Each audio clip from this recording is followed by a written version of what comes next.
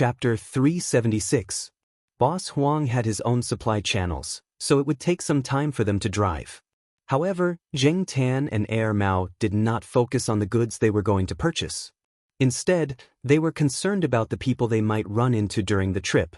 For example, an auntie who was killing fish in a market or an uncle who set up a stall near a high school. Zheng Tan felt that they were similar to the sweeping monks in stories.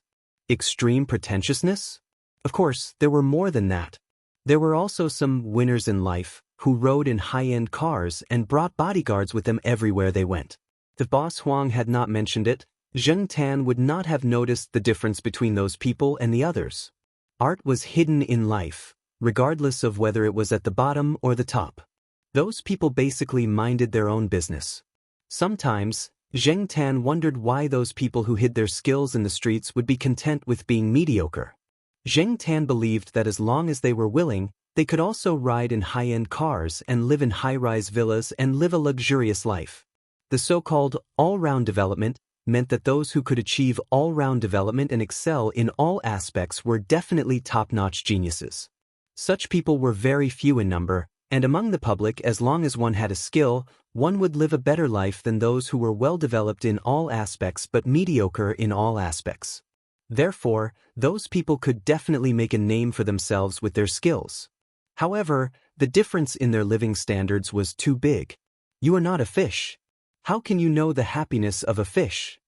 Boss Huang understood those people's choice. Zheng Tan thought about it and agreed. How could Boss Huang know that others were not living well? Who knew if they had a different kind of life in the human world? Zheng Tan did not have to lament about other people's lives. He was also a different kind of person. Humans had their own lives and cats had their own ways. Even though Zheng Tan was a fake cat, he had to follow some of the ways of a cat. If he behaved like a human, he would be courting death. However, after becoming a cat, he felt that some cats had a better life than humans. They were more leisurely. Was it good to be a cat? Zheng Tan did not think it was good, but fortunately, he had a good family and knew some good people.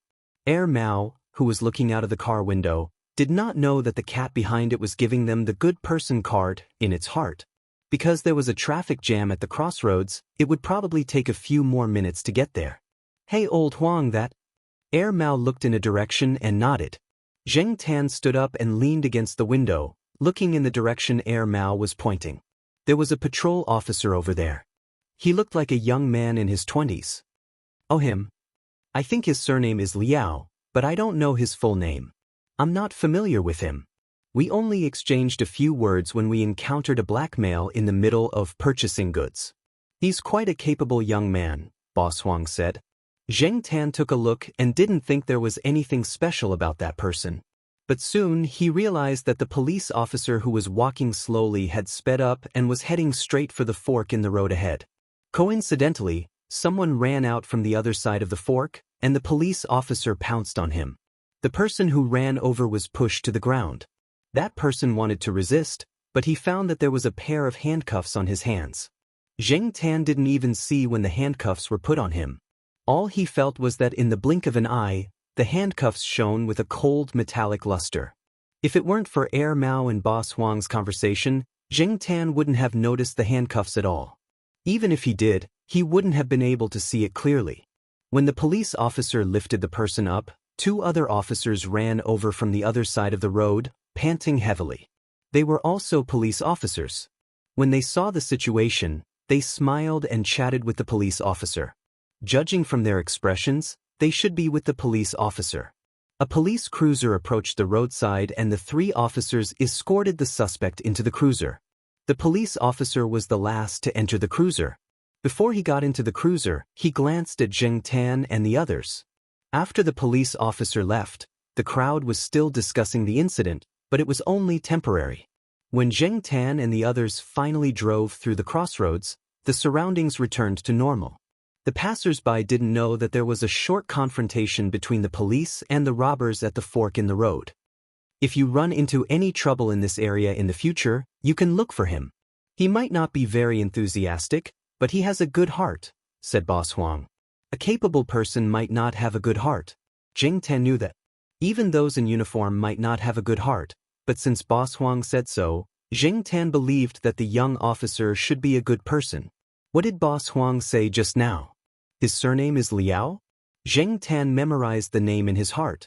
He did not know if he would need the officer's help or not, but since the officer was capable enough to catch Boss Huang and Heir Mao's attention, he must not be an ordinary person. Therefore, Tang Ling memorized the name. At the same time, he carefully identified the buildings and street signs in the area to get a general idea of where he was.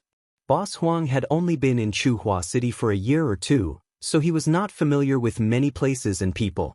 Therefore, the number of people Tang Ling could identify was limited. If Tang Ling was in the city he used to live in, he could name a bunch of people, including those he was close to and those he hated. Even so, Zheng Tan was shocked. In his opinion, the number of people Boss Huang mentioned was more than enough. He never knew that there were such people in the city that he had lived in for 5 to 6 years. However, no matter how many people there were, it did not matter. Zheng Tan's daily activities were limited, so he did not expect to have much interaction with those people. Heir Mao and Boss Huang were the ones who were busy stocking the goods while Zheng Tan watched from the side. There was nothing he could do to help.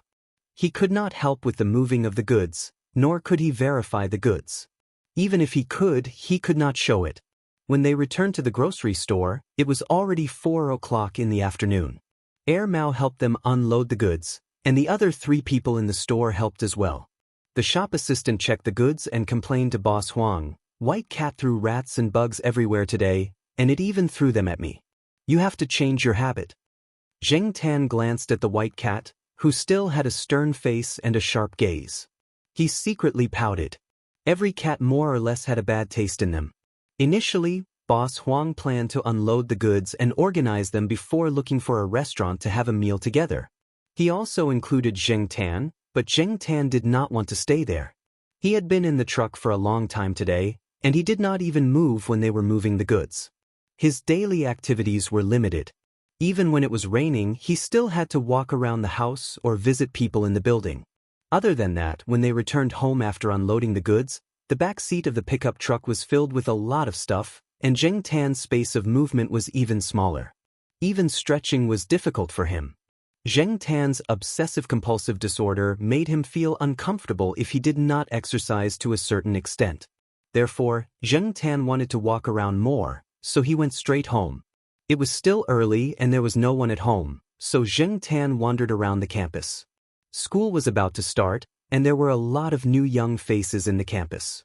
They were obviously freshmen, and only freshmen would be so fresh that they would want to take a few pictures of everything they saw. Zheng Tan was wondering if he should tease the freshmen during the freshmen's military training when he saw Old Man Lon walking with his hands behind his back, humming an opera tune. Perhaps he was in a good mood, but the old man walked with a light head. He must have gone to one of his old friends to brag. Zheng Tan did not plan to go over, but when Old Man Lon saw Zheng Tan, he smiled widely, and Zheng Tan shook his beard. "Where's Black Charcoal? Out for a walk again?" As he spoke, Old Man Lon waved at Zheng Tan, gesturing for Zheng Tan to go over. So enthusiastic. Zheng Tan had not seen Old Man Lon for a few days. Sometimes, when Zheng Tan came out in the morning, Old Man Lon would go out before him. In the afternoon, Zheng Tan rarely went home, and when he came back in the afternoon, Old Man Lon had already gone home. Zheng Tan hesitated and slowly walked over to Old Man Lon. Looking at Old Man Lon's clothes, he should have been to the small garden. There was still mud on his shoes, so it was from the small garden. The mud in the small garden was different from the one in school, and Zheng Tan could tell. "Black Charcoal, the treasure you gave me is going to bloom," Old Man Lon said excitedly as Zheng Tan walked over. "Treasure?" Zheng Tan tried hard to recall when he had given the old man any treasure, but the person who spoke was Old Man Lon. To Old Man Lon, the treasure was naturally the orchids. After thinking for a few seconds, Zheng Tan remembered that he had given Old Man Lon 2 orchids 3 years ago. It was only the beginning of September, and the orchids were going to bloom? Zheng Tan remembered that when he went to Chida's house to find the orchids, it was after the National Day holiday. Of course, the blooming period might not have been that time. Zheng Tan did not know much about it, but seeing Old Man Lon so happy and knowing that the orchids were going to bloom, It was not a waste for him to bring them back from so far away. If Old Man Lon did not mention it today, Zheng Tan would have forgotten about the orchids he brought back 3 years ago. Old Man Lon was still talking about the orchids he raised. Zheng Tan did not care about them anymore, but since Old Man Lon mentioned it, Zheng Tan recalled the situation when he first found the orchids, and his curiosity was piqued. He did not know if the orchids raised by Old Man Lon were the same as the orchids Zheng Tan found in the mountains. If the orchids were no different from the usual iron bone, then it would be boring. However, to make Old Man Lon so excited, it must be different from the usual iron bone. Back then, Zheng Tan could stare at the orchids in a daze, and he did not know if he would do the same now. Zheng Tan followed Old Man Lon to the small garden. Zheng Tan looked at the 5 flower buds, and according to Old Man Lon, they would bloom in 2 or 3 days. Zheng Tan sniffed the scent. It was familiar, and the scent was similar to when he first encountered the orchids in the mountains, so it should be right. Old Man Lon was afraid that Zheng Tan would eat the flowers like the sheriff, so he wanted to say something, but when he saw Zheng Tan backing away, he did not say anything. After all, Zheng Tan did not have a record of wasting flowers like the sheriff, and the flowers were brought back by Zheng Tan, so Old Man Lon's attitude towards Zheng Tan was much better. If it was the sheriff who appeared here, Old Man Lon would have chased him away. Old Man Lon protected the flowers well. There was a flower shed and barbed wire here, so it would not be a problem to keep the sheriff away. There were no longer 2 pitiful sprouts in the flower pot. Zheng Tan did not count how many there were, but there were at least 10 or 20. Black charcoal, is this flower good? Old Man Lon looked at the orchids and became excited again. The flower buds look like jade, and it will be extraordinary when it blooms. Let me tell you, Zheng Tan turned and ran as soon as he heard those words. When Old Man Lon finished speaking, he looked around and found that Zheng Tan was long gone. Zheng Tan thought that the flower buds would bloom soon, but when he went downstairs 2 days later and met Old Man Lon, he found that the old man was not so happy. If the orchids had bloomed, Old Man Lon would not be like this. Chapter 377. Why was it so urgent? Zheng Tan could guess that the problem lay with the pot of orchids, but Zheng Tan was not sure what the cause was. Did something go wrong when the flowers were about to bloom? Or was it some other accident? Old Man Lon had always been very protective of the flowers. Moreover, when Zheng Tan went over that day, Old Man Lon basically did not allow other people or animals to get close. Zheng Tan was just the discoverer of the orchids, so Old Man Lon was especially kind to him. If it was not because of other people or things, could it be the problem with the orchids themselves? Zheng Tan knew that although the orchids looked very similar to ordinary adamantine heart orchids, it was difficult to tell them apart just by looking at the leaves. Even Old Man Lon, who had been studying them for decades, did not notice anything wrong when he first saw them. It was only after careful study that he realized the difference. In order to find out the reason, Zheng Tan squatted in front of Old Man Lan's door. When Old Lady Zhai was not at home, the door of Old Man Lan's house was basically closed. While Zheng Tan was squatting in front of the door, Mao, who went out to throw the rubbish, looked at Zheng Tan inexplicably. He did not understand why Zheng Tan was squatting there. Zheng Tan ignored him. Finally, at around 10 o'clock, Old Lady Zhai came back from outside. After opening the door, Zheng Tan followed her in. Old Lady Zhai went into the kitchen to cook. She was not worried that Zheng Tan would cause trouble in the house. For the past few years, Zheng Tan had never caused trouble here, so Old Lady Zhai was not worried. Old Lady Zhai came out with a small plate of fish balls. She saw Zheng Tan looking for Old Man Lon from room to room. She knew that he was looking for Old Man Lon. Old Lady Zhai smiled and said, "He went to the library. Recently, because the pot of orchids has not bloomed, he has become anxious. Sai, when it comes to flowers, he is so stubborn." The flowers had not bloomed? Old Man Lon had said that the flower would bloom in 2 to 3 days. Zheng Tan had seen it that day as well.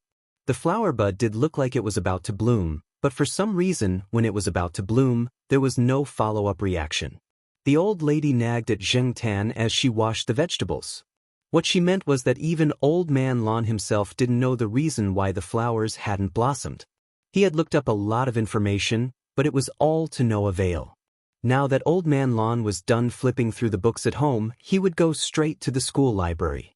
He probably wouldn't come back for lunch if he couldn't find the answer. Whenever he sat there researching, he would lose track of time.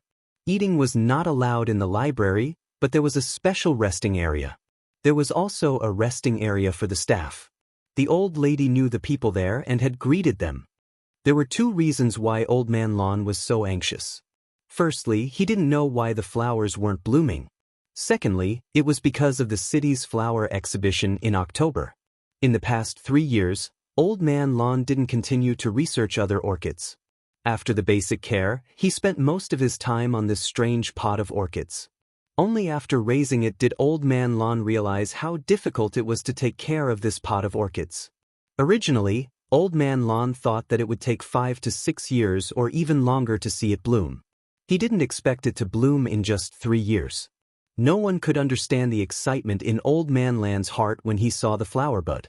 In the past 3 years, people said that Professor Lon had gone crazy over a pot of cheap orchids and laughed behind his back. In the past, during the National Orchid Exhibition every year, Old Man Lon would bring out one or several pots of orchids.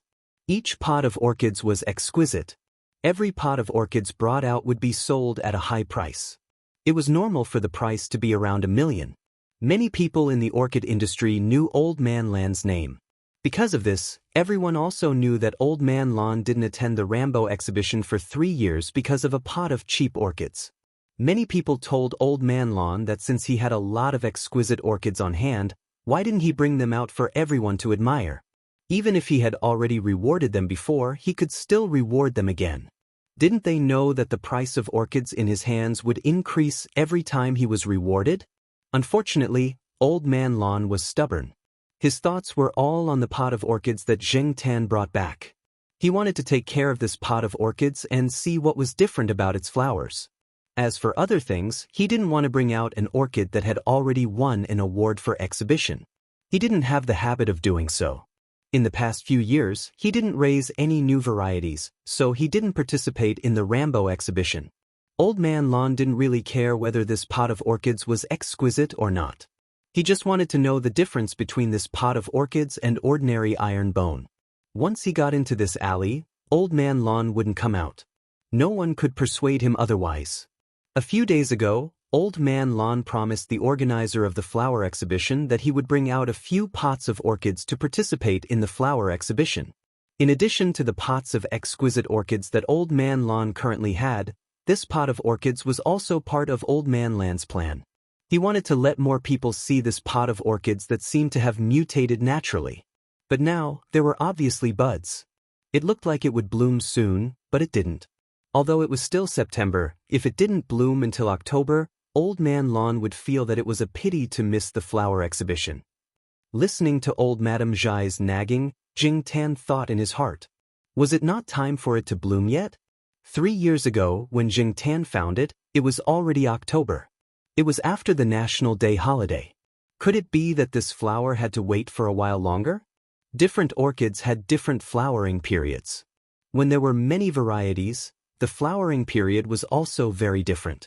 Even the Jianlan Sushin had different flowering periods. Old Man Lon walked back and forth between his home, the small flower garden, and the library every day. He took photos every day and made a detailed record. He didn't find the answer, so he recorded it first and looked for the answer when the time came. At the same time, Old Man Lon also looked for like-minded people in the school who had studied orchids to come over and help. Unfortunately, they didn't have a solution and didn't dare to try it easily. The only thing that made Old Man Lon feel better was that those who saw the pot of orchids buds would praise it endlessly. After all, the point of view of the expert's appreciation was different from Xianxia's point of view. Therefore, for a period of time, every time Xianxia passed by the small flower garden and jumped over the wall to look inside, he would find that the pot of orchids was placed in the place where several old men were gathered. Sometimes, they would quarrel for a long time because of a few opinions. They thought the same as Old Man Lon. They felt that this pot of orchids was probably a naturally mutated variety of iron bone and was worth studying. However, the problem of not blooming now was that everyone had their own reasons and opinions. Some orchids needed a longer time from bud to flower, 1 or 2 months or even half a year. However, now that the pot of orchids buds had grown to such a state, anyone who looked at it looked like it would soon bloom, but it had been frozen here. In short, no matter what the reason is, as long as the flower bud is healthy and normal, it's a good phenomenon, said an old man. They couldn't find a solution, but the orchids were still healthy now. It was just that the bud didn't bloom. It was better than having a disease. If that was the case, there was really no way. It was rare for everyone to be so hopeful this time. Under everyone's anticipation, September quietly passed, and the freshmen's military training also ended. The weather was no longer as hot as before, and there was already a hint of autumn. However, the weather in Chuhua City was always unpredictable. One day, they could wear a short-sleeve vest, and the next day, they could wear a double-layer jacket. Who knew? Many of the freshmen who couldn't adapt to the weather might even catch a cold. The change in weather didn't cause any ripples in the hearts of the old men. Old Man Lon was no longer as anxious as before. He felt that perhaps this was the will of the heavens. Looking at the date of the flower show, the pot of orchids buds remained in the same state as a month ago. Old Man Lon thought that this flower probably had no fate with the flower show. Over the past month, Old Man Lon had asked many of his friends in the circle for help, but they were still helpless. However, it was precisely because of this that everyone in the circle of orchids knew that Professor Lon, a big shot in the circle, was raising a pot of very unusual ferrous bone. The leaves of this flower looked very similar to ordinary ferrous bones, but the bud was like jade. It should be an extraordinary product. It was just that the bud had remained in the same state for a month, and it hadn't bloomed until now. Now, no one laughed at Old Man Lon for using 3 years of effort to take care of this pot of orchids that were rumored to be quite cheap. Instead, they were looking forward to when it would bloom so that everyone could see it. On this day, when Jing Tan went downstairs, he found that the door of Old Man Lan's house was ajar. The old lady was cleaning inside. Jing Tan squeezed through the door and entered. After seeing Jing Tan, Old Lady Zhai had someone to nag again. She started nagging at Jing Tan. It was nothing more than the orchids. Only this could make Old Man Lon so stubborn, and the old lady nagged. That pot of orchids has bloomed. They are all squatting in the small flower bed. They don't even have time to eat, the old lady said. She was helpless about Old Man Lon forgetting to eat every time it involved orchids. However, Old Man Lon was not the only one who forgot to eat this time. Jing Tan came to the small flower bed. When he climbed in, he found the place where the pot of orchids was placed. There were already 7 old men with white or silver hair squatting in front of the pot of orchids.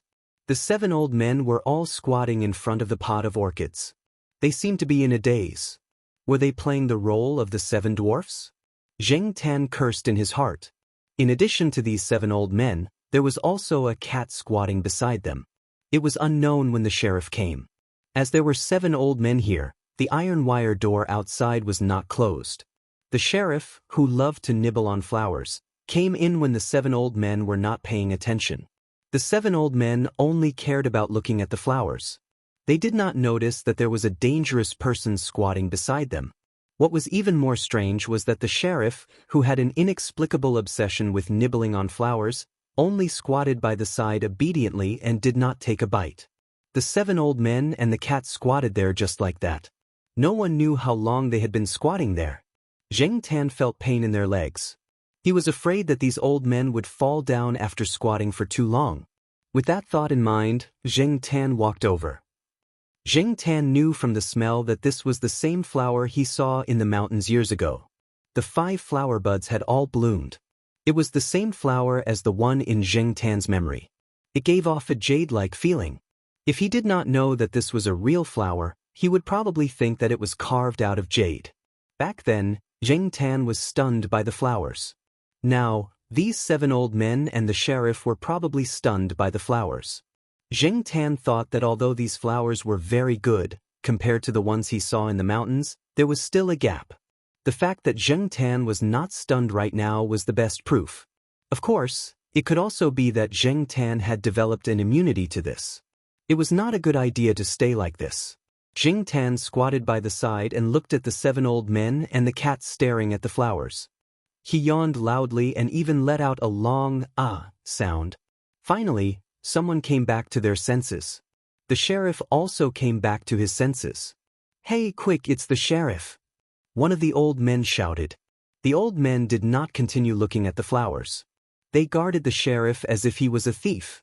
They only let out a sigh of relief when the sheriff was chased out. The sheriff was a love-struck fool. Everyone knew this. The old men slowly stood up and massaged their legs.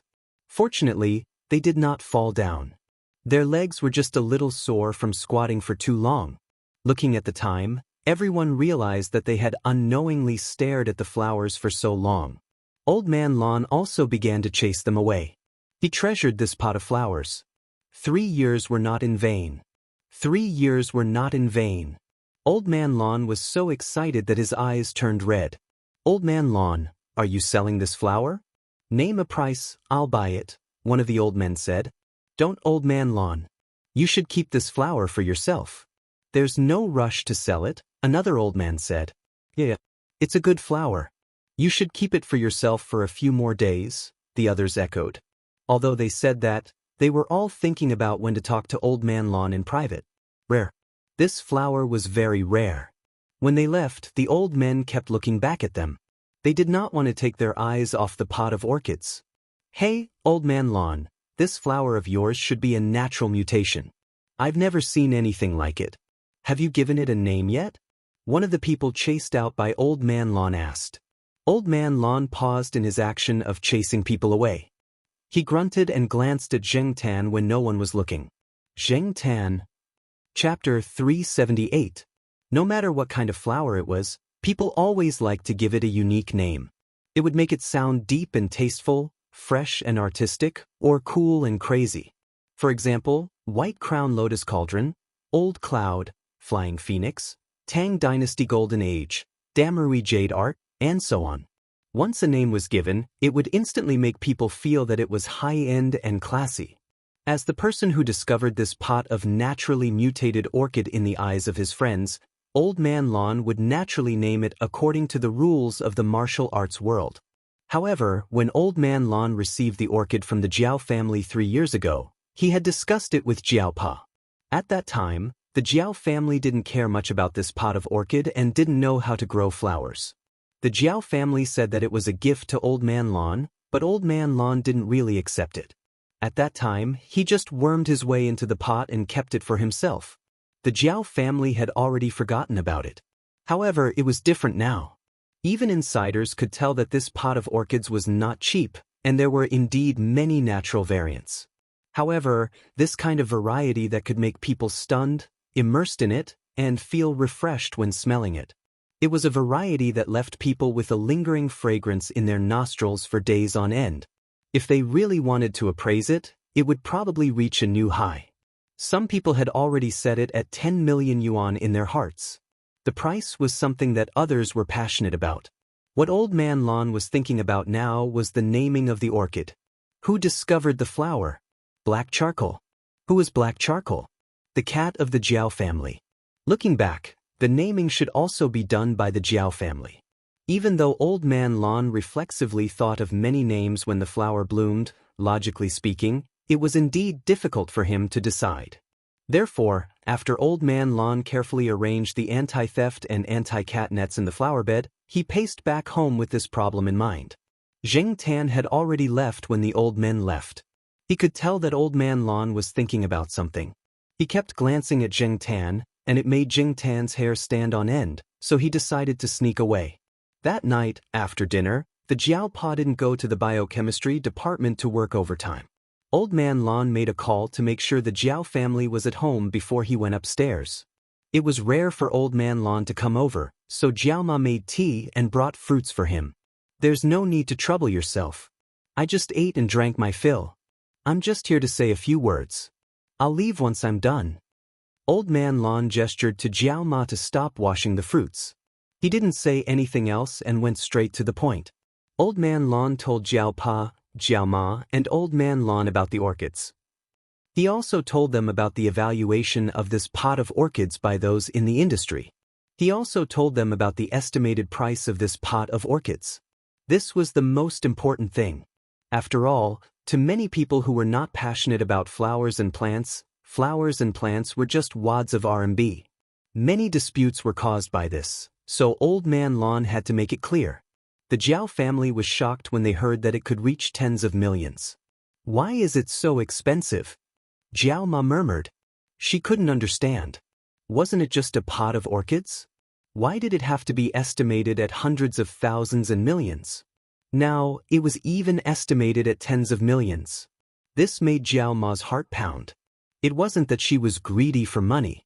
She was just shocked by this news. She had heard that Old Man Lon had sold a few orchids that were worth millions. She had also heard that some rare orchids that had won special awards were worth tens of millions. Most people wouldn't even see that much money in their lifetime. However, those were only rumors. It was something that people of Old Man Lan's status would come into contact with. The Jiao family had never thought that it would happen to them. A pot of orchids is worth tens of millions. Jiao Ma sighed softly. Old Man Lon raised his eyelids and said faintly, "According to my experience, it's not worth tens of millions per pot of orchids. Usually, it's based on how much a seedling costs. There's more than one seedling in this pot of orchids." Jiao Ma couldn't help but hold her breath. Her first thought was that her cat could earn more money than the two of them. It could easily become a nouveau riche if it brought back two seedlings. It was much better than Jiao Pa, who worked so hard to do scientific research. Who found this pot of orchids? Who brought it back from thousands of miles away? All three of them knew. Jiao Pa could tell that Old Man Lon was reluctant to part with this pot of orchids. It wasn't because of the value of this pot of orchids. It was because this pot of orchids was more valuable than money. Since this pot of orchids was so valuable, even if the Jiao family gave it to him, Old Man Lon wouldn't be so thick-skinned as to accept it. This old man had a stubborn temper. After thinking for a while, Jiao Pa said, "Professor Lon, can I trouble you to take care of this pot of orchids? You know that no one in my family knows about orchids. If we bring it back, it might be ruined in a few days." Old Man Lon understood this as well. Old Man Lon was more than happy to have him stay with him for a while longer. If it was ruined, he would cry until he fainted in the flower bed. "Okay, I'll take care of it for you.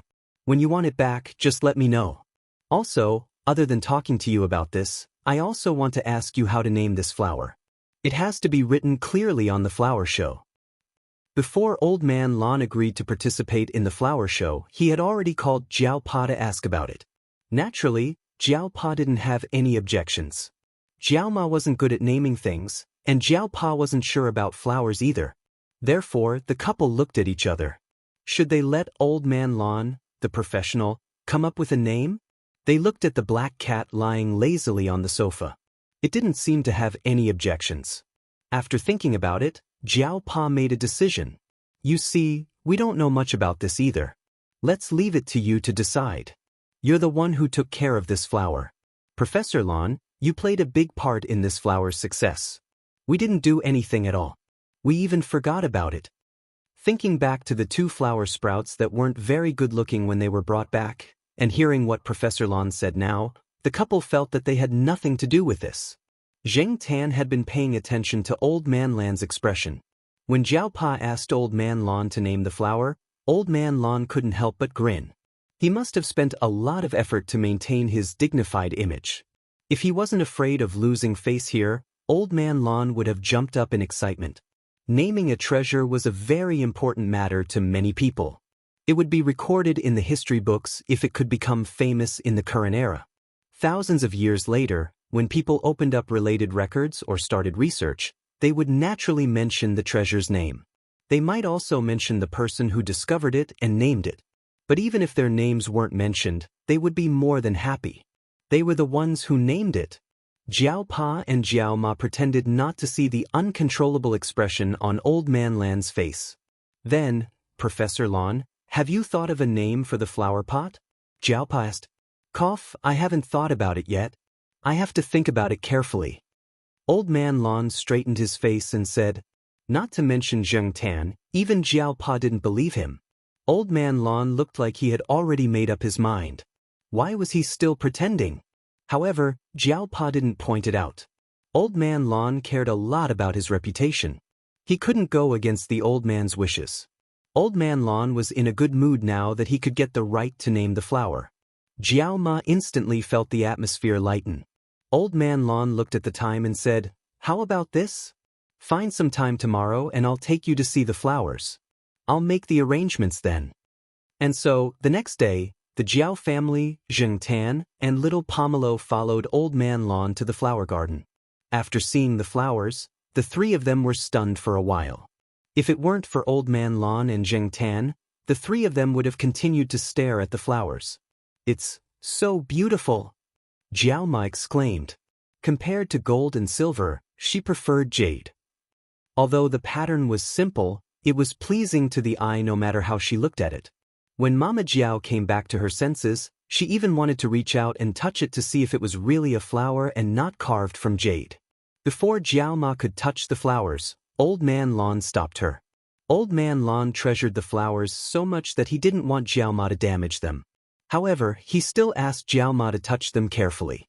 Jiao Ma was also nervous when she touched them.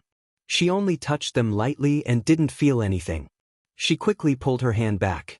This was a treasure worth tens of millions. She was afraid that her hand would shake and destroy the flowers. If this is really carved from jade, it would be of the highest quality or even the highest quality. The flowers in front of us are like living jade. Jiao Ma sighed. No wonder Professor Lon was so confident in his estimate. Xianxia had always felt that the orchids were evil. However, nature was good at creating miracles. Since it was a natural mutation, Xianxia didn't think too much about it. Of course, for many people, orchids had always been a symbol of positivity. To Xianxia, it was evil. To Old Man Lon, it was like a fairy. Like jade. Like a fairy. Like a god. After seeing the flowers, Jiao Pa was even more determined. He left the flowers with Old Man Lon. As for when he would ask for them back, Jiao Pa didn't say. Moreover, Father Jiao asked Old Man Lon to include his own name in the introduction of the exhibitor or information about the owner of the flower when he participated in the exhibition or other exchange meetings. Old Man Lon felt that the Jiao family was at a disadvantage. He got serious and prepared an agreement for Jiao Pa to sign. After all, the flowers weren't ordinary. Old Man Lon didn't want to blur the ownership of the flowers.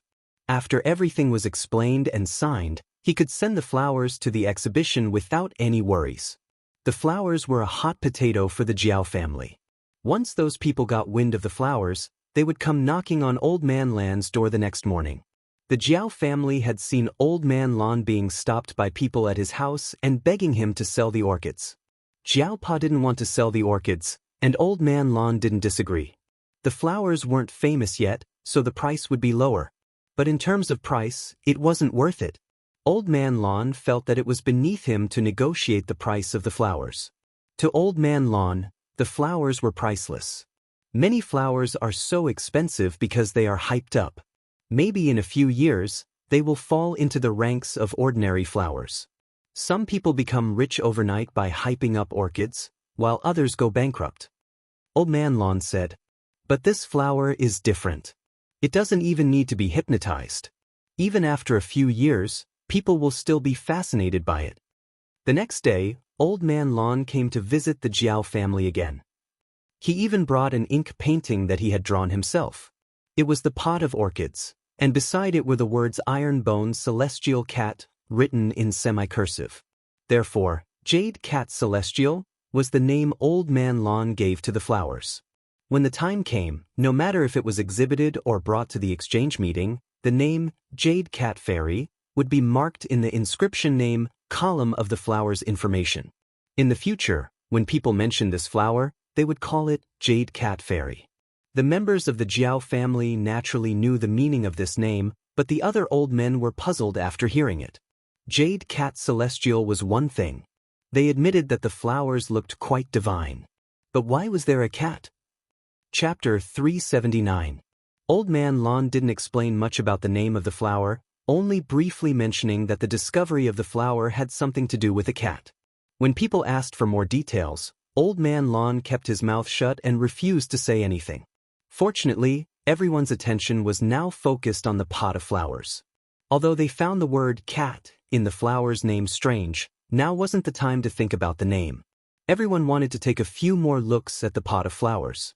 Recently, Old Man Lon had been mentioned many times because of this pot of flowers. Old Man Lon had raised a pot of orchids worth more than 10 million. This matter had become a hot topic in the family courtyards of the two districts. Old Man Lon used to be very famous because of his orchids, but now he was even more famous. Wherever Old Man Lon went recently, people would ask him, "Old Man Lon, take out your pot of jade cat for everyone to see. Don't always hide it." Unfortunately, after the flower bloomed and was named, Old Man Lon didn't plan to open his flower garden to the public. Even those who were close to him couldn't think of going in through the back door. Old Man Lon contacted someone and prepared to send the pot of flowers to the botanical garden. Before sending it over, Old Man Lon didn't plan to let anyone see it. Only when a few pestering people annoyed Old Man Lon would he let them take a look at it. As for those who weren't so thick-skinned, they could only be turned away. That was why sometimes one still had to be thick-skinned. Xianxia also heard that two old men wanted to see the orchids. They couldn't find Old Man Lon. Seeing that the wall of the small flower garden wasn't too high, they took a ladder and climbed over the wall. In the end, as they were old, their movements weren't very nimble, and their reactions weren't very fast. They almost fell and injured themselves. Old Man Lon laughed at this matter for a long time. No matter what, after 3 years of silence, Old Man Lon's reputation had risen this time. This flower show lasted for a very long time, from 2 days before the 11th to around the 20th. Because this year was the 60th anniversary of the founding of the country, the provincial and city leaders decided to hold a big flower show to celebrate. The flower show was divided into several sub-venues and one main venue. The purpose was to let the citizens living in each district go to the nearest park or square to see the flower show. Old Man Lon and a few professionals set their sights on the main venue of the botanical garden. There would be more famous and precious flowers on display. Many of the flowers in the main hall and the branch halls were collected from the public. However, many of the finale flowers were provided by Old Man Lon and the others who were acquainted with flowers in the circle. They didn't bring all the famous flowers they had to the botanical garden. They would leave 1 or 2 pots at the other branch halls so that they could display the famous flowers there for the public to see. Of course, there were also special security personnel in charge of the venue, so there was no need to worry about damage. However, the old men would still bring their favorites to the main venue of the botanical garden. It was a trump card flower species that could be used to boost their own reputation and slap the other party's face. There were professional displays and protective windows, as well as more professional talents and connoisseurs. Although this was not an exposition, in a sense, it was already regarded by some as a small exchange meeting. What was the purpose of the exchange meeting? Exchanging experiences in raising flowers? Yes, of course. And then, just like a class reunion, there was no lack of showing off and showing off. It was just that while others were showing off their carriages, they were showing off their plants and flowers. The old men felt quite good about themselves. This was also an art, a high-level spiritual enjoyment, not a vulgar exchange of money. Every time Xianxia heard the old men in the courtyard talk about these things proudly, he would despise them in his heart. A bunch of old urchins. Although they acted like masters in front of college students and young teachers, they were actually old children in private. They would still compare themselves with each other, argue with each other, and do things that made people not know whether to laugh or cry, such as the incident of climbing over the wall in the past 2 days. In the morning, Xianxia went out with the jiaopa. When he walked around the small flower garden, he happened to see Old Man Lon coming out of the small flower garden like a thief. When he came out, he looked around to see if there was anyone he knew. When he saw that there was no one, he quickly locked the courtyard door and went home.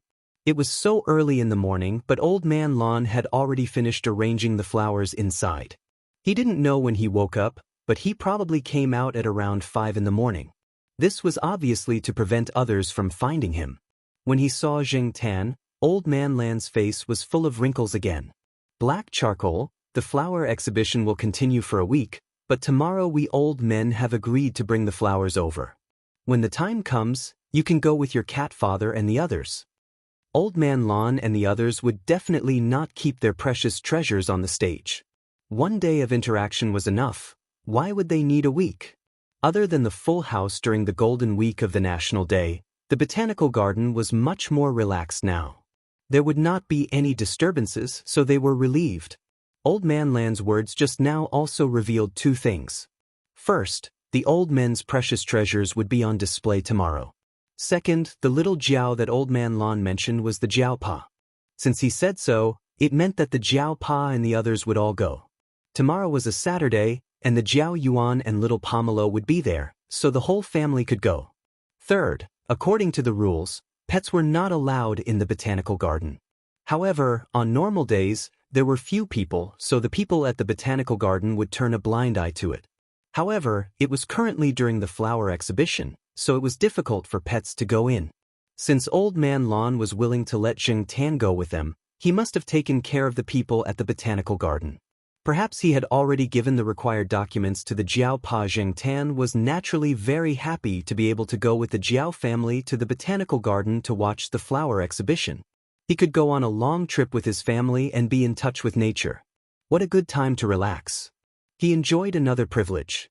Jing Tan also knew that Old Man Lan had told the Jiao Pa and the others that if they wanted to sell this pot of flowers, his suggestion was to hold it for the time being. They were not in a hurry to sell it, so they were not afraid of the collapse of Lan City. Every year, there were some orchids exchange meetings and expositions. They were all attended by famous people in the circle. Some were from the country, and some were from abroad. Many of them were not open to the public. After all, everyone brought their favorite orchids to the exchange meeting. They were expensive and could not afford to make mistakes. If they brought the orchids to the exhibition, as long as the orchids became more famous, more people would want to buy them. The price would naturally increase, and it might even increase by a few times. The Jiao Pa did not seem to have any intention of selling it. This made Old Man Lan feel relieved. Naturally, his mood became better, because this meant that the orchids would be in his hands for a few more years. After Old Man Lan left, Jing Tan did not plan to climb over the small flower bed to look at the flowers. He was actually not that interested in them. Besides, since Old Man Lan had been to the small flower bed before, he must have done a good job of protecting it. He would not be able to see the pot of flowers even if he went in. Just as he was about to leave, Jing Tan's ears twitched. He looked over. The sheriff jumped down from a tree at the corner and walked around the perimeter of the wall for a while. He glanced at Jing Tan. Seeing that Jing Tan had no intention of jumping in, he moved on his own and climbed over the wall. Like those people who were thinking about orchids, the sheriff had been thinking about the pot of orchids ever since he saw it. However, Old Man Lan was already experienced in guarding against it. He did not let the sheriff see the pot of flowers again. Even if the sheriff came over every day to guard it, he still did not have the chance. Did the sheriff not understand Old Man Lan's warning? Not necessarily. As someone who had known the sheriff for 6 years, Jing Tan knew that there was nothing wrong with the sheriff's IQ. Cats who had been in contact with humans for a long time could also understand some words. Don't think that they didn't understand. They just didn't want to do it and were playing dumb. The sheriff repeatedly stepped on the line because it knew that Old Man Lan couldn't do anything about it. It also wanted to see the flowers and nibble on them, so it just pretended that it didn't understand. No matter what people said, it just shook its ears and threw away the words it heard. Jing Tan jumped onto the wall and looked around. Sure enough, the sheriff could only wander around outside the cat net. It couldn't go into the flower shed either. It could only nibble on the unprotected trees and small wildflowers around it. With the sheriff messing around, Jing Tan jumped onto a tree and looked up at the sky. Although it had rained during the National Day and the temperature had dropped a little, now that the sky was clear, the temperature had risen a little. It should be a sunny day tomorrow. Old Man Lan and the others wouldn't go if it wasn't a sunny day. If they wanted to arrange something, they would have already understood all the weather and geographical conditions. Just as Jing Tan expected, the next day was indeed a sunny day. Moreover, the sky was blue and clear, unlike the usual gray sky. 4 people and 1 cat from the Jiao family drove to the botanical garden. On the way, the Jiao Yuan kept asking about the pot of orchids. He had just come back from school last night. He only knew that he was going to the botanical garden to watch the flower show on Saturday. Little Pomelo had told him about the pot of orchids. When Zheng Tan came back with the orchids, the Jiao Yuan also knew about it. There was no need to hide it. Besides, he had heard some gossip in the courtyard. He just didn't connect it to his family. The botanical garden wasn't far from Tsinghua University. It only took about 20 minutes to drive there. If it wasn't for the traffic jam, it would probably only take 10 minutes. Lan Tianzhu was going with her grandfather, Old Man Lan. Xiong's mother and Xiong would go later. Su An's family and Litmus's family would go together. The Jiao family was the earliest to arrive. The parking lot was still some distance away from the entrance of the botanical garden. Because it was still during the flower show, there were more people than usual. As the main venue, the botanical garden naturally had more people driving there. It was impossible to let everyone drive there. There weren't that many parking spots near the entrance of the botanical garden. Of course, people with special license plates could still go in. For example, Old Man Lan and the others had special plates. They were old acquaintances with the people in the botanical garden. Although Old Man Lan had given the Jiao Pa a pass to let Zheng Tan in, Zheng Tan still had to squat in the backpack to not be too conspicuous. A person had to keep a low profile. It was the same for a cat. It was impossible to let little Pomelo and Jiao Ma carry the backpack. Respecting the old and caring for the young, Jiao Yuan wouldn't let Jiao Pa carry the backpack either. Jiao Yuan was already in his 3rd year of high school. He was taller and stronger than Jiao Pa. Who else would carry the backpack if he didn't? When they were walking towards the entrance, Zheng Tan saw a sign from the zipper of the backpack. There were also volunteers in uniform giving out maps of the distribution of plants in different areas of the botanical garden. On the maps, there were clearly some forbidden areas. There were a few places that weren't open to the public today. While they were looking, a black car slowly drove over. Why can that car drive in? It doesn't look that special, the Jiao Yuan asked. There were people blocking the road that they had just passed. That was why the car was parked further away. There's a pass on the window of the car, the Jiao Pa explained. Jiao Yuan said, oh, and didn't think too much about it. There were always privileges. If they could have it, so could others. Chapter 380. Old Lan had told the Jiao family about the place where they would display the rare flowers. The Jiao family brought Zheng Tan there. There weren't many people in the botanical garden at this time, but the exhibition hall for the rare flowers was crowded. Every display was surrounded by a circle of people commenting and appreciating the flowers. Zheng Tan couldn't go too far because it was too crowded. He stayed in his backpack and was carried by the Jiao Pa to a place with fewer people. The Jiao Ma brought little Pomelo to admire the flowers. Women were more interested in these things. Jiao Yuan was sweating profusely when he came back after squeezing his way through the crowd. Did you see the jade cat? Asked the Jiao Pa. I couldn't squeeze in. I glanced around and didn't see it clearly. There were too many people, said Jiao Yuan. He was squeezed out before he could take a few more glances. The people squeezing him were a few uncles in their 40s and 50s. There were also people from his grandfather's generation. Jiao Yuan naturally couldn't squeeze with them, so he went back after looking around. Although every display was surrounded by a circle of people, the one with the pot of orchids was surrounded by a few circles of people. The people inside didn't leave, but there were more and more people outside. The old men who liked to take care of flowers were usually quite nice. They were a lot more refined and fastidious. But now, they were here because of the orchid's reputation. If they didn't squeeze in now, they wouldn't be able to see the orchids. Hearing the comments from the people inside made their hearts itch. They were so excited that they squeezed in. In their eyes, Jiao Yuan was just a little brat. Why was he here? The right thing to do was to give up his spot. Therefore, not only was Jiao Yuan squeezed out, he was also glared at a few times. It's okay. I'll go visit Professor Lan when I get back, Jiao Yuan comforted himself. The pavilion closest to the water enjoys the moonlight first. Besides, the flowers were found by their cat. If Professor Lan let her family look at them alone, she must know. When they get back, Jiao Yuan just had to be thick-skinned and ask her about it. Looking at the crowd, Jiao Pa now believed Professor Lan's words. Why was Professor Lan so confident in that pot of orchids? The reason why many flowers were expensive was mostly because of hype. Someone was adding fuel to the fire. Perhaps in a few years, the tall, rich, and handsome man would fall from being tall, rich, and handsome to being short and poor. Why wasn't Old Man Lan afraid that the price would drop? Firstly, no one else could grow this flower.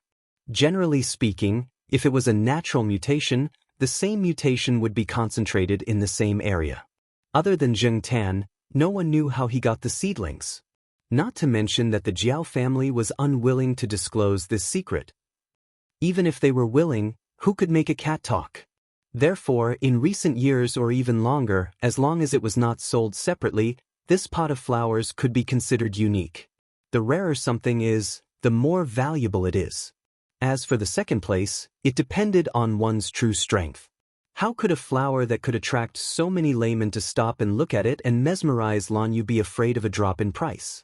After Jiao Ma and little Pomelo came out, the Jiao family followed Zheng Tan to other places. After all, the space in the exhibition hall was limited. It was too difficult to squeeze in. They were not cultured people, so it was better to walk around the other parts of the botanical garden. The botanical garden was so big, there was plenty to see. To the public, this place was just a good place to have fun and look at the flowers and scenery. It was like a place of entertainment. But in reality, that was not the case. Out of the 300 employees in the botanical garden, more than 100 of them were involved in scientific research. There were also postdoctoral training centers. Other than that, there were also several key laboratories and testing centers. It could be said that the major universities and research centers in Chuhua City that researched plants and Chinese medicine were mostly connected to the botanical garden. Old Man Lan and the others were frequent visitors to the botanical garden, so they had frequent interactions with each other. In the past few days, when news of Old Man Lan's naturally mutated orchids had spread, a few people from the botanical garden had visited the garden. It was during that time that Old Man Lan took the opportunity to ask for Zheng Tan's special certificate. There were many scenic spots in the botanical garden. Some of the more detailed tourists could not finish looking at all of them in a day. However, most of the tourists went to the places that they were interested in. For example, Jiao Pa was interested in the herb garden and bamboo garden. Jiao Ma was interested in the exotic flowers and herbs of other regions. As for Jiao Yuan and little Pomelo, they preferred to visit the kiwi garden and other orchards. Along the way, Zheng Tan saw some tourists picking loquats from the loquat trees scattered around the periphery. There were too many people in these places. After walking for half a day, Jiao Pa and the rest came to a place to rest. There, they met some people from the courtyard. Xiong and Suan were there. Xiong was eating a kiwi. The adults chatted while the children chatted. Zheng Tan was bored. He spent the whole morning in his backpack. It seemed like the Jiao Pa and the rest were planning to rest for 1 or 2 hours before leaving. After eating the dry food he brought, Su An's father took out his poker cards and wanted to play a few rounds. Zheng Tan wanted to walk around. The Jiao Pa agreed. He also reminded Zheng Tan not to forget the time and not to get lost. Zheng Tan didn't think that he would get lost. There were road signs at intervals. Along the way, Zheng Tan had a rough map in his mind. Originally, little Pomelo wanted to follow, but Zheng Tan thought that if little Pomelo followed, Jiao Ma would definitely be worried and would follow. There would probably be other women following as well. Zheng Tan didn't feel comfortable walking around, so he walked alone. If Zheng Tan wanted to take a stroll here, he would definitely find a more secluded place with fewer people. Thus, Zheng Tan decided to walk to higher ground. He remembered that there was a road that led to higher ground. There didn't seem to be anyone there. Zheng Tan walked over and saw a sign that said, Rock Plant Area. Next to the sign was a sign with the word, Forbidden. There was also a notice saying that the area was under renovation and that tourists were not allowed to enter today. The renovation didn't affect Zheng Tan. Since there weren't many people there, Zheng Tan decided to go in and take a look. The rock plant area wasn't as colorful as other scenic spots. At least, Zheng Tan felt that it was boring and uninteresting. There was nothing to see. Walking along the narrow walkway beside the stream, Zheng Tan's ears twitched. There was a vague human voice, but it was still some distance away, so Zheng Tan wasn't worried. Zheng Tan came from the small walkway. When he reached the end of the walkway and saw a much wider road, he saw a black car. It was the car with the special pass that Zheng Tan and the others saw when they came here. Zheng Tan didn't want to go there. Before he came, Jiaoma had told him not to cause trouble. Zheng Tan didn't want to cause trouble. Many times he didn't even know why trouble always came to him. He was innocent. Turning, Zheng Tan planned to leave along another rocky walkway. As he walked, Zheng Tan paused. He raised his head and sniffed the air. He turned his head and looked around.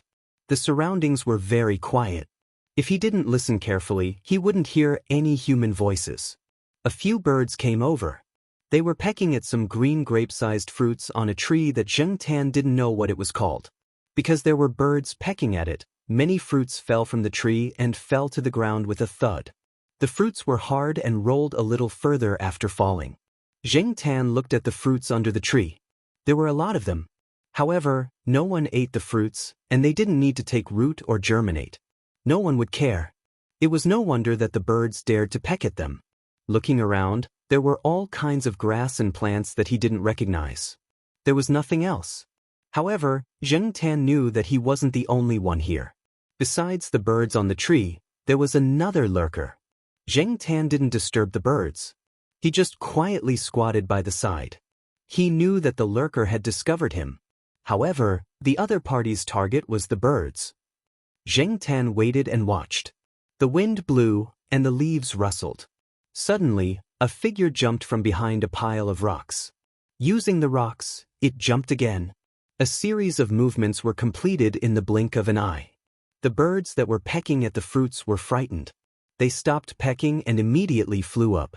However, there was an interceptor in the air.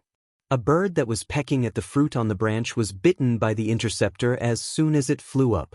The other party's target was the bird. The action was too fast, silent, and the bite was fierce. Zheng Tan didn't know what this bird was called. It had gray feathers and was about the same size as the gray magpies in school. For the catcher that bit it, the bird's size was actually nothing. Zheng Tan looked at the big cat that jumped out from behind the rocks. He didn't expect to meet the Monsignor here. Yes, the big cat that was biting a bird was the Monsignor. Just now, Zheng Tan smelled the scent and realized it, so he didn't run away. The Monsignor wouldn't attack him. It seemed that the black car that they saw just now belonged to the Tang 7th? And the person who was watching Zheng Tan in the car was the Monsignor? Thinking about it, this scenic area was open to the public yesterday, but it was closed today. Could it be because of the Tang 7th? Without thinking too much, the Monsignor bit the prey, glanced at Zheng Tan and left. The unlucky bird only struggled in the Monsignor's mouth for a while before it died. Zheng Tan was curious about why the Monsignor was catching birds here, so he followed. The Monsignor was neither fast nor slow. He looked very relaxed and at ease. He seemed very familiar with this place, as if he had lived here for a long time. Zheng Tan had never seen the Monsignor like this before. Thinking back, when Zheng Tan first met the Monsignor, it was the summer vacation of 2004. At that time, the Monsignor was 10 years old. Even if it was the second generation of CFH, the Monsignor should be at least 9 years old, if not 10 years old. Now, 5 years had passed, but the Monsignor was still the same as before. He didn't look like an old cat. Looking at the series of actions that it had taken to catch the bird just now, it could still beat ordinary young cats by a few streets. 5 years ago, the Monsignor had shocked Yi Hao for a long time when he killed people. Now, this guy could probably still kill people easily. Zheng Tan followed the Monsignor all the way. They came to a place and climbed up a slope. There was a big pine tree there. The open branches of the pine tree revealed a large shadow. When Zheng Tan climbed up the slope, the Monsignor was digging a hole under the tree. With the Monsignor's claws, digging a hole was a very simple thing. Zheng Tan didn't know why the Monsignor was digging a hole there. Generally speaking, dogs would dig holes to bury bones and food. In some houses with mud floors, dogs would also dig holes to squat in when they were hot in summer. For cats, digging holes basically meant that the cat was peeing or pooping. Zheng Tan didn't walk in that direction. He felt that the Monsignor wouldn't want anyone to come close. Chapter 381. The terrain here was slightly higher, and the Monsignor was squatting in the direction where Zheng Tan was standing. From here, he could see the scenery below the slope, as well as the other trees in the botanical garden in the distance. However, Jing Tan did not think that the Monsignor was staring at him. It was only looking at the scenery in the distance. Jing Tan was very curious about the cat's behavior just now. It had caught a bird but did not eat it. Instead, it killed it immediately. It was completely different from the behavior of Huang, the sheriff, and the others in the courtyard, where they played first before eating. There were still birds around. There were also the kind of birds that they had just caught, but the Monsignor did not seem interested in them. Other than its ears twitching due to some sounds, it did not look around at all. Jing Tan could hear people nearby. Because of the higher terrain, Jing Tan could see a small house not far away. It was just beside the main road. A black car was parked nearby. However, because of the tree branches, Jing Tan could only see part of the car and not the entire car. The small house was more comprehensive. It was about 30 square meters in size and was designed in the style of a stone house. It complemented the scenic area. It should be the temporary residence of the people in charge of the botanical garden who were in charge of taking care of this place. There were two people standing outside the house. They looked quite ordinary, but Jing Tan knew that it was just a facade. They were in charge of protecting Master Tang VII. Jing Tan had seen one of them before. It seemed that Master Tang VII was in that house. Looking at the cat that was still lying there in the same position as before, Jing Tan decided to go to the small house to take a look. Perhaps he could find the answer there.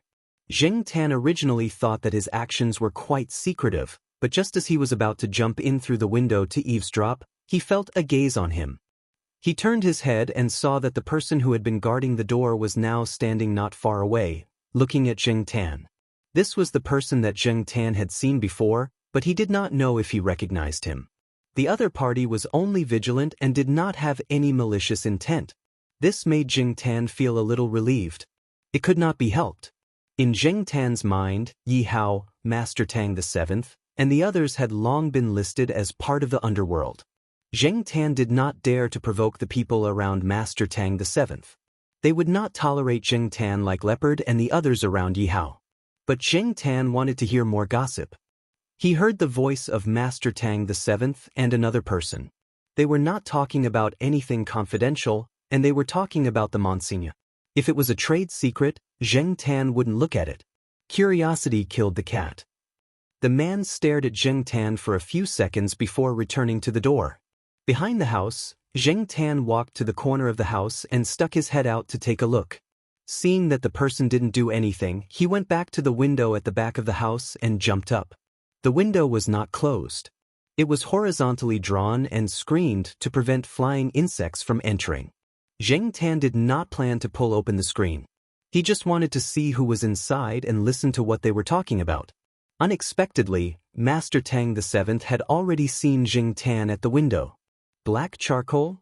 Master Tang VII looked at the window and said, "I knew I would meet you. Come in quickly. Why are you sticking your head out the window? Are you a thief?" In fact, Master Tang VII had just received a report from his subordinates that there was a black cat behind the house. When he heard this, he immediately thought of the Jiao family members he had seen when he entered the botanical garden. His subordinates had also said that they had seen the Jiao family members with a black cat. Since Master Tang VII had spoken, Jing Tan did not plan to hide at the window. The place was too small, and it was uncomfortable to squat there. It was better to go in and listen. This room was a bedroom about 15 square meters. The owner of the bedroom was the slightly tan man in his 50s who sat opposite Master Tang VII.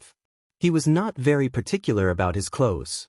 On the simple folding table, there was wine and wine glasses, as well as a plate of salt-fried peanuts. The wine was of high quality, probably brought by Master Tang VII. The man was drinking almost all the wine. There was only a cup of tea in front of Master Tang VII. This place looked very simple, and the man looked like an ordinary employee of the botanical garden. If he had not seen the thick Chinese and English books on the bookshelves, Jing Tan would have made a wrong judgment based on his first impression. The man drank a little too much. His slightly tanned face had turned black and red. "Whose cat is this? It's well taken care of." As he spoke, the man reached out to Jing Tan, but Jing Tan avoided him. Master Tang VII had only said that it belonged to a friend. The man did not question why he brought the cat in. He drank a mouthful of wine, picked up a few peanuts with his chopsticks, and continued to talk to Master Tang VII. At this time, Ami should have caught some birds. I'll go take a look after you guys leave. Heh, including today's catch, there are probably 49 birds under the pine tree. If those fellows know, they'll definitely explode with anger. Zheng Tan did not know who those fellows were, but from the man's words, he guessed that they were those who advocated for the protection of birds. No one knew how many mice, birds, and insects a cat could kill in its lifetime. Felines were killers. Even a seemingly good-natured and lazy pet cat that slept at home had a desire to kill.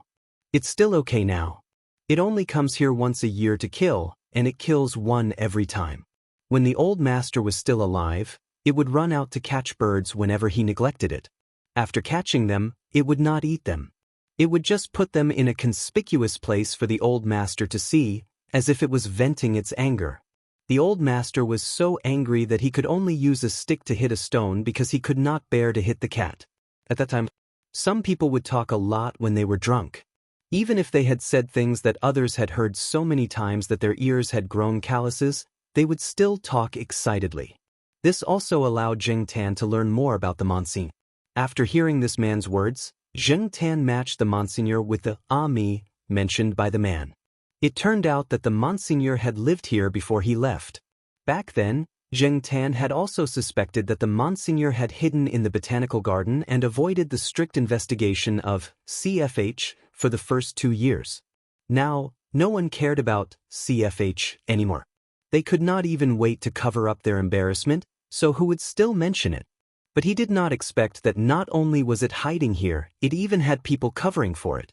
At that time, Zheng Tan felt that the Monsignor could understand a lot of human language.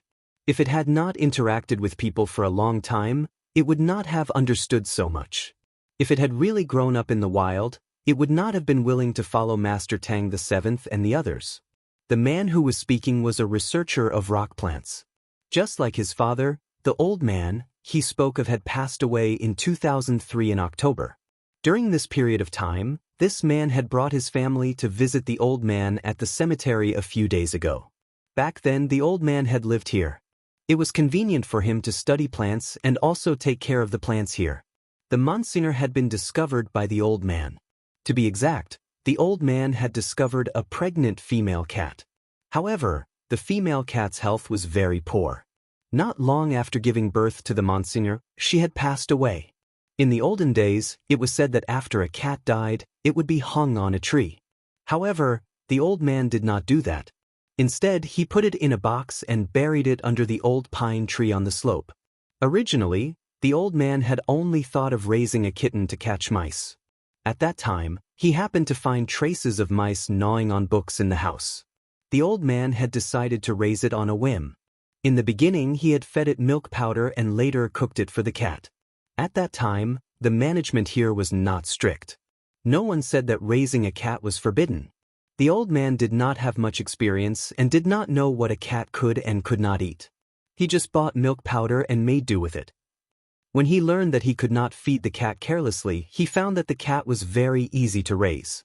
It could eat any kind of milk powder and paste and did not have diarrhea. In the end, within a year, the cat had swelled up as if it had taken hormones.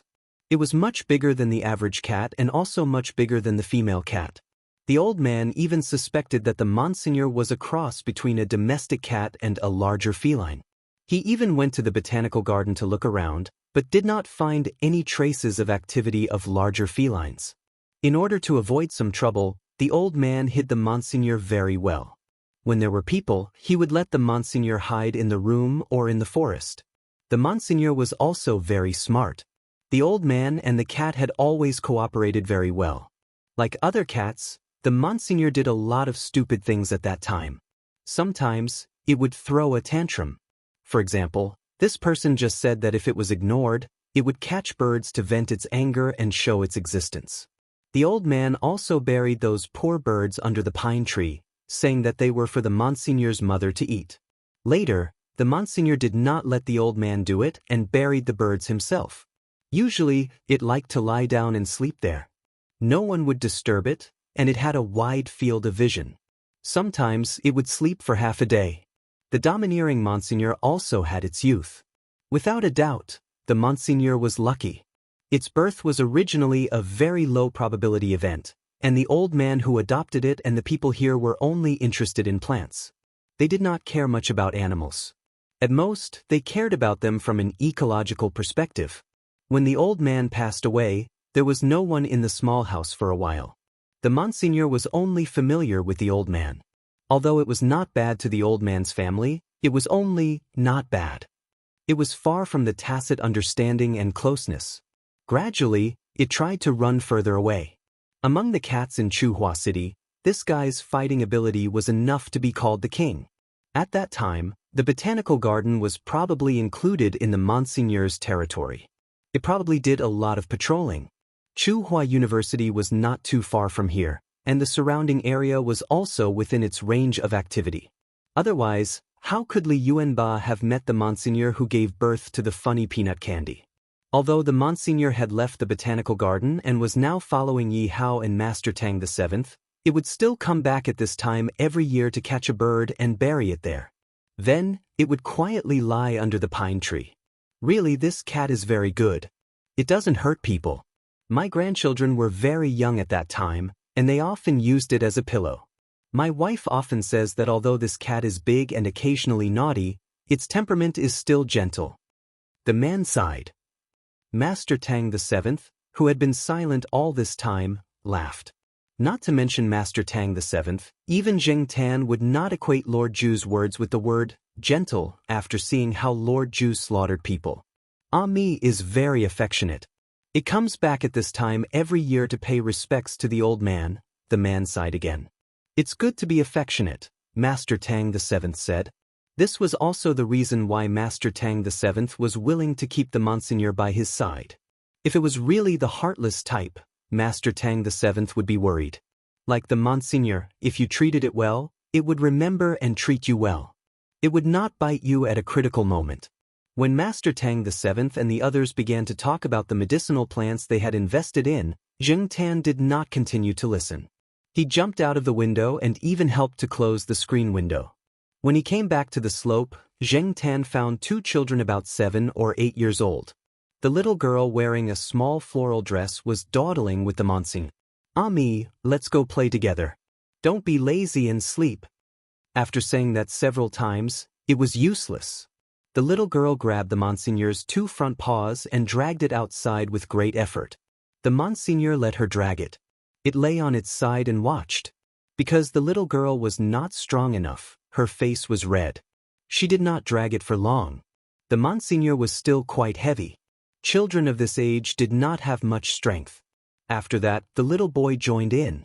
They each held a paw and dragged the Monseigneur out from under the tree. The Monseigneur was not angry. It let the two work hard. It did not hurt when it was dragged on the grass. The tip of its tail slowly moved up and down. It seemed to find it quite interesting.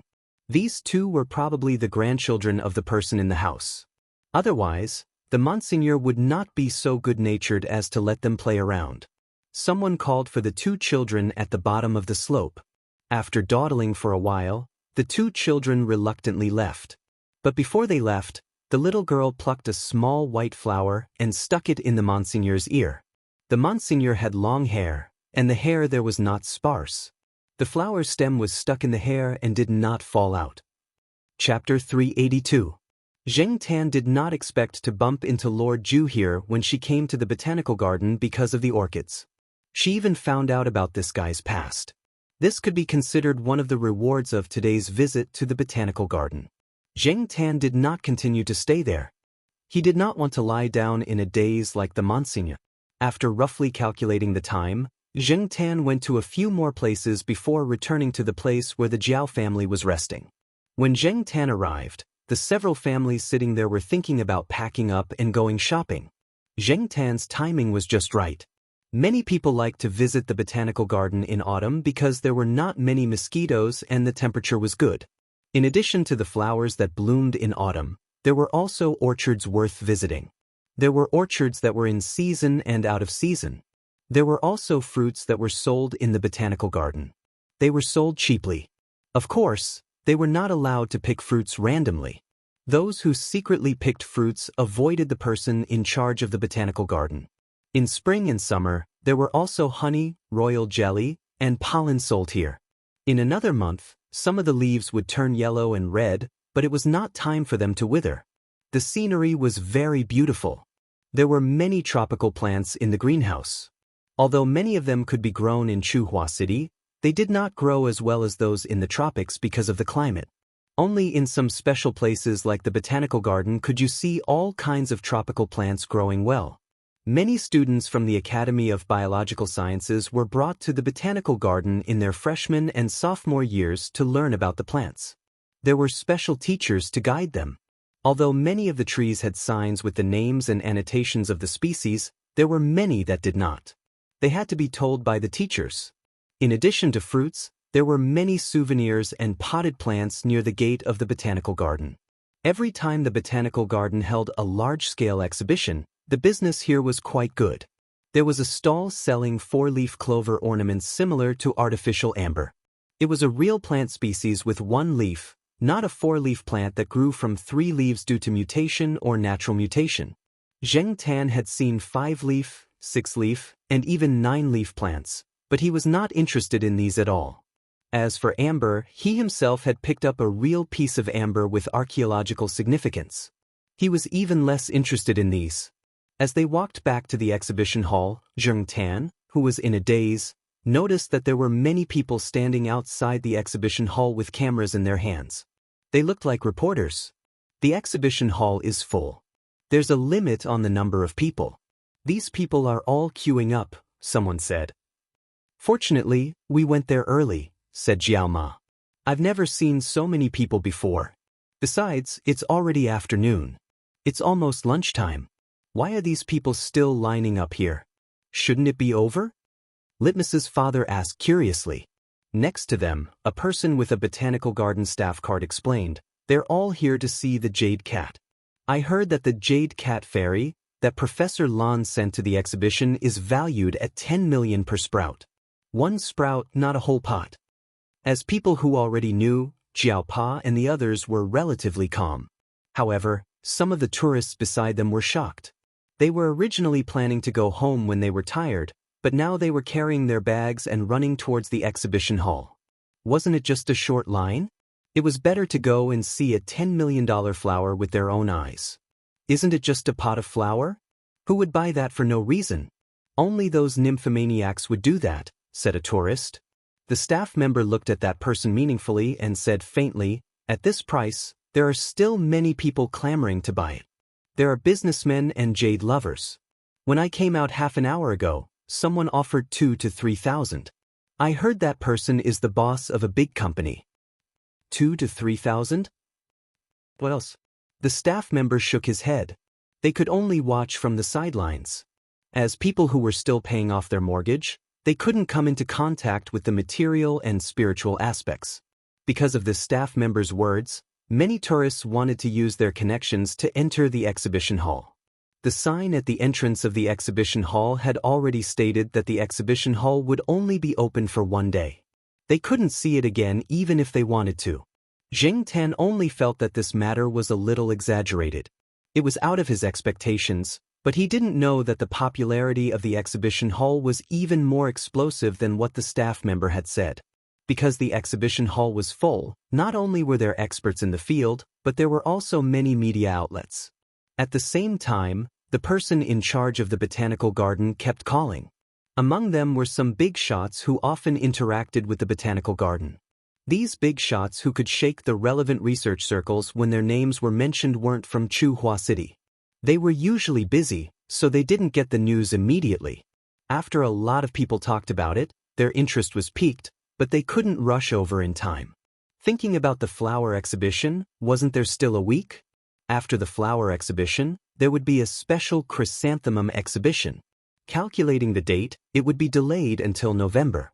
So what if the orchids in the exhibition hall were displayed for a few more days? Communication was only possible when there were many people. There were only a few people, and some of them were just bystanders. In just 1 day, these big shots didn't show up, so how could they communicate? The person in charge couldn't afford to offend them. Every time he received a call, he would apologize one by one. The sweat on his forehead never stopped. The reason why these big shots were called big shots showed that not only were they big shots, but they also had a big temper. Although it was an honor to receive a call from them, at this time, the person in charge's heart was galloping. In addition to the calls from these big shots, there were also many media outlets who wanted to negotiate with them. Some were local, some were from other places, and even the central government wanted to rush over for an interview. The people in the botanical garden really didn't expect this. Since so many people had spoken, they could only contact the people who sent the flowers to the exhibition one by one to discuss how to extend the exhibition for a few more days. In fact, they knew in their hearts that the most important thing was Professor Lan's pot of Jade Cat Fairy. According to the current development of the situation, there might be people from other countries coming over tomorrow. At that time, it wouldn't be up to them, small shots, to decide. They had to invite a few experts to come out and support them. After being persuaded, Old Man Lon left the flowers there. He also stayed at the botanical garden to take care of the orchids. The people in the botanical garden also sent people over to pick up Old Lady Zhai. They knew that if Professor Lon was alone, they wouldn't be able to control his temper. Old Lady Zhai had to step in. After Zheng Tan and the others returned, they saw a large number of articles on the morning, evening, and metropolitan newspapers the next day. There were also photos on the color pages. One was a photo of the orchids, and the other was a sign placed beside the flower pot. The name of the species, the name of the inscription, the sender, and the serial number were mentioned. Zheng Tan felt that it was indeed a good idea to let Old Man Lon take the lead. Otherwise, if people saw that the sender was a member of the Jiao family on the sign, there would be a lot of people coming to stop them. Then, they wouldn't be able to have peace. It was better to let the experienced Old Man Lon take the lead. Zheng Tan said happily. After being silent for 3 years, Old Man Lon finally let out a sigh of relief. Yesterday, when Zheng Tan and the others left the botanical garden, Old Man Lon took the time to meet with the Jiao Pa and said a few words. Although he mostly complained about those old guys who didn't play by the rules, Zheng Tan could see that Old Man Lon was still proud of himself. The exhibition hall in the botanical garden was originally open for 2 days, but it was now open for 3 days. Moreover, it was a limited number of people. The staff in charge of the exhibition hall was increased by 3 times to prevent any problems. After Mao knew about this and saw the flower pot with his own eyes, he went to Old Man Lon for a long time. He also went to the Jiao Pa's office to stop him. After an hour of discussion, he finally ordered a few seedlings. When Zheng Tan heard the words, "a few seedlings," his beard trembled. He knew that Mao didn't lack money. This guy actually didn't lack money to this extent. According to the price, it was definitely more than 10 million yuan. Mao had ordered a few seedlings in one go. He was really a hidden tycoon. However, he wasn't sure how many seedlings he wanted. It could be 1 or 2, or it could be more. Even Old Man Lon couldn't say for sure. He still needed to raise it for a few more years. Mao wasn't in a hurry now. He asked Old Man Lon to give him a small pot when the time came. He planned to give it to his grandfather who was far away in Beijing. It would be best if it could be in time for his grandfather's birthday. On the newspapers and the internet, the term Jade Cat Fairy became the hot topic. Naturally, there were people who asked why the flower had the word cat in its name. After knowing that the flower's discovery was related to cats, some cat owners thought to themselves, why didn't their own cats do the same? They only knew how to eat and destroy flowers. Even the indoor landscape trees in the house were ground to death by these little bastards' claws. They even pooped in the flower pots. Sure enough, other people's cats were smart, sensible, and also attracted money. Their own cat was just a troublemaker who acted stupid. Apart from these people who were purely curious, there were also a lot of people who were stirring up the water. Most of them were here to hype things up. Because of the hype, Old Man Lan's pot of orchids became a hot topic on the internet. People would also talk about it after dinner.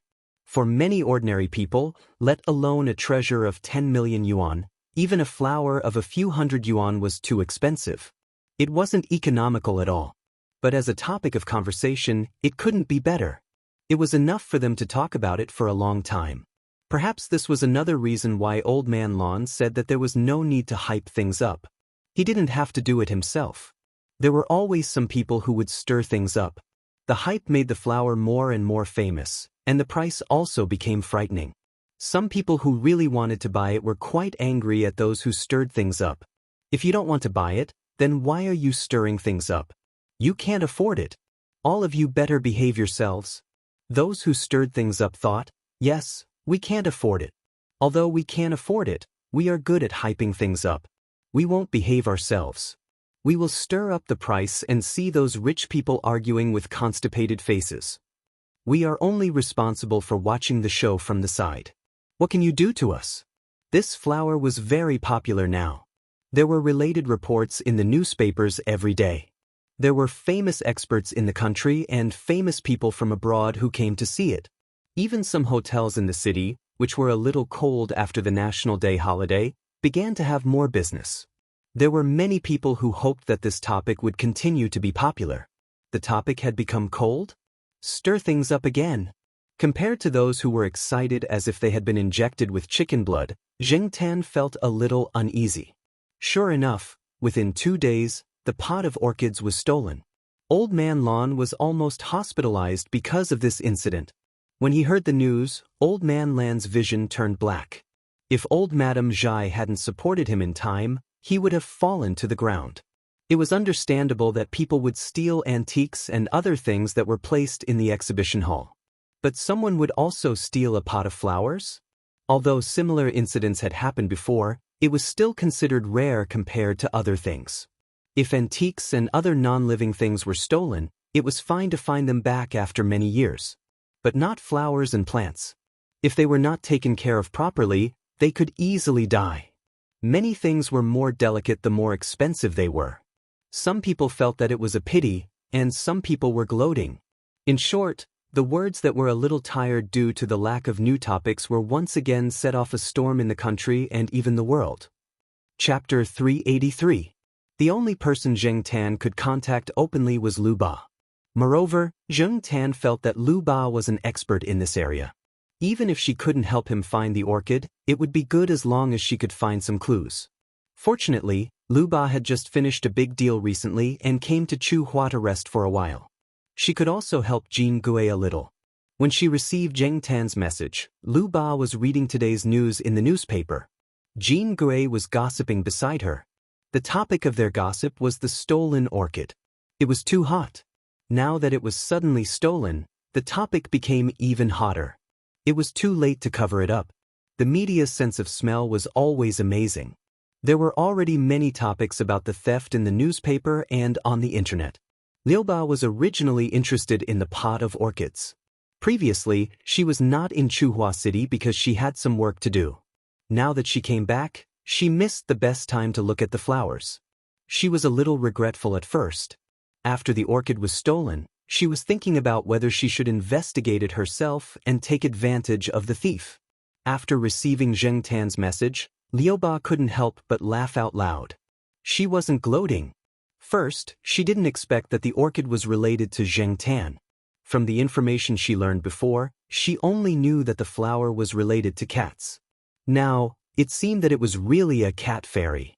Second, Lu Ba was thinking of doing it herself. Unexpectedly, she received a message. After replying to the message, Lu Ba got up and left. Since she had decided to intervene, it was better to do it as soon as possible. After a long time, not to mention whether they could find it or not, the flower might be gone. Xianxia was surprised when he saw the reply. Lu Ba didn't say what benefits she wanted. She only said that she was interested in this matter. After turning off the phone, Xianxia put the phone in his vest and brought it home. Under special circumstances, he had to keep track of the progress. He couldn't run out of the tiled house every time. Anyway, there was no one at home during the day. These 2 days, Old Man Lon was not in a good state. He was more anxious than the Jiao family about the stolen orchid. The orchid was stolen from the Botanical Gardens Independent Exhibition Hall. The exhibition hall during the flower exhibition had long been closed. Later, because of the Jade Cat Fairy, the Botanical Gardens specially opened an independent exhibition hall to display the orchids so that people from all over the country could enjoy. If the flowers were stolen, the Botanical Garden would definitely have to take responsibility. The insurance and compensation would also not be small.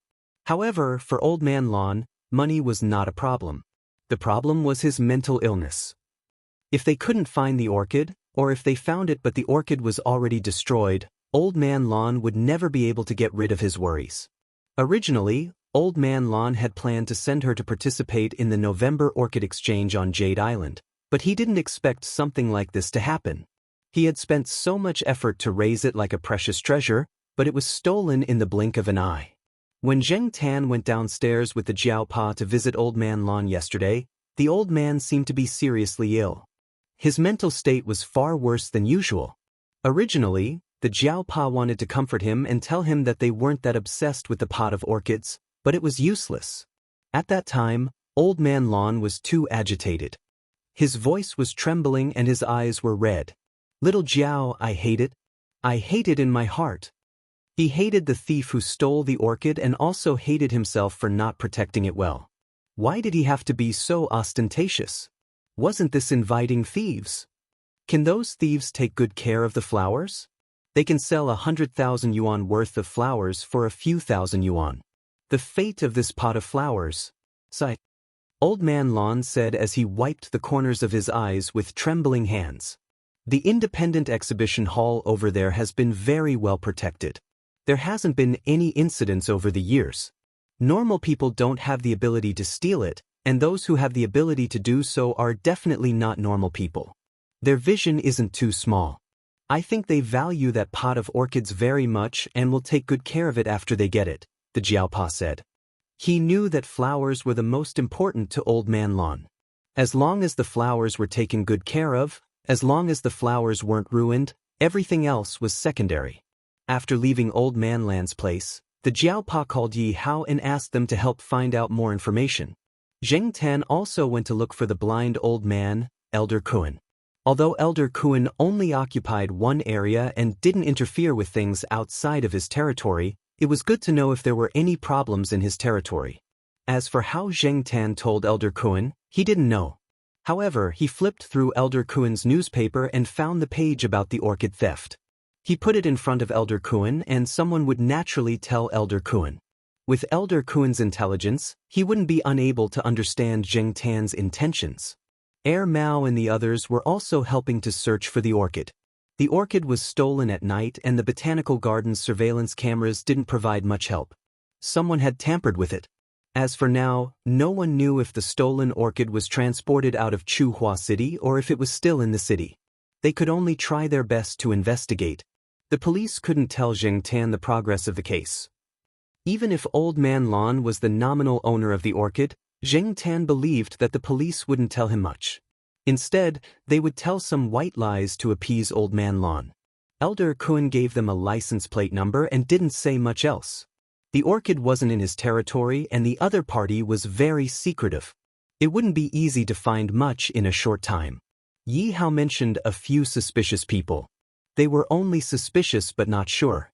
Moreover, Yi Hao and Elder Kuan said that someone bought the orchid at a high price on the black market. As for who the buyer was, whether it was a man or a woman, whether it was a local or a foreigner, they didn't know. Many identities on the black market were fake. Sure enough, the hype was a tragedy. It attracted the attention of many troublesome people. No wonder Zheng Tan felt that something was going to happen those few days. Zheng Tan sent the license plate number given by Elder Kuan and the few suspicious people mentioned by Yi Hao to Liuba. How to investigate? Liuba was an expert.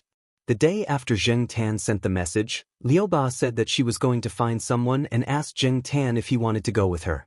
Zheng Tan thought about it carefully and decided to go to find out more about the situation. After making an appointment, Liuba drove the Volkswagen to the side gate of the school near the eastern courtyard and picked up Zheng Tan. After jumping into the car, Zheng Tan looked around. Golden Turtle didn't follow him. There was a laptop on the back seat. It was still open and a blank document was opened on the screen. Just type what you want to say, Liuba said while driving. Zheng Tan looked at the computer and then looked at Liu Ba, who was driving and glancing at the back seat from the rearview mirror from time to time. He didn't move. Seeing that Zheng Tan didn't type, Liu Ba didn't keep silent. She told him about the person she was going to find. The person she was looking for was called the Poker King. It wasn't because he was the king of poker, but because of his poker face. The Poker King loved gambling. However, according to Liu Ba, the Poker King didn't play in casinos like those gamblers. Relatively speaking, according to the Poker King, he only liked elegant and high-level gambling. He didn't just play poker or casino games. The Poker King played cards, stone gambling, straw gambling, and so on. For the Poker King, who strived for perfection, self-control was a necessary condition for gamblers. However, even the top poker players would give themselves away due to certain situations in the gambling game. Therefore, the Poker King performed a poker wrinkle removal surgery. The so-called poker wrinkle removal surgery was to use an endoscope to remove all twitches, squints, and subtle expressions to create a perfect poker face. Later, many people gave the Poker King this nickname after seeing his poker face. However, the Poker King felt that this nickname was quite nice. Gradually, it became a special title. More and more people knew about the Poker King, but not many people remembered his real name. The Poker King came into contact with orchids after gambling on stones. At that time, many people became rich overnight because of orchids, which attracted the Poker King's attention. It was said that the wild orchids that had just been dug up from the mountains were called down mountain orchids. Generally speaking, the down mountain orchids and the real orchids were quite different in terms of appearance. Hence, they weren't worth much. However, this kind of orchid had a certain degree of variation. After a few years of cultivation, it could become mature grass and become worth tens of thousands of yuan. Because the price of the down mountain orchids was cheap, some people bought them in large quantities, hoping that there would be one or two best plants in the pile of weeds. This segment was called straw gambling. At that time, there were many lankers who made a lot of money from straw gambling. Since it was gambling, it meant risks. The Poker King was lucky and made a lot of money at that time. According to the information that Liu Ba learned, the Poker King made hundreds of millions of yuan from straw gambling. However, now that Lan City was in turmoil, the Poker King didn't pay much attention to it. Although he didn't pay much attention to it, the Poker King was still very clear about the news in the Lanker circle. Whether it was on the surface or in the black market, it was worth consulting. Liu Ba had helped the Poker King once by chance. Later, they met again. The relationship between the two wasn't very good, but it wasn't too bad either. The place where they met was a small tea house. The tea house was relatively remote. With a classic decoration style, it looked a little classy. After the waiter at the door saw the note that Liu Ba handed out, he took Liu Ba upstairs. The third floor was a special VIP room. Zheng Tan looked at the name of each room outside. Most of them were named after plants, and they were all only one word, such as plum, orchid, bamboo, chrysanthemum, and so on. The waiter took them to the orchid room. There was already someone sitting inside. A middle-aged man in his 40s or 50s was sitting at a wooden table, drinking tea with a cup in his hand. When Liu Ba entered the room, he just turned his head slightly and glanced at them without much expression. He looked quite unfathomable. Sure enough, he has a poker face. Zheng Tan thought to himself. There were 3 people standing behind the middle-aged man. They should be bodyguards or something like that. There was some evil spirit on them, but they didn't have any malice now. They were just vigilant and stuck to their duties. The Poker King raised his hand and pointed at the seat opposite him, motioning for Liu Ba to sit. His eyes stayed on Zheng Tan, who followed Liu Ba in for 2 seconds, but he didn't say anything. There was only one chair in the seat opposite him. Liu Ba moved a small stool from the side of the private room and asked Zheng Tan to sit on it. Are you talking about this cat? The Poker King glanced at Zheng Tan and said to Liu Ba, I don't think there's anything special about it. Keep a low profile, keep a low profile. This is a secret weapon. How can it be called a secret weapon if it's too high profile? A cat's nose is much more sensitive than a human's, don't you think so? Liu Ba's words were more casual. It was unknown whether it was intentional or because of her relationship with the Poker King. The Poker King nodded slightly. It was unknown whether he was nodding at the first half of Lu Ba's words or acknowledging the latter half of her words. He didn't continue to talk about this topic. Instead, he said, "I've seen that pot of orchid. It's so beautiful." Perhaps it was because he had long been used to keeping a straight face. Coupled with the fact that he had undergone a poker face wrinkle removal surgery, he didn't have much of an expression on his face even when he was sighing and praising. Coupled with his tone, he looked very strange. Zheng Tan felt that the Poker King's subordinates were really pitiful. They had to look at the same poker face all day long. Gradually, they were assimilated and became poker faces. Looking at these poker faces, his appetite suddenly decreased. Chapter 384. Poker King knew some people who had made their fortune in gambling. Now, several of them were worth hundreds of millions of yuan. They kept in touch with Poker King and talked about the news in the gambling circle from time to time. There were many topics about orchids, and the Jade Cat Fairy was also a hot topic. Poker King told Lu Ba some useful news that he heard. He also told Lu Ba that 2 experts in orchid breeding had suddenly disappeared recently. According to Poker King, the 2 people had either met with an accident or had something important that made them unwilling to contact the outside world. Thinking about the theft of the orchids, Poker King guessed that the 2 people had probably been asked to leave. After all, it was not easy to raise orchids well, let alone the Jade Cat Fairy, an orchid with a new high price. In addition to the 2 experts in orchid breeding, Poker King also mentioned the name of a person nicknamed Mole, who happened to be one of the suspicious people on the list given by Yihao. After seeing the name, Lu Ba frowned. This person? Now several people are looking for him. Is he still in Chuhua City? He probably won't be here tomorrow, so you have to hurry. That guy is very slippery and runs away very fast. If you can't catch him this time, it will be difficult to catch him next time, Poker King said. I have looked for this person before, but I couldn't find him. Hearing Lu Ba's words, Poker King raised his hand and a person behind him handed him a folder. Poker King opened the folder and took out a piece of paper from it. To be exact, it was a partial picture cut from a map. Zheng Tan could see Lu Ba taking the piece of paper from Poker King. He also wanted to know where it was, but he had to be serious and steady so that he could store his secret weapon. Just like what Liu Ba had said before, the Poker King liked to put on an act.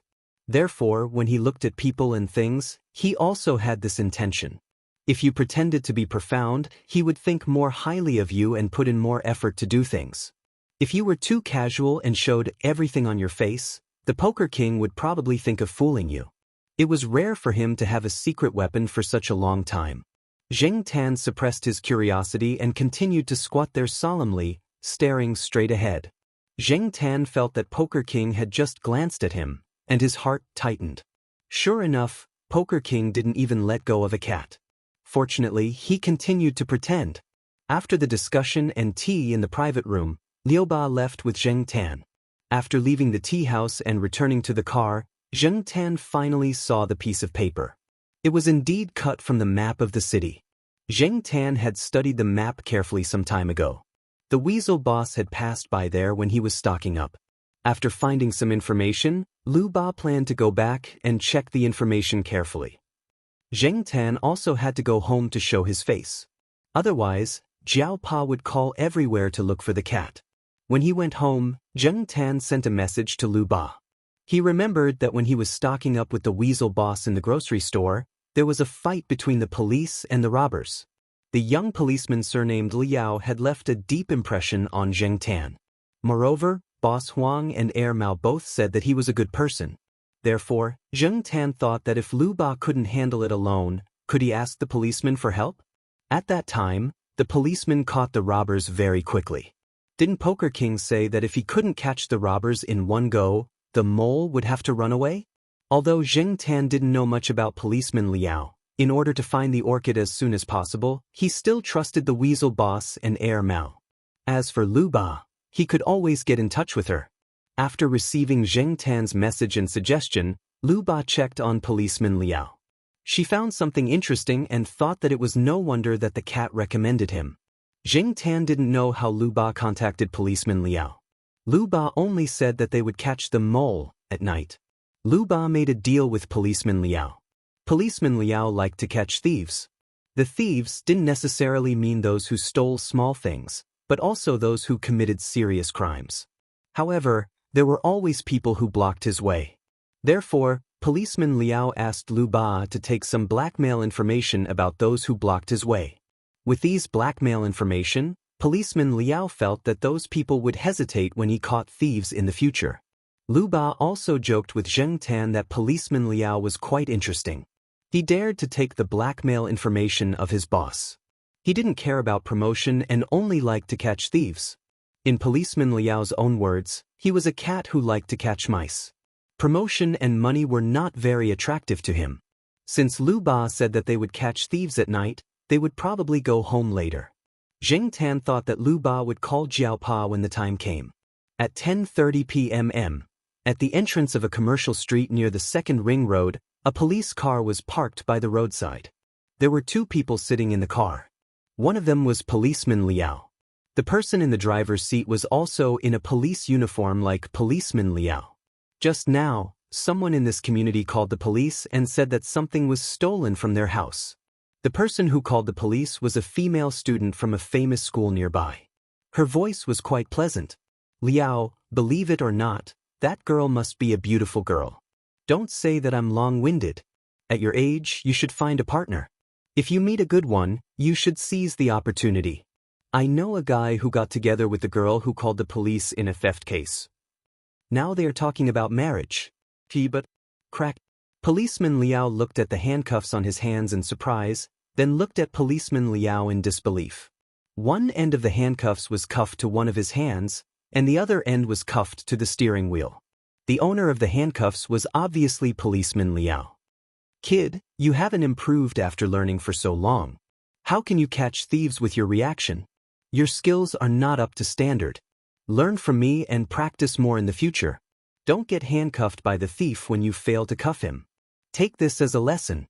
Anyway, I don't need two people to report the case. I can go alone. You wait for me in the car. Don't think about snitching. We can't be traitors, okay? Policeman Liao said proudly. He opened the car door and was about to get out. However, just as Policeman Liao took a step out, he felt a chill on his wrist. Because of the pull, there was an obvious pain on his wrist. Policeman Liao looked back at his wrist and found that the handcuffs that were originally cuffed to Policeman Liao's wrist had somehow appeared on his own wrist. Liao Shi, Brother Liao, I'm sorry, Policeman Liao said with a sincere and apologetic smile. He said to Policeman Liao, I also think that my skills are still lacking. I need more practice. It's better that I do it myself this time. Policeman Liao walked out of the car and went to a beverage shop that was about to close. He bought a cup of coffee and put it in Policeman Liao's car. Brother Liao, have some coffee first. I'll be back after I'm done with things over there. Policeman Liao pressed his cap down and walked into the alley. *CK. Liao sure, you mother *cur. Policeman Liao, who was cuffed to the car by himself, was so angry that he wanted to vomit blood. However, he didn't dare to curse loudly. He didn't want to be heard by the people around him. He quickly took out his keys. Nothing. He called for someone, took out his pockets. Nothing. Mother *cur. Policeman Liao was so angry that he hit the steering wheel twice with his uncuffed hand. He cursed Liao Shi in a low voice and thought about what to do next. Tell on him? He wouldn't be stupid to do that. According to the regulations of the Ministry of Public Security on the use of police weapons, handcuffs were torture devices used by the public security organs during law enforcement. Even the public security organs had strict regulations on the use of handcuffs. This time, he was the one who cuffed his colleague first. If he told others about this, he would definitely be criticized. If someone with ulterior motives pushed him behind his back, he wouldn't be able to get promoted. Mother *cur, he wanted to teach this guy a lesson, but he didn't expect to be the one who set him up. His colleagues even said that Liao Shi was as honest as his name. Honest my ass. Looking at the cup of coffee next to him, Policeman Liao snorted, took it, and took a sip. *CK. It's iced. Doesn't he know that the temperature is lower tonight? Shouldn't he have bought a warm one? Policeman Liao was so angry that he hit the steering wheel twice more. When Zheng Tan and Lu Ba arrived at the agreed location, Liao Shi had already finished. There were 4 people lying on the ground. 3 of them looked very young. It was unclear whether they were working or students. The other one was in his 30s. He wasn't tall and was slightly plump. He was the mole that Zheng Tan and Lu Ba were looking for. The mole had planned to escape tonight. Before he left, he wanted to deal with some goods in his hands. That way, he could escape more smoothly. However, he didn't expect that a young man in a police uniform would interrupt the transaction. Before he could escape successfully, he was knocked unconscious on the ground. "I'll give you the person. Remember to send me the goods." Liao Shi pointed at the mole lying on the ground and said to Lu Ba. Lu Ba nodded. "I remember." After getting the assurance, Liao Shi asked, "Do you want to interrogate this person?" "Yes, there are some things that I want to know," Lu Ba said. "Oh." Liao Shi paused and said, "If it's something important or urgent, it might be a little troublesome. It's not easy to pry open this person's mouth. He has been tortured many times before." "So?" Lu Ba looked at Liao Shi. "So, I suggest that you find someone to help you." "Who?" "That cat knows." Liao Shi pointed at Zheng Tan, who was squatting in the shadows not far behind Lu Ba, and smiled sincerely. Zheng Tan was speechless. "Why are you pointing at me? I don't know shit." Zheng Tan always encountered people who spoke halfway and did not understand what they were trying to say, but strangely, these people were able to understand what they were trying to say. This made Zheng Tan anxious about his own IQ. "Since you gave me this information," Officer Liao took out a notebook, wrote down a string of numbers, and handed it to Lu Ba. "This is his number. However, if you go alone, he won't care about you.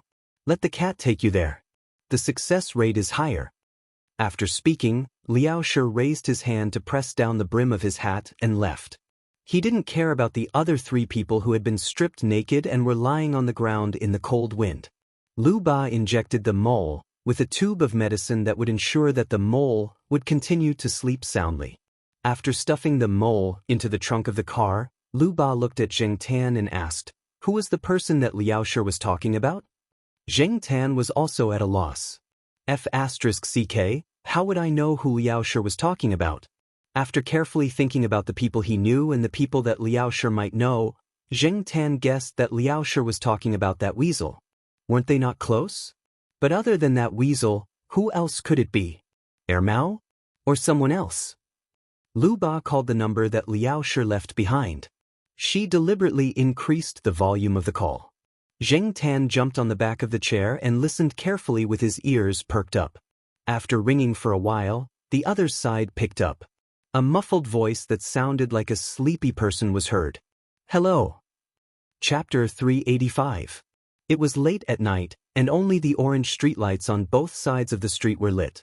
Only a few of the houses around were still lit. There were barely any pedestrians on the road, and the road that was crowded during the day had fewer cars now. In the grocery store, Boss Huang took out a cigarette from the pack and put it in his mouth. He took out his lighter and was about to light it up when someone knocked on the door. Boss Huang stayed in the room behind the grocery store at night, so the person who knocked on the door was the back door of the grocery store. He was not in a hurry to light the cigarette. With the cigarette in his mouth, he walked to the door in his slippers and opened it. He did not know the person standing at the door. Lu Ba wanted to say something, but Boss Huang spat out the cigarette in his mouth. The cigarette hit Lu Ba's body, but he quickly caught it before it fell. Lu Ba had a feeling that if the person in front of him did not have a cigarette in his mouth, he would have spat at him. Therefore, he was glad that the person spat at him was a cigarette and not a spit. When Lu Ba told Boss Huang on the phone that Officer Liao had introduced him to Boss Huang, his tone was not very friendly. Lu Ba's instincts told him that there was some conflict between him and Officer Liao, but he still came because of the orchids. Putting the cigarette back into his mouth, Boss Huang looked down and saw the familiar black cat squatting beside him. He took a deep breath and did not say anything. He just tilted his head and gestured for them to come in. When Boss Huang heard Officer Liao's introduction, he did not plan to help. Even if he wanted to help, he would not do it so easily. He wanted to extort some money first, but he did not expect the black cat to follow him. No matter what, the black cat had done a free advertisement for his store, so his business was doing well. Moreover, the black cat knew Air Mao, so it did not seem right to chase it away. Lu Ba heaved a sigh of relief when she saw Boss Huang's action.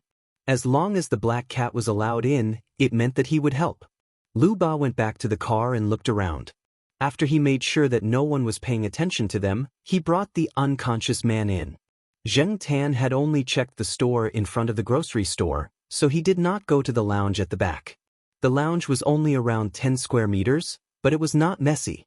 In comparison, Boss Huang did not seem to be in a good mood at night. Even though he looked mean, he was usually nicer to people during the day, unlike now. He seemed to be holding back his anger and had no intention of holding it in. She was probably angry because she was woken up? Boss Huang looked at the mole on the ground and took a puff of his cigarette before he said, "I hate being woken up at night. That Liao guy must have asked you to disturb me on purpose." TSK, young people are so petty. This time, Zheng Tan was sure that Boss Huang and Officer Liao must have had a little conflict because of something. Back when Zheng Tan followed Boss Huang to purchase goods, he did not know their names, but now that he thought about it, he was more familiar with them. It was likely that the two of them had some friction after that, but it wasn't a big deal. Although it seemed like they were creating trouble for each other, it was also a form of communication. That was the truth. At the end of September, Boss Huang and Officer Liao were invited to the wedding of someone they knew. Boss Huang and Officer Liao sat at the same table, and they had a drinking contest. Officer Liao lost and was tricked by Boss Huang and a few other older men into making a fool out of himself. Officer Liao remembered these old men and would cause them trouble whenever he was free. It was the same this time. Officer Liao knew that Boss Huang did not like to be disturbed at night, but he still called Boss Huang and asked him to come over. Lu Ba wanted to know something from the mole, and as a folk artist, Boss Huang obviously had the ability to make the mole talk. Initially, Lu Ba was wondering how much Boss Huang would ask for, but to her surprise, Boss Huang did not. Boss Huang looked at Zheng Tan and said, "I'll let it go this time. Or even, don't bring anyone over at night next time, and next time, I'll charge you. No discounts." An hour later, Lu Ba was kicked out of the door with the recorded information. At the same time, the mole, who had fainted, was thrown out of the door. Zheng Tan consciously went out before the weasel boss kicked him out. Boss Huang's temper was really bad at night. Zheng Tan asked Lu Ba to call Jiao Pa and tell him that he would not be going back at night. After leaving Boss Huang's place, Zheng Tan followed Lu Ba to Jean Grey's place, which was Jean Grey's nest. "I didn't expect you to know so many capable people," Lu Ba said as she glanced at the cat in the passenger seat. Whether it was Officer Liao or Boss Huang, they were a special kind of people. They had unique skills, but they did not show it. Even Lu Ba had never heard of them after staying in Chuhua for so long. When she was interrogating the mole, Lu Ba thought that Boss Huang would show her some unique skills, but to her surprise, Boss Huang did not do anything. He just sat there with a cigarette in his mouth. Lu Ba did not see anything from his 2 or 3 simple movements. It looked like he was just looking at the mole before he sat back down with a cup of tea.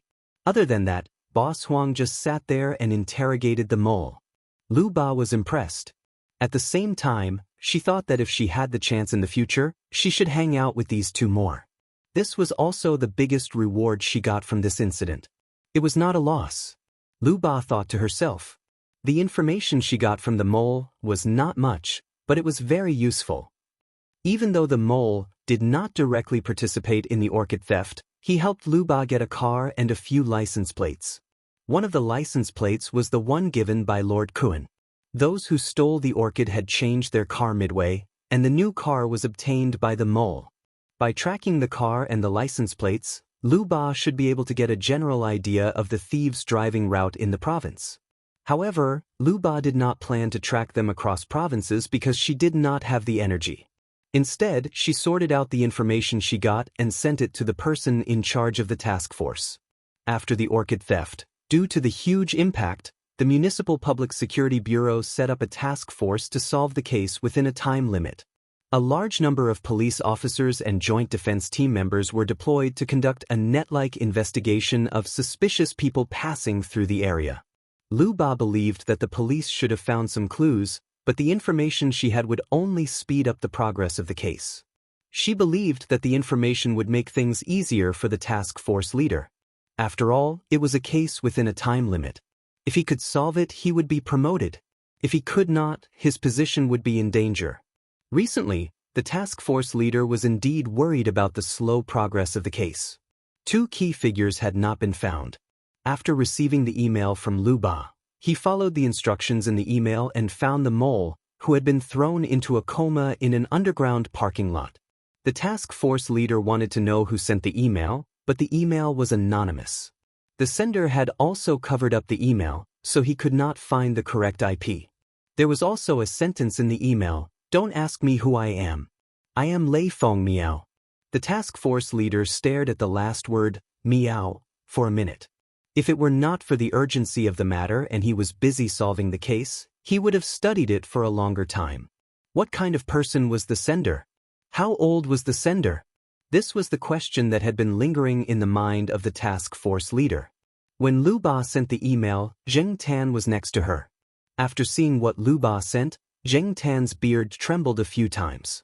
He remembered that when he had returned the diamonds, he had written "red scarf" on the sesame seed cake bag.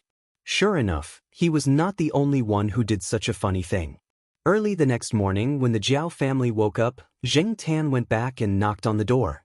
He had to show his face before the Jiao family went out. Otherwise, the Jiao family would be worried. Sure enough, after seeing Zheng Tan, Jiao Ma felt more at ease. Although the Jiao Pa and little Pomelo did not say anything, Zheng Tan felt that the two of them felt the same as Jiao Ma. After following the Jiao Pa to the canteen for breakfast, Zheng Tan went to Old Man Lan's house to visit him. Old Man Lan was still not in good spirits. He had lost a lot of weight in the past few days. At his age, a small illness could cause a series of adverse reactions. If this continued, he did not know what would happen. Grandma Zhai was very worried. She comforted him every day. Old Man Lan's sons and grandsons often came to comfort him. In fact, Zheng Tan thought that if the orchids could not be found, he would find a chance to dig up a few more. However, according to Grandma Zhai's words, Old Man Lan was stubborn again. The orchids he dug up were not as good as the one that was lost. The first pot was always the best. Its position in Old Man Lan's heart was irreplaceable. The task force sent back the news in mid-November. They found the pot of orchids at the border of Dian province. It was said that 70% of the criminal cases handled by the Public Security Bureau in a county in Dian province were about the theft of orchids. There were many experts in raising and stealing orchids there. When the task force found the pot of orchids, they also saw the 2 experts who were missing. As Poker King expected, the 2 experts were hired to take care of the orchids with a high salary. It was said that they were going to take care of the orchids and ship them out of the country. Unexpectedly, they were intercepted. As for the bidder in the black market, it was said that he was abroad. It was not easy to find out. As for whether this was true or not, let's not talk about it for now. To Old Man Lan, finding the orchids was the best consolation. When the orchids were shipped back, Old Man Lan was supported by Grandma Zhai. He trembled as he walked over. When he saw the pot of orchids that were still in full bloom, tears flowed down his face. After that, Old Man Lan slept soundly for a day and a night. After that, he began to feel better. Mood had a direct impact on one's condition. After the orchids were found, Old Man Lan's recovery was gratifying. As soon as the old man recovered, he found someone to rebuild the small flower bed.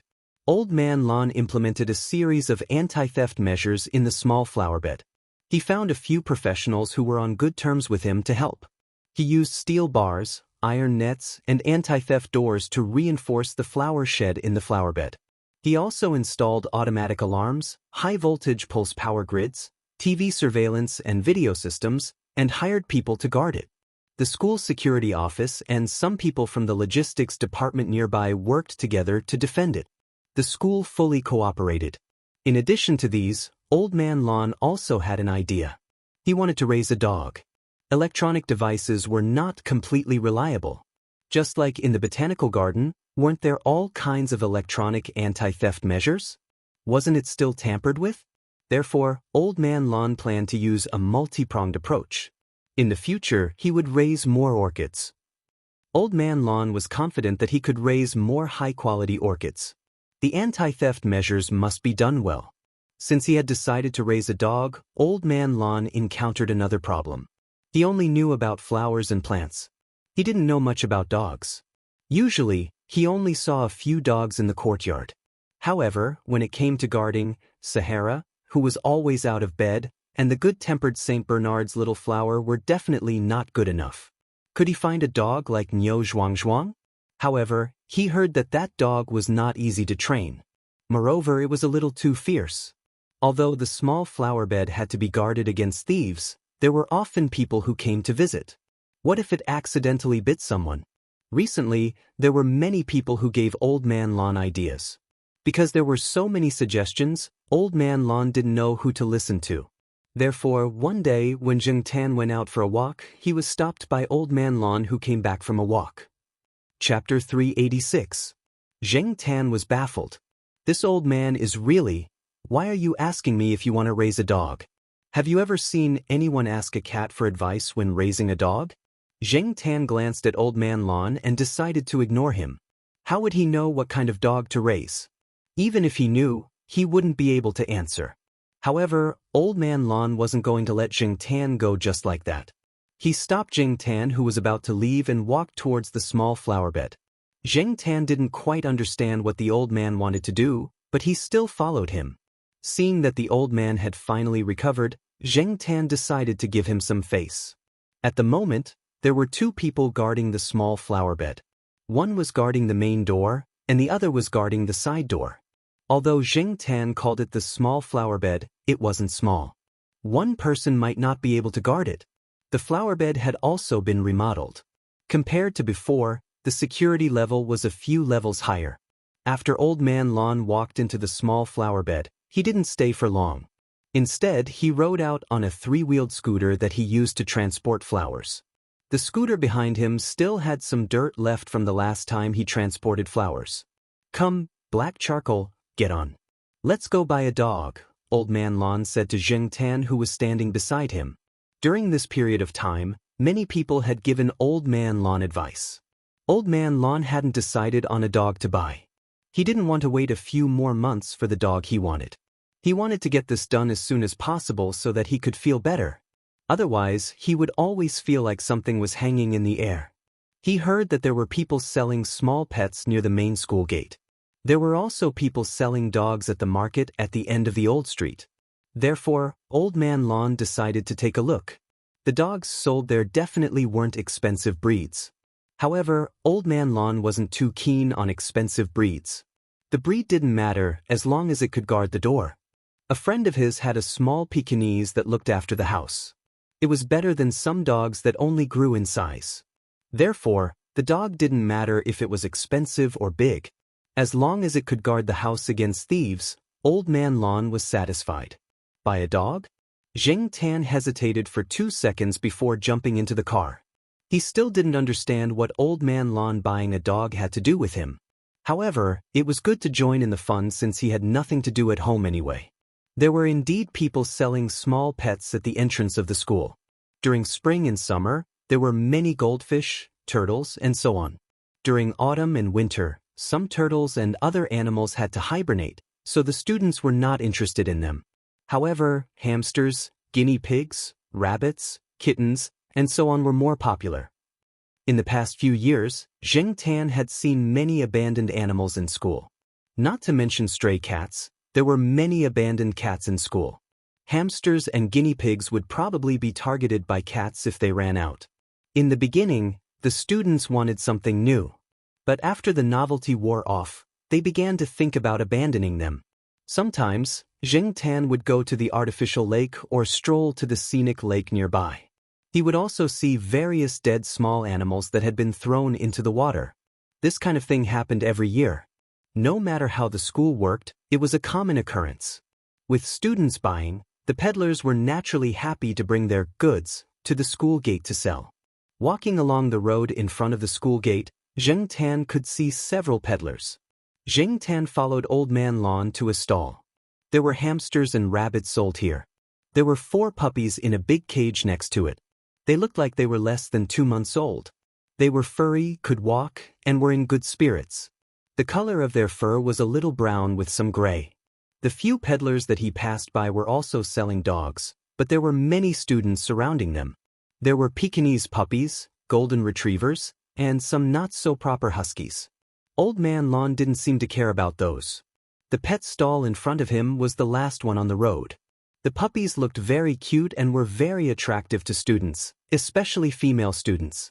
However, the few in front of him would probably start to attract attention in a month, because their appearance as native dogs would become more and more obvious. Compared to other dog breeds such as Pekingese and golden retrievers, native dogs were indeed very unpopular among students. However, when it came to guarding the door, Old Man Lon was still very satisfied with native dogs. Otherwise, he wouldn't have stopped in front of this small stall. According to the peddler, he was selling for a friend. His friend lived in the suburbs, and his family's native dog had given birth. He didn't want to keep it, nor did he want to sell it to a dog farm, so he asked him to bring it out to sell. Old Man Lon didn't believe this. Yesterday, he heard that the price of selling dogs for meat was not too high. In the farmer's family, puppies could be bought for a few yuan to a dozen yuan. That was why people wanted to bring dogs out to sell to students. They could earn a few more yuan from the students. Why does this dog have such a color? Old Man Lon looked at the puppies in the cage and said.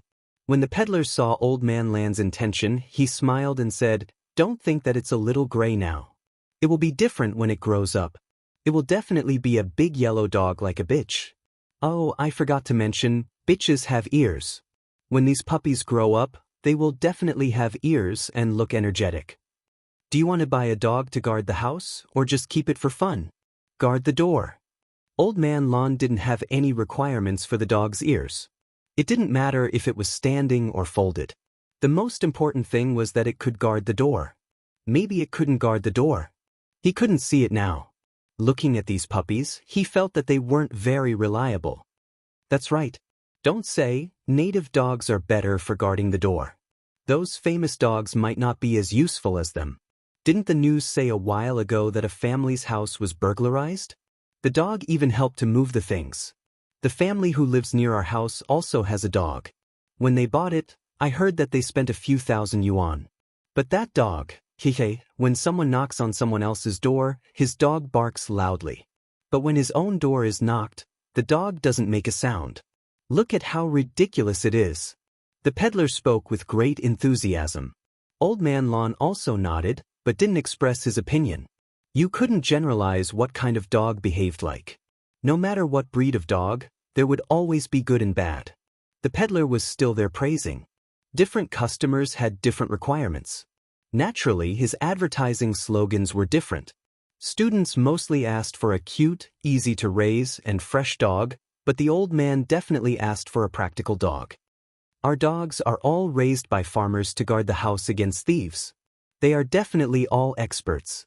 My friend's big yellow dog has even caught thieves stealing chickens a few times. The peddler didn't finish his words. His friend's chickens were bitten to death by dogs. He definitely wouldn't say this. If this old man's family also raised chickens, once he said this business would be done. So, when it came to catching thieves, all he had to do was say that he caught thieves. It was better not to mention chickens. Old Man Lon was a little tempted. A dog that caught thieves was good, but which one should he buy? Or buy a few more? Old Man Lon was really inexperienced when it came to this, so when he looked at the 4 puppies in the cage that looked about the same size and appearance, Old Man Lon couldn't make up his mind. Thus, he shifted his gaze and looked at Black Cat, who was squatting on the car and looking at the cage. He said, "Charcoal, what do you think? Which one should we buy?" The peddler didn't pay attention just now. Now that he heard Old Man Lon, he stretched his neck to take a look. Heh, this old man bought a dog with a cat. Who bought a dog with a cat? Hey, old man, your cat is really well raised. The peddler said. Everyone was willing to listen to good words. Old Man Lon nodded proudly. Yes, it's not mine. The peddler. If it's not yours, why are you showing off? Zheng Tan ignored the peddler. Old Man Lon asked him to choose a dog. How could he choose a dog? He didn't even know how to pick a cat, let alone a dog. These 4 dogs all looked the same. They were all male dogs with their small ears folded. When they looked at people, they gave people a pitiful feeling. Dogs were always easy to arouse people's sympathy. After the 4 dogs in the cage saw Xianxia, they all squeezed to the side of the cage facing Xianxia. They were very curious about Xianxia's cat. Xianxia stood in front of the cage and could see the appearance of these 4 dogs clearly. The peddler also saw that Old Man Lon was in a difficult position, so he said, "Actually, every dog is the same. Raising a dog is like raising a child. The education they receive is different, so they will definitely look different in the future. It still needs to be trained." What he meant was that they could just pick any dog and buy it to raise it well. Let a cat pick a dog? Ridiculous. Then they might as well close their eyes and pick one themselves. In fact, the temperament of these puppies could also be seen. When they were at the pet center, Xianxia saw Xiaoguo and the others examine the kittens' bodies. They also checked each kitten's temperament. Some cats were obedient when you caught them, while others struggled hard, scratched and bit. However, Xianxia looked at the 4 dogs in front of him. Their temperaments seemed to be about the same. None of them were particularly noisy, and none of them were particularly quiet. No wonder Old Man Lon found it difficult to decide. Black charcoal, don't worry and choose boldly. Choose any one of them. If they go astray in the future, I won't blame you. That's my responsibility. Old Man Lon said. In fact, Old Man Lan's idea was that the dogs in the courtyard were all good. Since Xianxia's cat had a good relationship with the dogs, then the dog he chose wouldn't be too bad, right? At least it would be more reliable than him, who was only interested in plants and was basically a layman when it came to animals. Xianxia didn't know what Old Man Lon was thinking. When he heard Old Man Lon say that, he raised his hand and patted the cage. Over there, a puppy was squeezing with its 3 brothers. When it saw Xianxia patting the cage, it even opened its mouth, as if it thought it was very funny. That one. Old Man Lon pointed at the puppy and said, the stall owner found it funny. He thought that the black cat was just waving its paw at the dog in the cage. It wasn't picking a dog. However, since the customer said so, he wouldn't explain more. He happily opened the cage and carried out the puppy that he just pointed at. Do you think it's this one? It's just weaned. You can feed it some rice paste or something like that. The stall owner handed the puppy to Old Man Lon.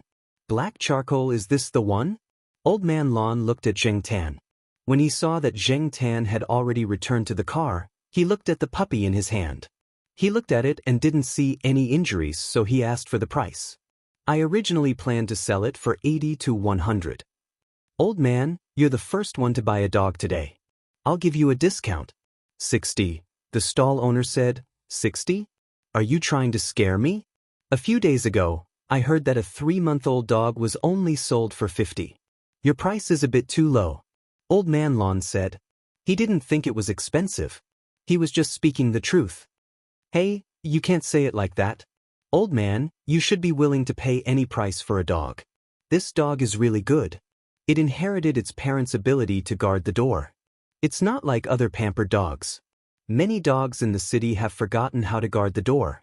In the end, the puppy was sold for 60. However, the stall owner gave them a cage. The cage wasn't big enough to hold 2 puppies of this size. It was just that the workmanship wasn't as good. After putting the cage in the car, Old Man Lon said to Xianxia, Black charcoal, help look after it. Let's go to the market over there to take a look. Chapter 387. The wet market that Old Man Lon was talking about was not the one near Tsinghua University. They still had to ride a bike to get there. On the bike, the dog in the cage didn't seem to be used to the unfamiliar environment. There was no familiar scent in the surroundings, so it wasn't as energetic as before.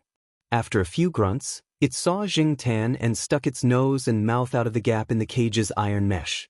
It bit the iron wire and even stretched out its paws to scratch it a few times. Xianxia looked at the dog playing with the iron wire. He raised his hand and patted its nose. He didn't expect the little guy to open its mouth and bite.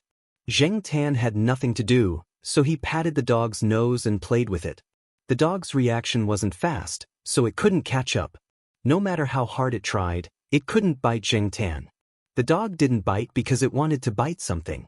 It was just playing. Xianxia chose this dog because it wasn't as good or smart as Old Man Lon thought. Xianxia couldn't tell what was so good about this puppy. In fact, the main reason was that this dog had the biggest mouth.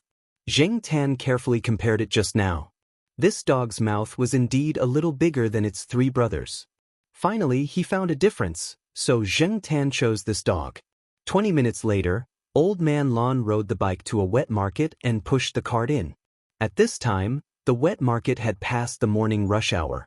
There weren't many people in the wet market. Generally, young people wouldn't go to the wet market to buy dogs. Firstly, it would give people the impression that they didn't like dogs. Secondly, the wet market basically only sold mutt puppies. Young people didn't like them. Therefore, the people who came to buy dogs were mostly middle-aged and old people. Old Man Lon only knew that mutt puppies were sold here because he didn't have this kind of experience before. After asking, Old Man Lon walked in the direction that someone pointed to. There were people selling dogs there. Dogs were sold in the vegetable market.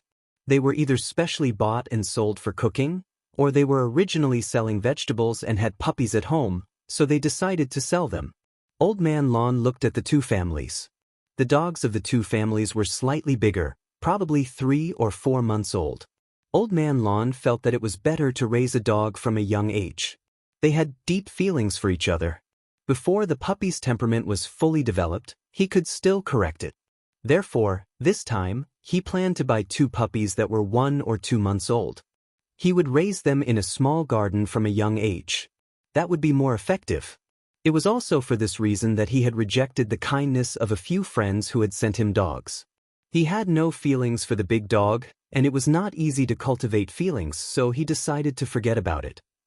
The puppy in the cage on the car stopped playing with Zheng Tan, probably because of the sounds of the big dogs and small dogs in the market. It squatted there and listened carefully while looking around. Zheng Tan looked around from the edge of the car. Those dogs in cages made him feel a little sad. This reminded him of a bad experience in the past. These were not raised as meat dogs. They were bought from some farmers at a low price by the vendors. In the past, they were used to look after the house dogs. It could be seen from their eyes. Not to mention the dogs, even now, countless cats were being shipped to the south.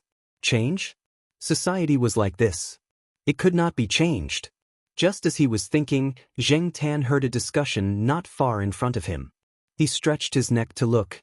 Zheng Tan saw a colorful dog with a basket in its mouth. It followed someone all the way to a stall selling vegetables. There were puppies in the basket. They looked slightly smaller than the one in Old Man Lan's car. Because of the angle, Zheng Tan could not see how many puppies there were. He could only see half of a puppy's head. The rest could not be seen. Because of this, many people gathered around to watch. Old Man Lon also pushed the car over. Fortunately, there were not many people in the market at this time. Otherwise, the car would not be able to be pushed in. "This dog is for sale, right?" someone asked. "Yes, it's a family dog. It's very obedient. We let it carry the basket and it came over," the stall owner said. "This bitch doesn't know that it's selling puppies, right? Sigh, it looks so pitiful." Although some people pitied it, the people who gathered around were just saying. However, there were really people who wanted to buy a dog. One of them was a person who opened a restaurant nearby. It was not time for work yet. That person was looking for someone to chat with in the market. When he saw the dog, he wanted to raise it. The restaurant had to be guarded against thieves. It also served as a deterrent to those who wanted to cause trouble. "This dog is not bad. This shrimp waist is long." The restaurant owner looked at the bitch holding the basket just now. His eyes were shining. He had raised many dogs in the past few years. He had a good eye. "What's wrong? Boss Lu, is there such a thing about dogs? Tell me if I'm interested, we can buy one. My family's warehouse really needs a dog to guard it." Another middle-aged man came over and said, "Yo, Boss Wang, why are you here?" Boss Lu, who opened the restaurant, did not ask much. Seeing that everyone was looking at him, he began to talk. "This dog is not as lowly as others say. It can hunt and guard the house." Boss Lu talked about the dogs he raised in the past. The people around him had nothing to do at this time, so they all came to listen to the story. Old Man Lon also listened with interest, but because he was pushing the cart, he couldn't get too close. He could only see the bitch squatting next to him from the gap between the people in front of him. In fact, Jing Tan listened to Boss Wang's words. This person might not really know much about dogs. He was just basing his words on the fact that he had raised a dog before. In addition, he had learned a little from other people. It was possible for him to bluff people here. That person also said that the dog he raised was good. Oh hey, I laughed at that time. It was obviously a dog used for hunting, but he raised the dog to look like a pig with a bucket waist and was proud of it. I was embarrassed to say that he was far worse than the shrimp waist dog I raised before. Our dog can jump 3 or 4 meters in a jump. It can be sold in some places for tens of thousands of yuan. When the people around heard this, they couldn't help but exclaim. Listening to everyone's praise, Boss Lu, who opened the restaurant, became even more proud. He coughed, restrained the smile on his face, and said with the look of a professional expert, "However, if it is used as a hunting dog, the choice of dogs still depends on the terrain and the place. Is it a plain or a hill? Is it a small mountain or a big mountain? Different terrains require different hunting dogs. For example, if you get a thin dog to fight a big mountain, it can't fight a wild boar, so it still needs a big dog like Castro. But if you use a dog that can fight a big mountain to catch a fox or a wild rabbit on a plain, it may not be able to outrun it. But then again, in fact, this dog is good as long as it is used well." Then, a bunch of people around him went, "Yes, yes, yes," in agreement. "Boss Lu, what is a thin dog?" Someone selling vegetables at the back of the stall asked. Boss Lu sat on the chair given by the stall owner, crossed his legs and answered slowly, "It's a thin dog. Just like its name, it's slender and streamlined. When it runs, tsk, it's as fast as an arrow shot out. Thin dogs are our country's traditional hunting dogs. Do you know the howling celestial dog of Erlang Shin in the legend? That's the original form of a thin dog." There was another round of exclamations of, "Oh," around him, which satisfied Boss Lu's vanity. Feeling that it was about time, Boss Lu didn't say anything more. He got up and patted the inconspicuous dust on his legs, saying, "But it's hard to find a good dog now. It's always not perfect. It's hard to find a good dog." After saying that, Boss Lu walked to the stall of the person who wanted to sell the puppies. The female dog that was squatting next to him had been taken away by the female owner. If the dog was sold, it wasn't good for the female dog to stay here. It could easily cause trouble. Although the female dog came over with the basket in her mouth, she might not know that the puppies in the basket were going to be sold. To be on the safe side, it was better to take the puppies away. "How much is your dog?" Boss Lu asked the stall owner. "Don't sell it for tens of thousands of yuan just because of what I said just now. I won't do it." This dog indeed wouldn't go up to tens of thousands of yuan just because of what Boss Lu said just now. This dog sold for tens of thousands? Huh, some people around couldn't help but sneer in their hearts. Whoever bought it was an idiot. No one would buy it for hundreds of yuan. Just listen to the story. As experienced peddlers, these people around them would not be fooled by Boss Lu's few words and stories. How could they sell vegetables if they didn't have a brain? When the stall owner heard Boss Lu's words, he smiled honestly. "How could we? We're only going to sell this dog for 100 or 80 yuan. In fact, they originally only intended to sell it for 30 or 40 yuan. They didn't expect Boss Lu to come up with this idea, so they took this opportunity to raise the price. Hey, I gave you a stick and you climbed up. The prices of the neighboring stalls are the price of big dogs. However, I'm interested in your dog's waist. 80 yuan, I'll take this dog." Boss Lu pointed to the puppy in the basket that was almost the same color as the female dog and said, in fact, if the price was really too low, Boss Lu would lose face. After all, he had just praised the female dog. The price of the puppy should be higher than other dogs. It was because of this that he didn't bargain much after hearing the stall owner's offer. "Hey, okay, this dog is guaranteed to be much better than my female dog." The stall owner took out the little colorful dog that was clinging to the edge of the bamboo basket and handed it to Boss Lu. After Boss Lu gave the money, he looked at the puppy. Probably because he wanted to sell it, the stall owner did a simple cleaning for the puppy. It didn't look dirty, so Boss Lu took it and left. After Boss Lu left, Boss Wang, who said that he wanted to buy a dog to guard the warehouse, pointed to the dog in the basket that was mostly black with white limbs. I like this kind of dog that walks on snow. I'll take this one. Pack it in a bag. The people around listened and laughed. This was like buying a lunchbox, and he even packed it in a bag. The stall owner finally found a snakeskin bag and put the dog in it. He handed it over with a smile. When the two people left, the people around also dispersed. The stall owner looked at the remaining dog in the basket and sighed. Sure enough, this was the most difficult to sell. However, the price of the other two dogs had exceeded his expectations, which was a consolation. If the remaining dog couldn't be sold, he would sell it at a low price. Otherwise, he could sell it to those who bought it as meat dogs. If he kept it, he wouldn't have much food to feed it. Old Man Lon sighed as well. In fact, he had his eyes on the dog with 4 hooves treading snow. Although it wasn't a pure 4 hooves treading snow, it still looked better than the last dog. Even if he couldn't buy this dog, Old Man Lon wanted to buy the one with flowers. He didn't expect that the first to be bought was the little colorful dog, and then the walks on snow was one step ahead. There were only 3 dogs. The 2 that Old Man Lon liked couldn't be bought. As for the remaining one, Old Man Lon frowned. He felt that it wasn't good enough. Not only did Old Man Lon look down on it, but the people around also looked down on it. In fact, as long as the fur color changed, there were still some people who were willing to buy it, but the problem was that many people disliked the fur color now. Moreover, the remaining dog in the basket didn't look as energetic as the previous 2. It quietly squatted in the basket. When the 2 dogs were making a big fuss, it didn't move much. The fur color was bad, and the spirit was poor. Who would want to buy it? Although it was only a few dozen yuan, the people in the market didn't want to spend it for nothing. For them, it was better to buy a few packs of cigarettes. I know dogs with this color. When they grow up, the color of their fur looks like they have skin disease. It's so ugly. Not far away, a stall owner selling pork said, I don't think it looks good either. Another stall owner followed. It really doesn't look good. It has mixed fur. Someone around agreed. Old Man Lon didn't want to buy it after hearing that. First, he didn't like the color of the dog's fur. Perhaps it was because of the flowers, he preferred a slightly more pure color. Even if it wasn't a pure color, it was fine with some other colors. However, he didn't like this kind of mixed fur.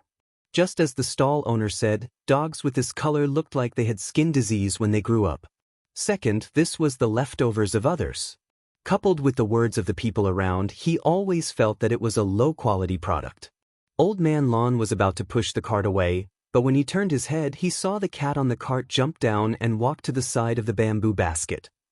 Chapter 388. Although the dog in the basket was less active than the other 2, its eyes were not as listless as they looked. When Zheng Tan approached, he could see a little vigilance in the puppy's eyes. The remaining puppy's fur color was gray, and its fur was mixed with dark brown and even almost black stripes. At first glance, it reminded people of the tortoiseshell cat. However, the tortoiseshell cat's fur color was more mixed and there was no pattern. There would not be such a relatively uniform distribution of color spots. After staying in the pet center for a long time, Zheng Tan had also seen a lot of dogs and heard a lot about various dogs. Once, Zheng Tan wandered around the pet center after completing a task at Xiaogua's place.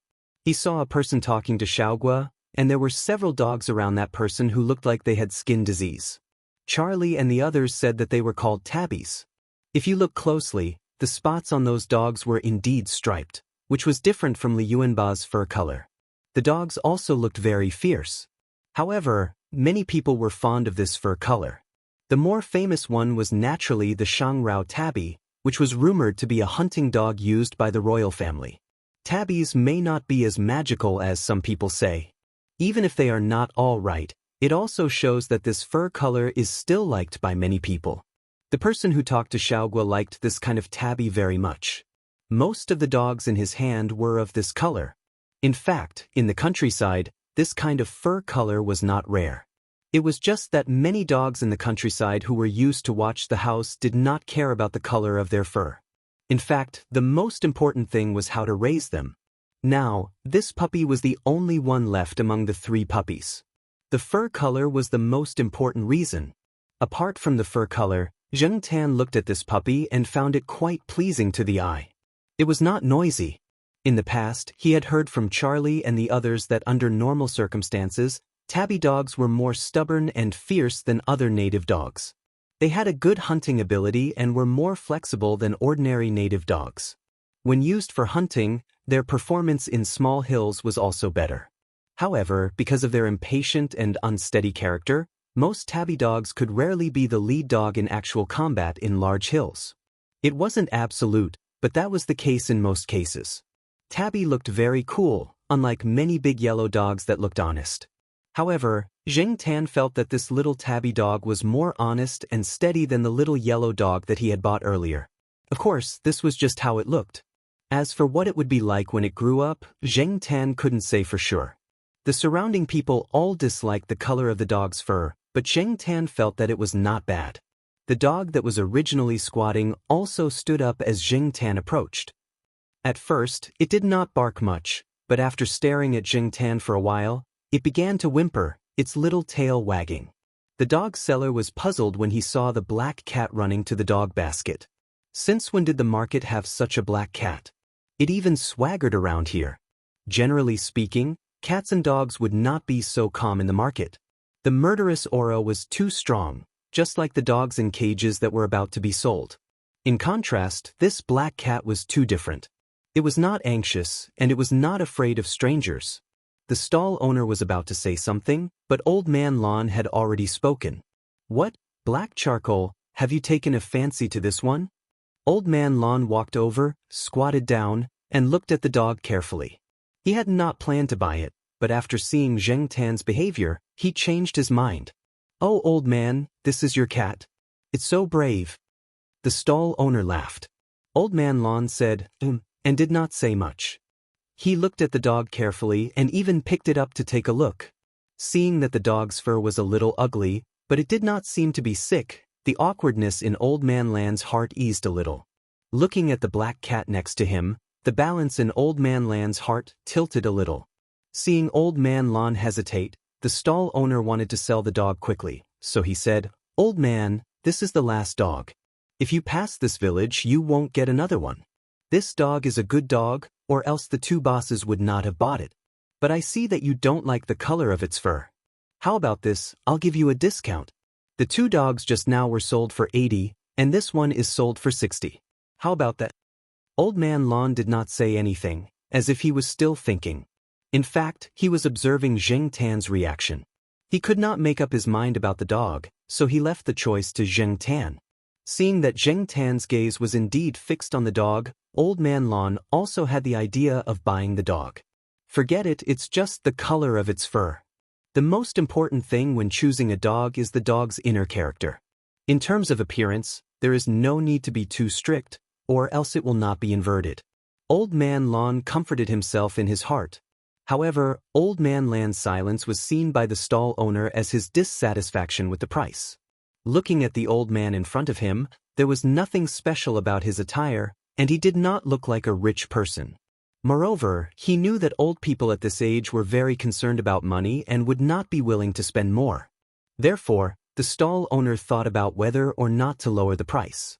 Hearing the barking of a dog, the stall owner looked towards the electric tricycle.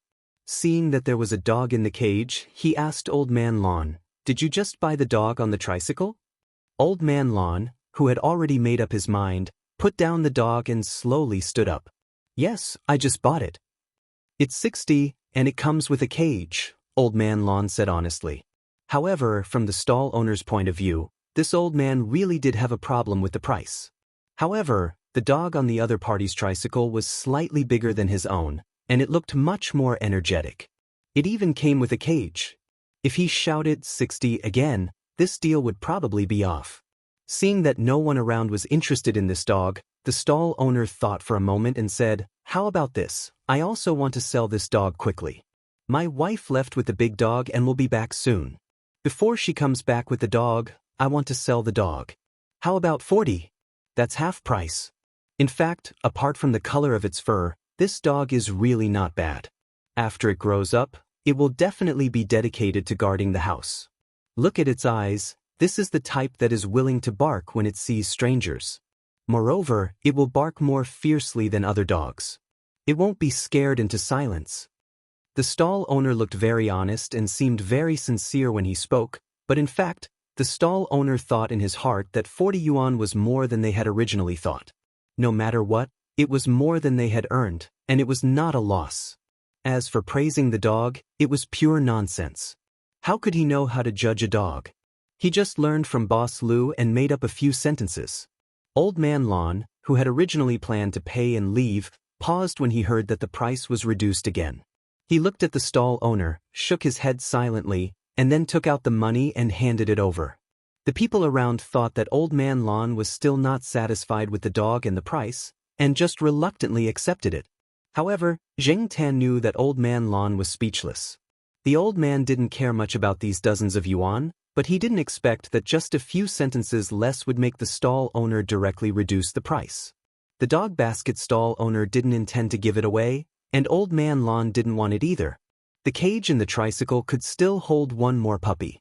The two puppies could just squeeze together. Anyway, they would be able to go back soon. The two puppies squeezed into the cage. They were both puppies, so they didn't fight much. However, the little yellow dog was more lively and took the initiative to tease them a few times. Zheng Tan watched from the side. Two puppies, less than 100 yuan combined, how cheap it was. They were both dogs, but compared to those expensive breeds, the price was 100 or 1,000 times higher, or even more. Zheng Tan didn't dare to guarantee how these two puppies would grow up in the future. Didn't Old Man Lon say that it was Old Man Lan's own responsibility if he raised them wrongly in the future? It had nothing to do with Zheng Tan. After returning to school, Old Man Lon placed the two puppies in the small flower bed and didn't bring them back to the family building. Old Madame Zhai cooked some rice paste and mixed some ground meat for the two puppies to eat. The two puppies ate happily. Old Man Lon gave the two puppies names. The little yellow dog was called Qian Li, and the one with Tabby was called Shun Feng. Old Man Lon hoped that these two puppies could be as capable as the clairvoyant, and ears, and guard the small flower bed well against those who had bad intentions. The pot of orchids was still blooming. It took longer than other varieties of orchids to bloom, which surprised many people. Since the orchids were found, Old Man Lan's small flower bed wasn't open to the public. Only a few people who were close to him were allowed to enter. The media also cooled down. It wasn't that they didn't want to report, but that the higher-ups didn't allow them to continue reporting. Old Man Lon also had the same intention. He didn't want to attract more people who had bad intentions. The puppies were still young, so Old Man Lon didn't give them a nest. He used a cardboard box to make a temporary kennel for them. When the two puppies grew up, he would use wooden boards to make two bigger kennels. When Old Man Lon brought the two puppies to the pet center for a checkup, he found out from the staff that Shun Feng was a dog with Tabby's fur color. The staff at the pet center deliberately wanted to comfort Old Man Lon, so they exaggerated a little. Old Man Lon was on cloud 9 after hearing it. In fact, no matter what, wasn't it just a mongrel? Many people still looked down on it. However, Old Man Lan's awkward thoughts were now gone. Instead, he was a little proud. When he returned to school and saw Zheng Tan, he smiled amiably. "Black charcoal, you have good taste." Zheng Tan looked at the old man humming a tune as he walked away, thinking that he was still young. When he grew up, he would know whether his taste was good or not. However, every time he heard Old Man Lon say, "Shun Feng," Zheng Tan always felt that something was wrong. He would consciously add the word, "delivery," in his heart. Later, Old Man Lon probably also felt that it sounded like a delivery man, so he changed it to Shunzi. Mongrels were easy to raise and grew quickly. The two puppies also had good adaptability. After a few days in the small flower bed, they ran around the yard. Besides Zheng Tan, the first cat the two met was Sheriff. Originally, Sheriff ran to the small flower bed to eat the flowers. Now, he ran to the small flower bed frequently because of the two puppies. Zheng Tan already knew that Sheriff was more interested in dogs than cats. At first, the Sheriff was just curious and didn't go over to play with the two puppies. Instead, he stood on top of the flower shed and looked at the two puppies playing below. He stretched his neck very long, as if he wished he had a giraffe's neck. His gaze followed the two puppies. After discovering the cat squatting on the flower shed, the two puppies came to the bottom of the flower shed. The little yellow Qian Li, opened his mouth and barked at Sheriff with an obvious cry of a young dog. The roof of the flower shed was sloped. The highest part was about 3 meters from the ground, and the lowest was less than half a meter. The place where Sheriff was squatting was about 1 meter from the ground. Otherwise, the two puppies wouldn't have noticed him.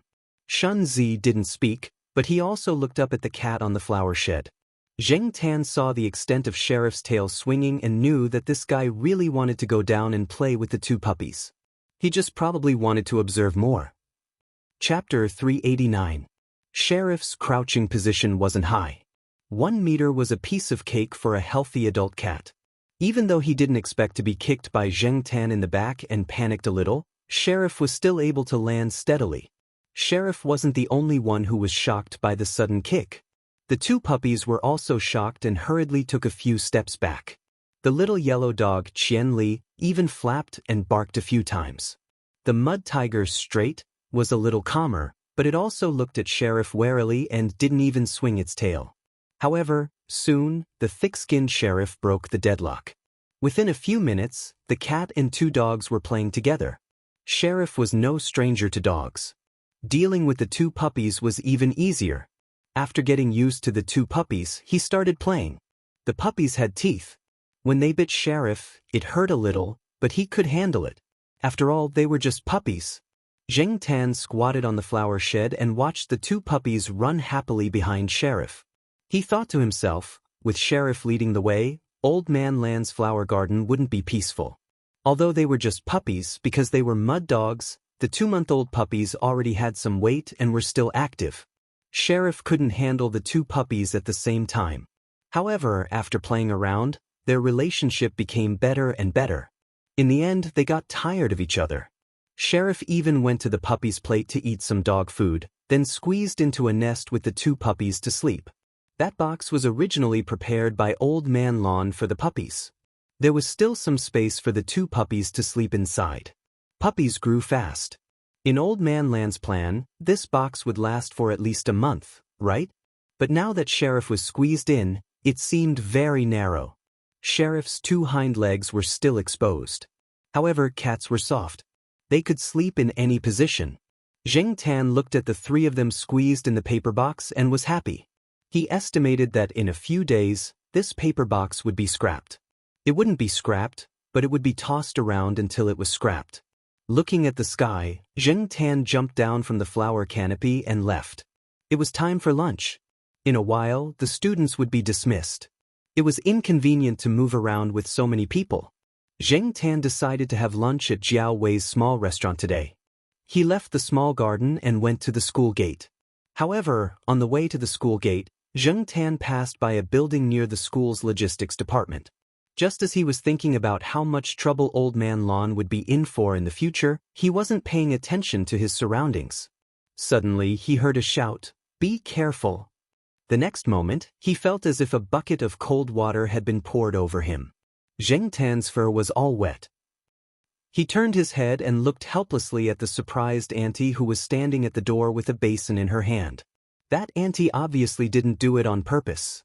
Under normal circumstances, no one would come here, and she was used to splashing water. Who knew that a cat would suddenly appear? It was probably the water used to wash fruit. Zheng Tan could even smell a bit of fruit. The auntie holding the plastic basin was stunned for a moment. Then she said to Zheng Tan, "Hey me, come here. Auntie will help you wipe it." As she said that, she took out a pack of tissues from her pocket and waved at Zheng Tan. Zheng Tan looked at the auntie's figure. She was, well, a strong woman. Her arms looked very strong. Zheng Tan thought about it and decided to leave. After he left, Zheng Tan saw that there was no one around. He stopped and shook his fur twice. Not much water came out.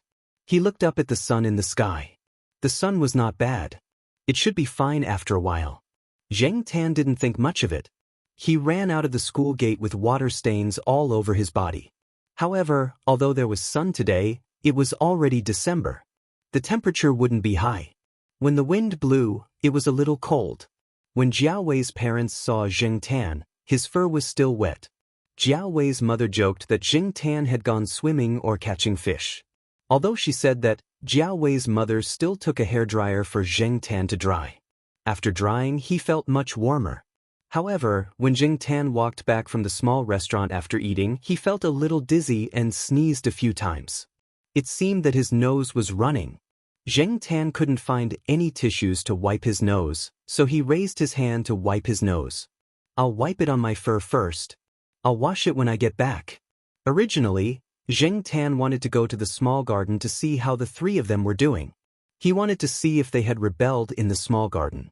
However, because he didn't feel well, he decided to go home and take a good nap first.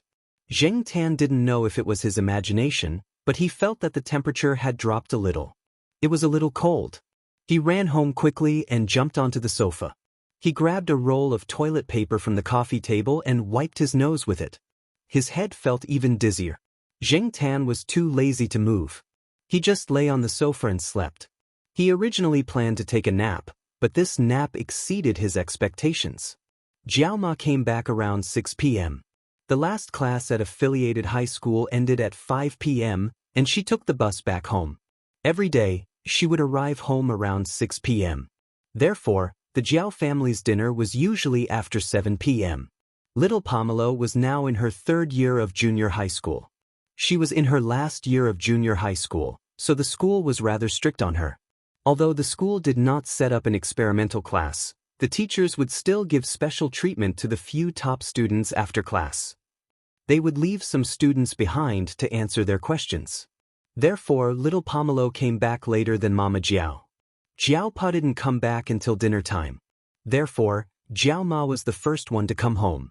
Jiao Ma stood at the door, wondering if her cat had forgotten the time and hadn't come home yet. If Jing Tan was at home, he would turn on the lights in the living room and leave the wooden door open. Everyone in the Jiao family knew to turn on the lights and open the door. They had gotten used to it over the years. Jiao Ma took out her key to open the door. It was dark in the house. The lights in the hallway weren't very bright. They couldn't illuminate much of the room. Jiao Ma turned on the lights in the living room.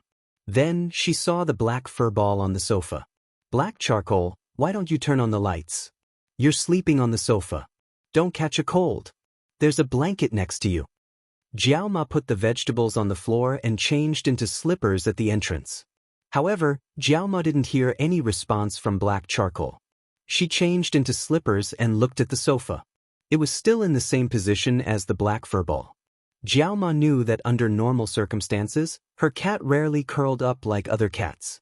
When Black Charcoal slept alone on the sofa, it would stretch out and lie on its stomach, as if it wanted to occupy the entire sofa. Sometimes it would lie on its side.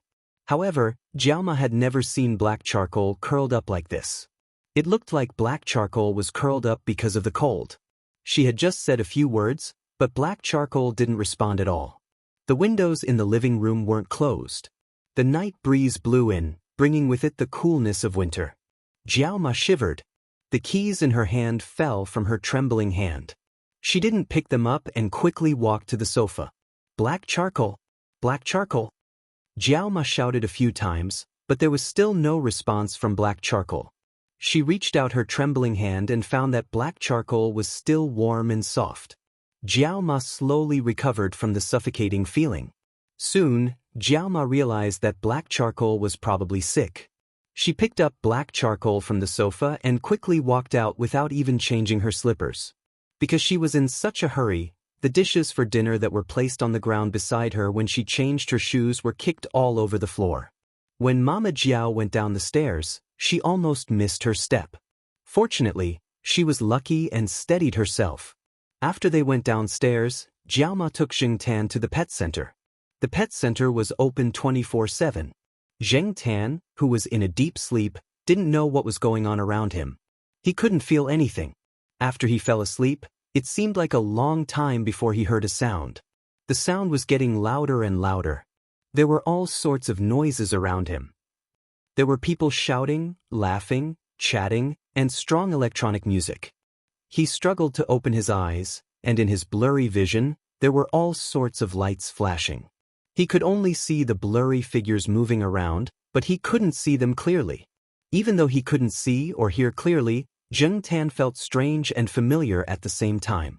Aside from the blurred vision, the sounds around Jing Tan made her already dizzy head hurt even more. It was as if someone was drumming beside her ears, causing her to feel dizzy and dizzy. A figure approached him. Even though it was close, Jing Tan couldn't see what the person looked like. Jing Tan, are you really drunk? You can't hold your liquor at all. His voice sounded indistinct and indistinct. It had been a long time since someone called him Jing Tan. When he heard it, Jing Tan didn't react. Even after he reacted, he couldn't remember who the owner of the voice was. Jing Tan tried to open his eyes wide to see who was in front of him, where he was, and what was going on. But it was still in vain. He was so close that he could touch him, but he seemed to be thousands of miles away. This made Jing Tan feel conflicted. This feeling didn't last long. Jing Tan found that the world was gradually out of balance and became distorted. His blurry vision was distorted and he couldn't see anything. The people and things around him seemed to be farther and farther away. Jing Tan wanted to say, "Wait, I haven't seen clearly yet." But the world became quiet again and there was nothing around him. After a long time, Jing Tan gradually heard a vague sound. The sound gradually became louder and clearer. It wasn't as blurry as before. Jing Tan felt that he was poked. It wasn't hard, just a light poke, and it was a little itchy. Then, Jing Tan heard a familiar voice. "Why isn't Brother He awake yet?" Oh, it was Er Yuan from Er Mao's family. Er Yuan was almost 2 years old now. With Er Mao's talkative father around, Er Yuan learned to speak very quickly. "Er Yuan, don't mess around. Brother He is just sick and sleeping. He needs to rest." It was another voice. It was Fatty Wei, Celestine's brat, who was getting rounder and rounder. "Sick?" Er Yuan asked. "Yes, my dad said so." His original words were He. What's Brother He's name?" Fatty Wei wanted to repeat his dad's words, but he forgot what He was. What was his name again? Fatty Wei suddenly couldn't remember. They usually only called him Brother He and had almost forgotten Jing Tan's cat name. "Er Yuan, what's Brother He's name?" Fatty Wei asked. "Hey." Er Yuan tried hard to remember how his dad called him Brother He. After thinking for a few seconds, he slowly said, "It's Hey Bun." Chapter 390. When Jing Tan opened his eyes, he found himself in a small room of about 10 square meters. There were some medical equipment in the room, and there was an unpleasant smell of medicine in the air. The only people in the room were Fatty Wei, Yuan Er, and Yuan Er's mother. When the two children were talking, Yuan Er's mother, Gong Qin, was sitting at the side reading a book about how to take care of sick pets. As for the black steamed bun that Yuan Er mentioned, she had misheard and remembered wrongly. Er Mao kept calling Jing Tan black coal, and Yuan Er only remembered 3 words. After thinking for a long time, she thought that it was probably black steamed bun. She had eaten steamed buns this morning, so she directly thought of the word steamed bun. Fatty Wei and Yuan Er were arguing about whether Brother He's name was 2 or 3 words. When they saw Jing Tan open his eyes, the two children were stunned for a moment, then shouted loudly, Mom, Brother He woke up." "Dad, coming quickly." Brother He opened his eyes. Celestine and Er Mao were talking outside. When they heard the voices inside, they opened the door and came in. When they looked at the cat bed, the cat on the bed was stretching his limbs and yawning. "Yo, Black Coal woke up." Er Mao laughed. After saying that, he called Xiaoguo and informed the Jiao family. "It's good that he woke up. He's fine now that he's awake," Celestine said. When Jing Tan was unconscious, Xiaoguo asked someone to check on Jing Tan. They suspected that he had caught a cold, but what was strange was that after injections and medicine, his body temperature returned to normal, and his breathing returned to normal. He recovered much faster than other cats, and it seemed that there shouldn't be any major problems. However, Jing Tan didn't wake up. It was as if he was in a deep sleep, and he maintained this state for a week. This really worried the Jiao family. Xiaoguo also invited a lot of specialists and even asked some famous veterinarians, but none of them could solve the problem. He could only wait. Now, after learning that Jing Tan had woken up, Xiaoguo brought some people to give Jing Tan a comprehensive checkup. The result of the checkup was that everything was normal, and its condition was much better than that of other cats of the same age. Whether in terms of bones or muscles, It was much better than other cats of the same age. There was no sign of aging at all. The Jiao family breathed a sigh of relief when they received the diagnosis. However, when they asked if something similar would happen again, the doctor at the pet center could not give a definite answer. Compared to humans, the treatment methods for pet diseases were not as perfect. All kinds of situations were possible. All they could do was record the case and then discuss it. If they couldn't find the answer, there was nothing they could do. So, the best way is to pay more attention to the cat. Don't let the cat get sick, so it can stay in good condition for a longer time, Xiaogui said to the Jiao Pa, Jiao Ma, and Jiao Ma. Since everything was normal, Zheng Tan didn't want to stay in the pet center anymore. He went straight home with the Jiao Pa, Jiao Ma, and Jiao Ma. Zheng Tan was sick for a week. During this week, Zheng Tan stayed in the pet center. Xiaogui specially prepared a separate room for Zheng Tan. This was a special treatment. The Jiao family was very worried when they found out that Zheng Tan was sick. They blamed themselves for neglecting Zheng Tan because they were busy with their own things. That was why Zheng Tan caught a cold. It wasn't a big deal for humans to catch a cold, but it was different for animals. A small illness could be dangerous if it wasn't treated properly, let alone Zheng Tan, who was gradually entering his old age in everyone's eyes. During his hospitalization, the Jiao family came to visit him several times a day. Their phones were turned on 24 hours a day in case something happened. Little Pomelo and Jiao Yuan were in their third year of middle school and high school respectively. Both of them had their monthly exams at the end of November. Because of Zheng Tan's illness, their exams were affected, especially little Pomelo. If it weren't for the Jiao Pa's supervision, she would have missed the exam. As for the Jiao Yuan, Jiao Pa, Jiao Ma didn't intend to tell the Jiao Yuan. Unexpectedly, the Jiao Yuan noticed something was wrong from Jiao Ma's condition. He called several eyes and ears in the villa complex to find out what was going on. Only then did he know that Zheng Tan was hospitalized, so he asked for leave and went back home that day. Knowing that the Jiao family wasn't in their best condition because of his illness, Zheng Tan felt very complicated. He probably didn't expect that he would have such a big influence. He felt a little guilty, but at the same time, he was a little happy. It was a good thing to be valued and cared about, because it proved that others cared about you. However, after this, Zheng Tan thought that he had to be more careful. In half a year, the Jiao Yuan and little Pomelo would have important exams. He shouldn't get sick during this time. Even if he got sick, he had to hold it in until the two finished their exams. He didn't want to affect their performance in the exam. At that time, the Jiao family didn't spread Zheng Tan's condition, but Heir Mao, who lived in the same building, found out very quickly. After he found out, Celestine also found out very quickly. The two of them even came to visit Zheng Tan a few times when they were free. It was just that Zheng Tan hadn't woken up at that time. Today, Celestine got off work early, so she brought Fatty Wei over. Heir Mao also brought Heir Yuan. These two brats weren't in kindergarten yet, so they had plenty of time. Thus, Zheng Tan heard the conversation between the two brats when he woke up. Speaking of brats, Xiao Mao somehow found out about Zheng Tan's illness. She asked Xiao Zhuo to bring her to the pet center to visit him. Zheng Tan only found out about this after that.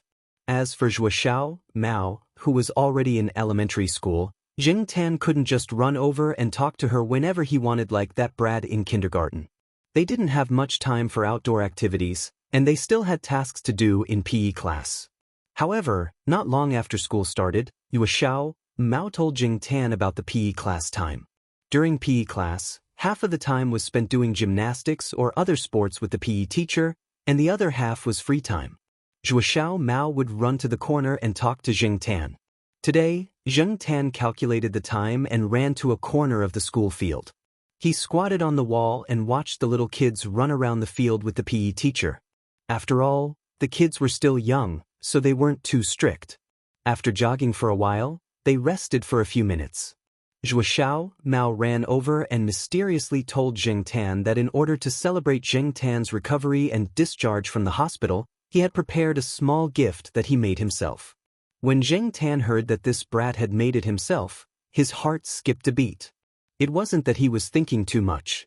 Last year he received 2 gifts from this brat. 2 greeting cards. One was given during the Dragon Boat Festival. When the card was given, it came with a bottle of grape juice. Zheng Tan thought that it was for him to drink, but he didn't think that the bottle of grape juice was for the greeting card. Zheng Tan went home with mixed feelings and poured the grape juice on the opened greeting card. Not long after, he saw a large abstract-style dumpling painting on the greeting card. As for the second greeting card, it was given by Zhuoxiao Mao during the Mid-Autumn Festival. This time, there was no grape juice. Very good, but Zheng Tan used the time when there was no one at home to open the greeting card in his room. Then, according to Zhuoxiao Mao's instructions, he held little Pomelo's hairdryer and blew on the greeting card for a long time. When the greeting card was hot, something appeared on it, an abstract-style painting of a mooncake. Zheng Tan's feelings at that time, therefore, now that Zhuoxiao Mao said that he wanted to give Zheng Tan a small gift to celebrate his recovery, Zheng Tan's beard trembled. He was afraid that this brat would come up with an especially funny gift. The PE teacher blew the whistle to gather the students. Zhuoxiao Mao quickly said to Zheng Tan, "The gift isn't ready yet. I'll give it to you after Christmas." Then he ran away. Zheng Tan shook his head. Forget it, he didn't want to argue with this brat. Seeing that it was about time, Zheng Tan took a small stroll around the campus. Then he ran to Jiao Pa's office at the Institute of Biological Sciences. Ever since he fell sick, Zheng Tan didn't have as much freedom as before. The Jiao family felt that they had trusted Zheng Tan too much in the past, and that was why this incident happened. They only found out about it after he fell sick for a long time. If they had found out about it a little later, would there have been an accident? The Jiao family was worried. Therefore, after he recovered, he was grounded at home for a week. After that, he ate specially prepared nutritious meals for a week. Zheng Tan couldn't take it anymore. It was too disgusting. Eating nutritious meals for a week was the result of his tolerance. After protesting several times, Zheng Tan finally stopped eating nutritious meals. However, the Jiao family felt that Zheng Tan's diet shouldn't be the same as before because he was gradually entering the old age stage. The food that was too strong and not good for cats was reduced. This made Zheng Tan feel very uncomfortable. However, this was already the Jiao family's concession. The Jiaopa even told Yi Hao, Boss Kai, and Feng Baijin that even if Zheng Tan went to the Institute of Biological Sciences, he wouldn't be able to eat the delicious meal that he was looking forward to. Mao even joked that Zheng Tan wasn't hungry. If he was really hungry, he could eat anything. Zheng Tan didn't refute this. However, he wasn't starving right now, was he? Zheng Tan thought to himself cheekily. In fact, Zheng Tan really wanted to say that he was very healthy. He was so strong that he could easily lift the dining table at home. However, he couldn't say that. Moreover, the Jiao family was scared this time. They no longer listened to Zheng Tan's wishes like before. If it was possible, the Jiao family even hoped that Zheng Tan wouldn't go out and stay at home. Unfortunately, this was impossible. The Jiaopa had already prepared lunch. After heating it in the microwave, it was Zheng Tan's lunch. After eating, Zheng Tan took an afternoon nap in the Jiaopa's office. After that, he climbed out of the window and wanted to stretch his body. It had been a long time since he went to the small forest at the edge of the neighborhood. Zheng Tan decided to go for a run. He quickly jumped and shuttled through the forest. He was as fast and as familiar as before. He wasn't rusty. I'm not old, Zheng Tan thought. I'm still young. After running for a while, he felt much better from his gloomy mood. Zheng Tan squatted on a tree branch to rest. He looked at the fallen leaves in the forest that had already turned yellow. They swirled and fell as the wind blew. Zheng Tan remembered the dream he had when he was sick. It was strange. He could still remember the dream so clearly after waking up. Moreover, Zheng Tan gradually remembered where that dream had been. It was a place where demons ran wild. It was a place he used to like to pass time. Sometimes, when he was in a bad mood, he wouldn't even go to class. He would call a few of his friends and go there. However, was that really a dream? Zheng Tan lowered his head and looked at his cat Paws. He let out a long sigh. After jumping down from the tree, Zheng Tan planned to go home. However, after taking 2 steps, he stepped on something. He pushed aside the leaves to take a look. It was a small piece of pencil. On it he could see the words 5B. It was probably lost by a student from the School of Fine Arts who came here to sketch.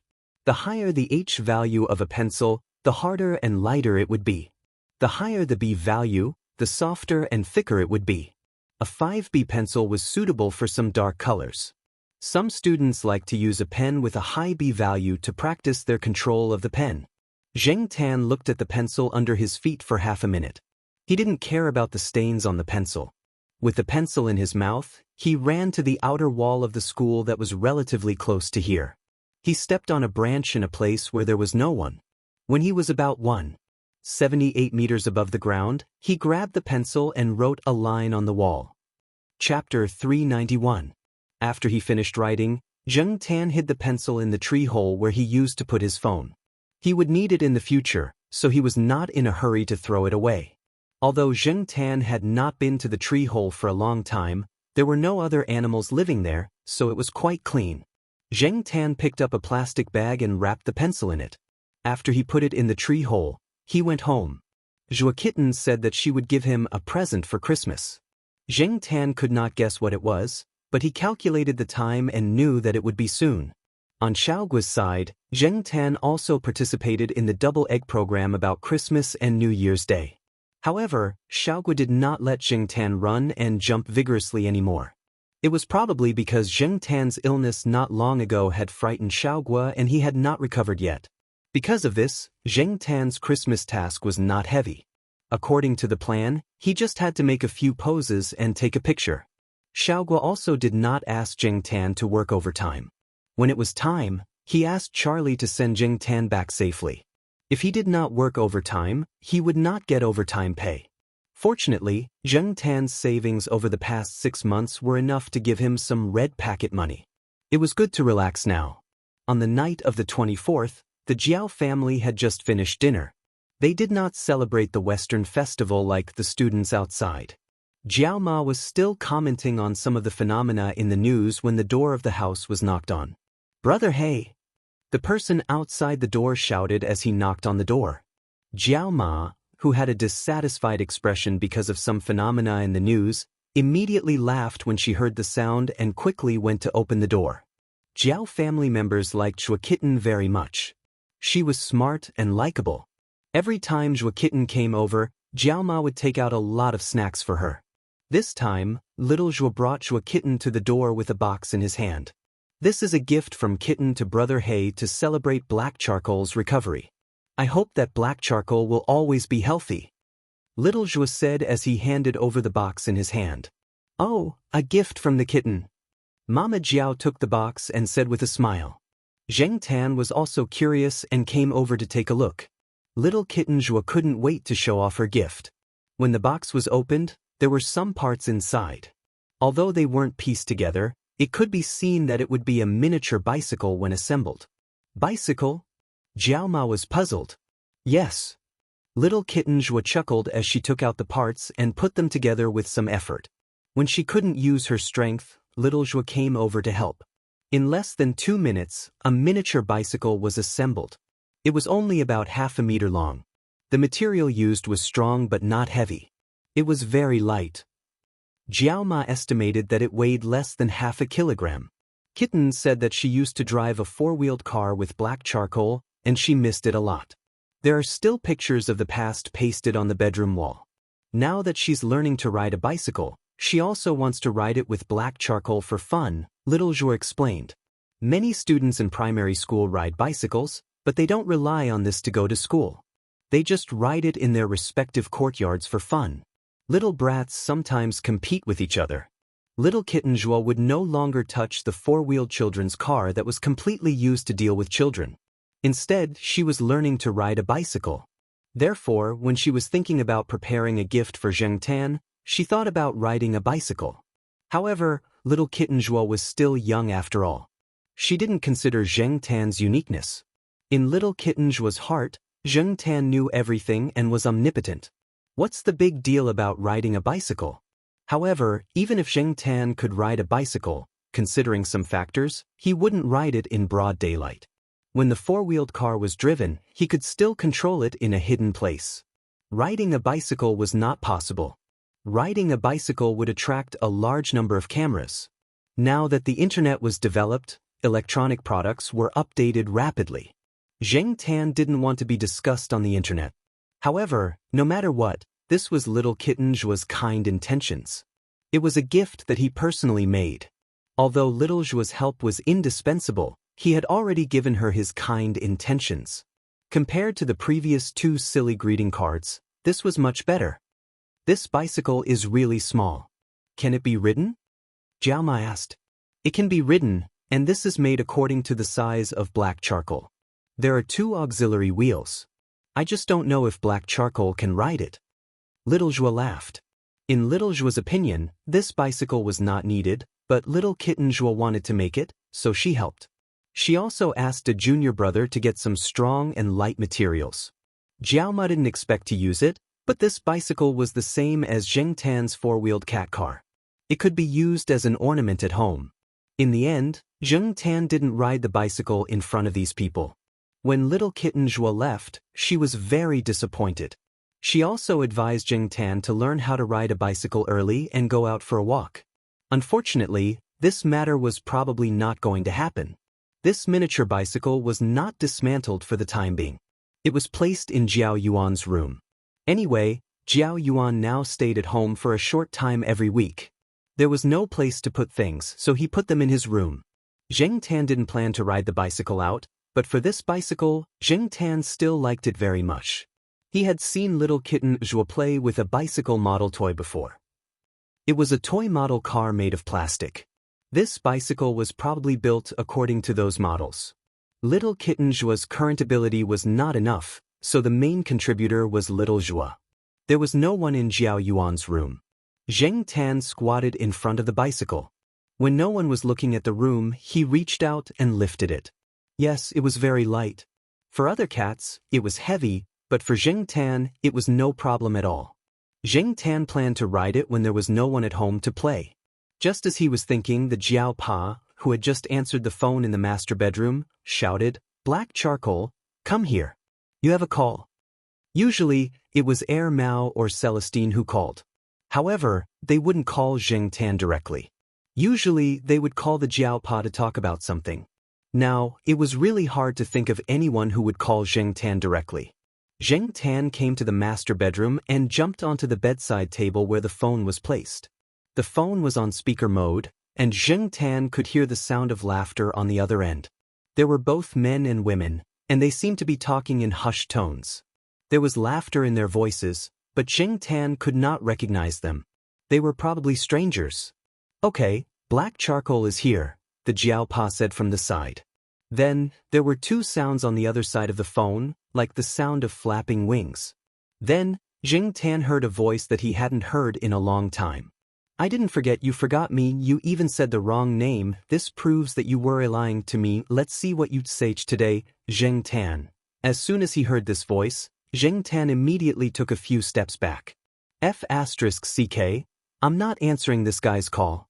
At the beginning of November, because the temperature in Chuhua City dropped sharply, the B***TCH bird was listless at home all day. However, after its owner took it to the warm south, the bird began to show off again. There was some laughter on the other side of the phone. It was obvious that there were a few people on the other side of the phone. They were probably the family of the B***TCH bird's owner, Professor Tan, who lived in the south. Professor Tan didn't let General Tan show off too much over the phone.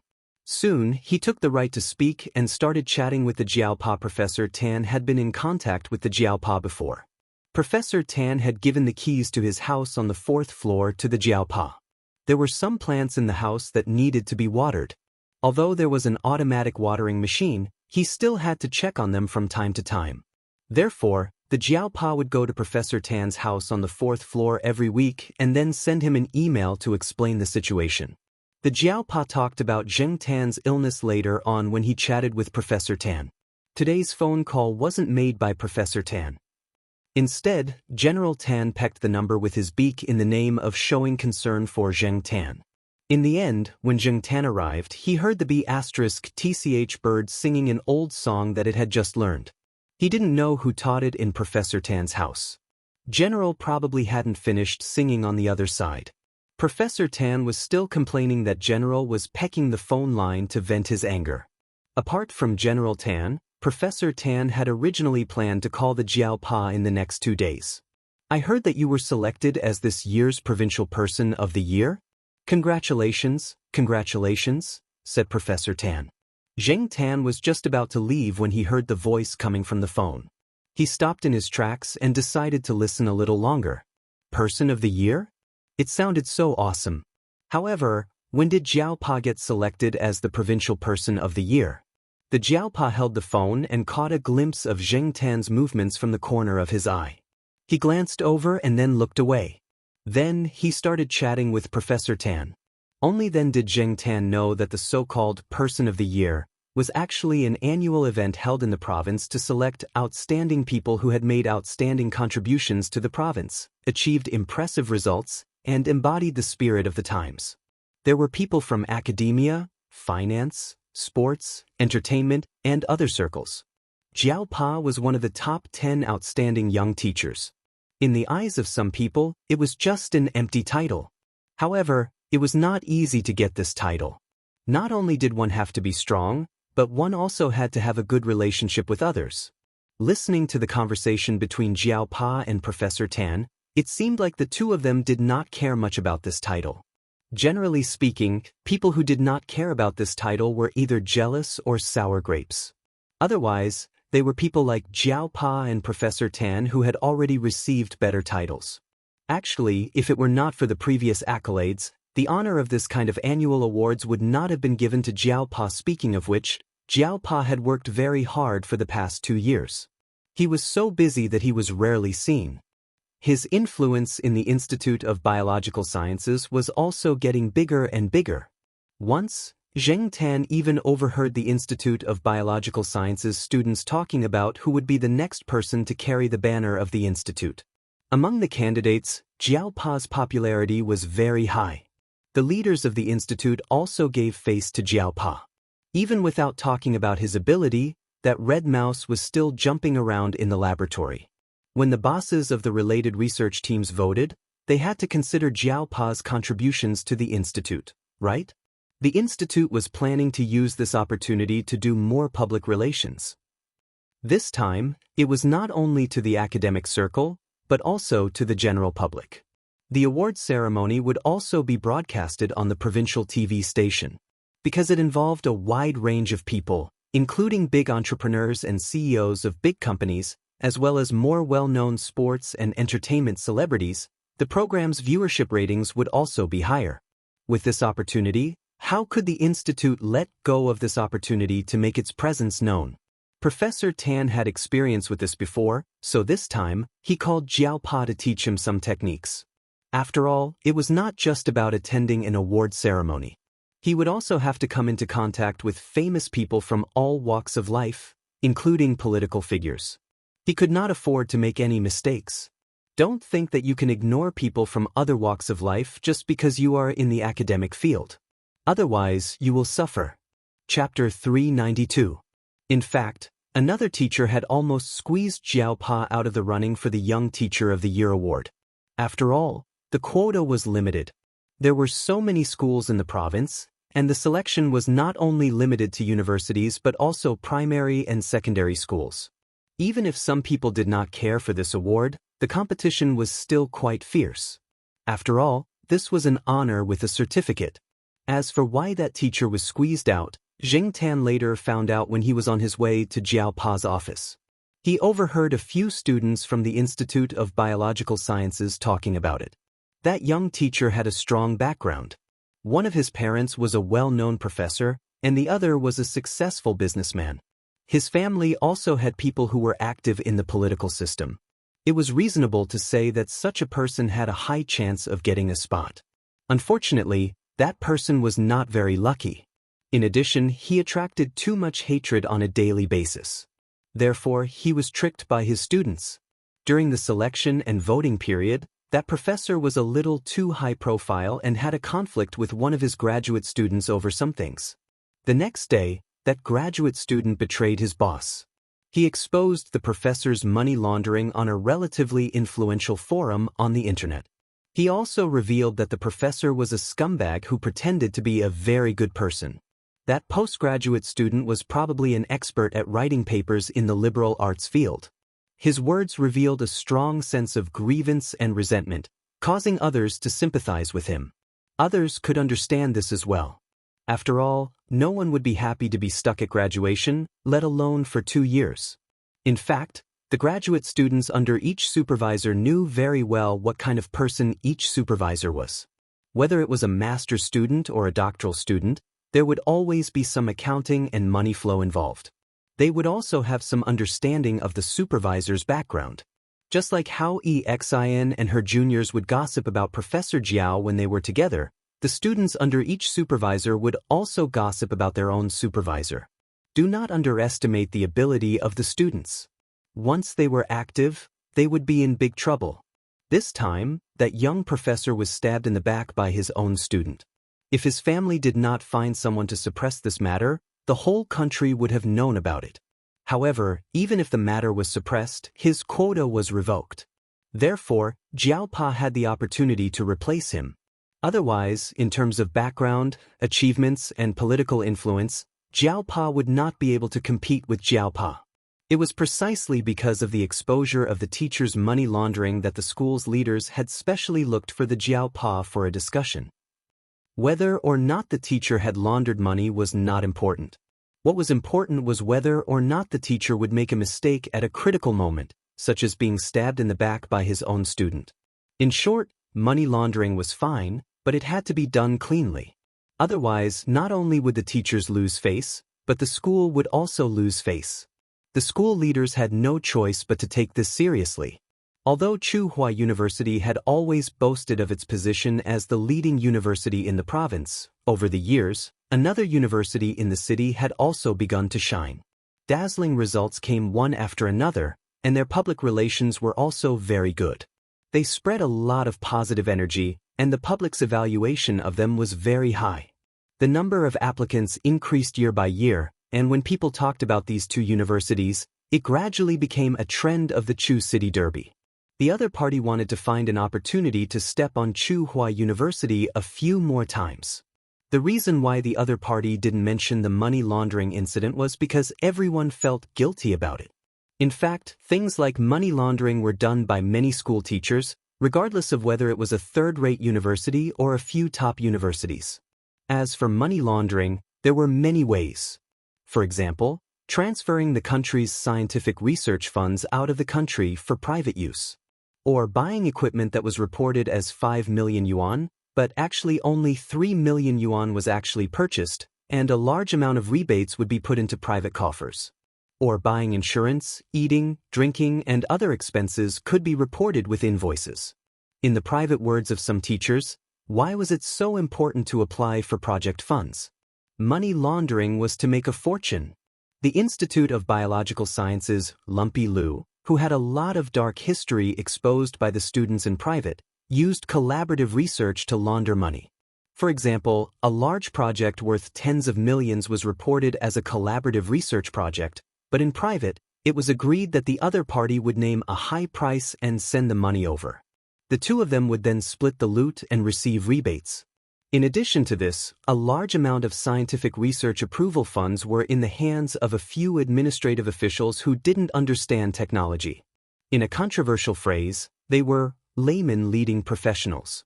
They had the power to decide life and death. The scientific research funds obtained by the universities could also be used as a source of bribes to the officials and some experts. Because of this, there was a popular saying in universities, running the Ministry of Finance to get money in. This ministry represented the Ministry of Education, the Ministry of Finance, the Ministry of Science and Technology, and other relevant departments. Fortunately, Jiao Pa had never used money laundering to make a fortune. Most of his money came from Yuan Ziyi's company, not from the project shares. When the company was established, Jiao Pa had contributed to it and had shares in it. Over the years, the company had grown in scale and had opened a branch in the south. This time, Yuan Zi's appearance at the provincial annual gala was enough to explain the situation. Jiao Pa had gained a lot of experience from Professor Tan and other experienced teachers. Jiao Ma had specially bought a suit for Jiao Pa to wear to receive the award. As for the suit, Jiao Pa couldn't buy something too extravagant. Otherwise, it would be difficult to explain himself if someone investigated. Instead, he would be accused of money laundering. Jiao Pa couldn't be too casual, or he wouldn't be able to keep up appearances. There would be a lot of celebrities at the gala. Although Jiao Pa didn't expect to be a tyrant, he couldn't be too insignificant and be looked down upon. It was rare for Jiao Pa to appear on TV, so everyone in the Jiao family was looking forward to it. The provincial annual gala was at the end of January, and it was almost winter break for the students. Those who had finished their exams early had already bought tickets to go home. Jiao Yuan and little Pomelo had just finished their exams and had a few days to rest.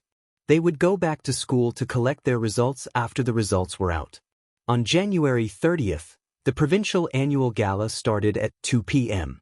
Yuan Zi came over early in the morning to pick up Jiao Pa and bring him to the gala. Today, Yuan Zi was dressed like a big boss. He was dressed more casually than Jiao Pa. His clothes were worth at least 100,000 renminbi, and he had specially chosen his car. It was low-key and luxurious. Jiao Pa had wanted to drive himself, but Yuan Zi looked down on him. Jiao Pa's car was too embarrassing for Yuan Zi. Anyway, they had the same destination, and they could just give each other a lift. Jiao Pa went to attend the gala, and the Jiao family sat in front of the TV. Actually, the gala was not broadcasted live. The provincial TV station's news would report about the gala, and tomorrow's newspapers and internet would report about it. Even though the Jiao family knew they couldn't watch the gala live, they still sat in front of the TV and waited. Jiao Yuan even turned on his computer to surf the internet. Unfortunately, he didn't find anything until lunchtime. During the gala, Jiao Pa's phone was set to silent. It was not convenient for him to answer the call while he was sitting in the hall. Dinner will be served in the afternoon, and Jiao Pa called home at 6 p.m. He said he would not be home for dinner and would be home later. Jiao Ma didn't want to ask too much over the phone. She was relieved to know everything was going well. Jiao Yuan, little Pomelo, and Zheng Tan listened to Jiao Ma while she was on the phone. Jiao Yuan still wanted to ask Jiao Pa to ask those celebrities for autographs, but Jiao Ma had already hung up. At 7:30 p.m., CCTV's news ended, and the provincial TV station's news followed suit. This time, the Jiao family's 3 people and 1 cat were all watching the news attentively. They didn't want to miss a single detail. "It's out! It's out!" Jiao Yuan said excitedly. On the TV, the provincial TV station's news was talking about the annual gala that was going to be held today. The venue was huge, and it looked very grand. There were several special shots of the provincial leaders. Jing Tan saw Heir Mao's father. He looked quite similar to Heir Mao, but he looked more serious. He looked more like Heir Mao's older brother. Well, to be a leader, one had to look mature. For someone like Heir Mao, who often made silly mistakes, it was better for him to be a freelancer. Most of the shots were focused on the provincial leaders. Zheng Tan also saw a few familiar faces, such as Mr. Lu. However, Fang Xiaokong was more familiar with Mr. Lu. Zheng Tan was more familiar with Mr. Lu's son, Lu Yao. He used to race cars with Mr. Lu. Now that Mr. Lu had grown up, he didn't play with remote control cars anymore. Instead, he played with the small sports car his father had custom-made for him. The rest of the people were mostly shown for a short time. A few celebrities could be seen. Jiao Pa was not very conspicuous in that short time, but he was still found out by the Jiao family. Yuan Zi was also found out. Among the top 10 outstanding young teachers, the one who was shown the most was a woman in her 30s who was teaching in a mountainous area. Everyone could understand this. Therefore, everyone was relieved that Jiao Pa was only shown for a short time. When Jiao Pa came back in the evening, Yuan Ziyi came up to talk with him. Compared to Jiao Pa's calmness, Yuan Ziyi was in a good mood. It was not because of the award ceremony, but because of what he had seen and heard during the gala. Jiao Pa knew that children in their teens liked to chase after celebrities. Without Jiao Yuan telling him, Jiao Pa brought a book to the celebrities to ask for their autographs. When the celebrities arrived, Jiao Pa gave each of them an autograph. Jiao Yuan and little Pomelo looked at the autographs while listening to Yuan Zi talk about the awards ceremony and what happened at the buffet after the ceremony. When they heard that Jiao Pa had asked for an autograph, one of the celebrities was very cold and impatient. Jiao Yuan, little Pomelo, and Zheng Tan stopped what they were doing. Which celebrity? Jiao Yuan asked. That one. Yuan Zi thought for a long time before he finally remembered the name of the celebrity. After Yuan Zi left, when Jiao Pa and Jiao Ma were not paying attention, Zheng Tan saw Jiao Yuan tear the page with the cold celebrity's autograph from the book and throw it into the wastebasket in the toilet. Say this kid. Well done. The next day, there were indeed a lot of discussions about yesterday's ceremony in the newspapers and online forums. In the more political pages of the newspapers, the ones who were mentioned most were the typical ones who had been selected by the provincial government. The others were just names, and there were only 1 or 2 sentences at most. However, in the entertainment section, there was a huge report. There were also many large photos of the celebrities sitting in the seats at the venue. There were also many articles that touched on many topics, such as which brand the celebrities were wearing at the venue, whether they had plastic surgery, what their hairstyles were like, how their breasts were, whether there were any family conflicts, whether the recent scandals were true, and so on. It was fine if it was in the newspapers. After all, it was in the entertainment section. But what about online? If one did not look at the entertainment section, one would look at the large community forums. On some of the more active public communication platforms, the majority of the articles were still about the celebrities. From their clothes, family conflicts, and their recent movies, everything was mentioned. Although there were some studios and promoters involved, there were too many articles. Some of the photos taken by the reporters at the gala were mostly celebrities. In the photos, there were many famous celebrities. Compared to the celebrities who were being chased by the reporters and getting autographs, interviews, and photos taken with them, the rest of the people seemed to be reduced to the background. There were more photos of the financial figures. People like Jiao Pa, who was a young teacher, were not paid much attention to. Jiao Yuan found a photo. The majority of the photo was of a celebrity with exquisite makeup. The people next to her and diagonally behind her were not mentioned in the article. They were reduced to mere passers-by. Many people replied to the post with words like, awesome. The reason why Jiao Yuan saved this photo was because it was the only photo of Jiao Pa that he could find. Although in the photo, Jiao Pa was only a passerby. This was a very common phenomenon. Many people who saw it felt that it was natural. Jiao Yuan had an argument with the people on the forum. He had just replied, the fame and attention of a celebrity is already high enough. Why don't you share it with others? And was attacked by the fans. Now, he was arguing with the people in a fit of pique. At the same time, he summoned his friends from the courtyard, Xianxia, Suan Lan Tianzhu, and the others to join in the fight. Zheng Tan was also unhappy. Zheng Tan also wanted to join in the fight. Unfortunately, there were people at home and Jiao Yuan had his computer. He could not hit anyone or touch the keyboard. His claws were itchy and he wanted to do something to vent his anger. After thinking for a while, Zheng Tan went out and went to the old tile-roofed housing area. After the orchid was found, Zheng Tan charged his phone and hid it in the old tile-roofed housing area again. The phone that Lu Ba gave him had a good internet function. Zheng Tan could not use the computer, so he used the phone to post. Zheng Tan spent 3 hours and posted a post of about 1,000 words. He didn't deny the influence of those celebrities, nor did he bring up Father Jiao's case. He just named a few media outlets and reporters, and listed a few examples that were recommended by the higher-ups to be more exposed and paid more attention to, including the young female teacher who taught in the mountains. Zheng Tan spent 3 hours typing out the 1,000 words. It was not that Zheng Tan did not know what to say, but that it was too difficult to use the phone to type. In the past, he did not feel anything when he typed a few words or a short sentence. Now, he realized that using the claws was too inconvenient. After posting the post, his claws were a little numb. Coincidentally, Zheng Tan's post was discovered by an influential scholar who reposted it on the forum he frequented. There were many sharp-tongued people in the forum who dared to speak and had a lot of public attention. After that, Zheng Tan's post became popular. Zheng Tan did not expect this. His original intention of posting the post was to vent his anger after he saw the pictures and reports and saw that Jiao Yuan was fighting with people in the forum. When the reporters saw the post that was very popular on the internet, their faces turned green, especially those media outlets and reporters who were named by Zheng Tan. They were so angry that they smashed their desks in the office. Chapter 393. No matter how much the reporters hated the person who wrote the article, it did cause a heated discussion for a period of time. Some mainstream media also came out to explain due to the public's influence. In a short time, the entertainment industry's coverage would be reduced by a lot, but at least it would be controlled to a certain extent. Because of this, some TV stations even aired interviews full of positive energy in response to the call of the higher-ups. There would definitely be people who would secretly investigate the person who wrote the article.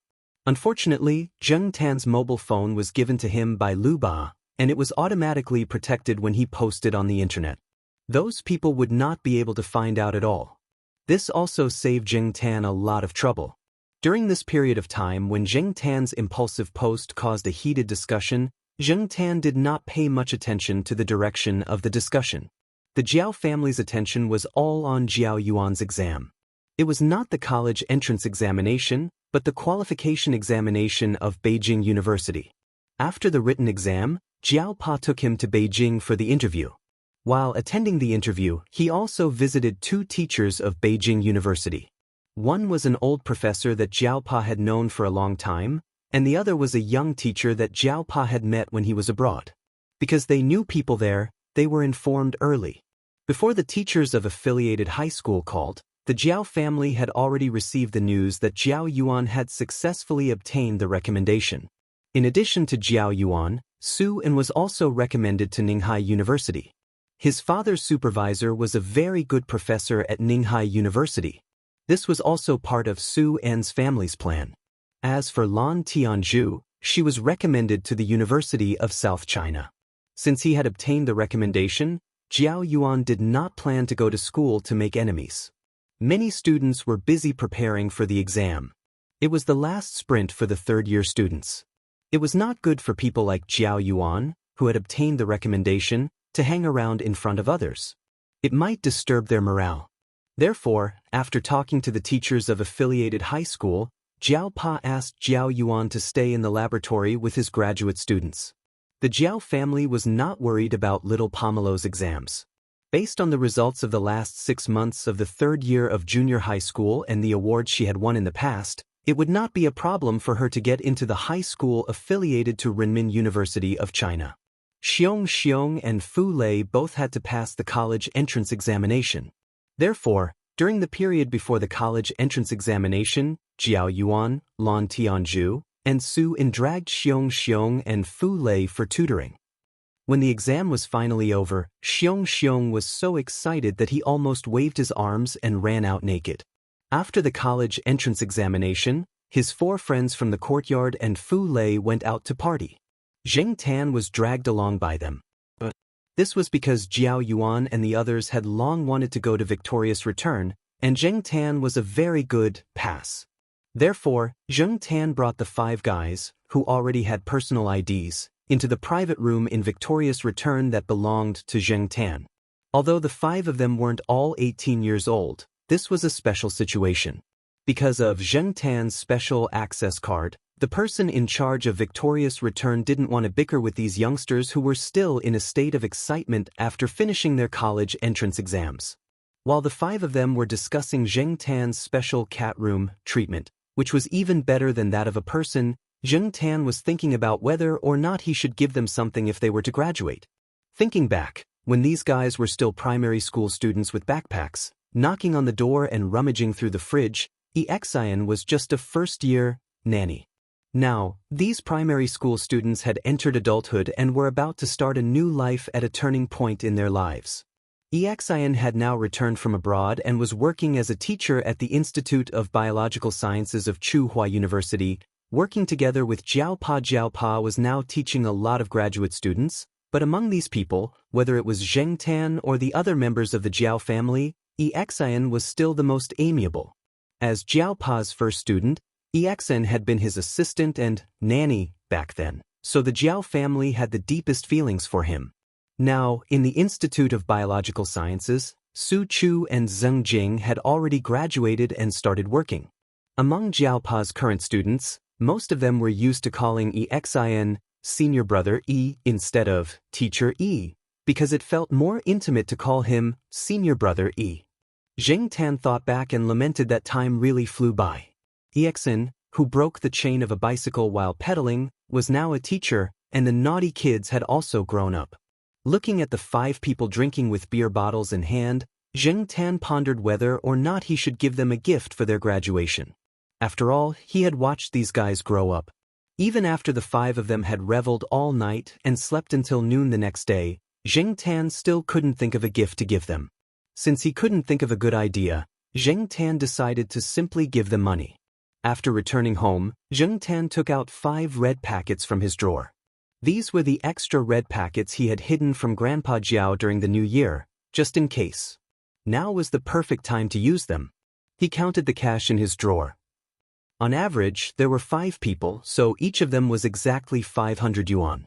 Once the results were out, the acceptance letters would be received, and the graduation banquets would be held one after another. Then, the 5 of them would have to go their separate ways. Fu Lei applied to another high school in Chuhua City. Although it couldn't compare to Chuhua University, it was still considered a good school in the province. Fu Lei's parents were already very satisfied. Compared to the hooligan who always liked to fight, Fu Lei's current performance had already exceeded their expectations. Xianxia was the only one who stayed at Chuhua University. However, his grades were still a bit off. His mother pulled some strings and forced Xianxia into the university. She didn't expect him to make a name for himself in the future. She just wanted him to make a name for himself.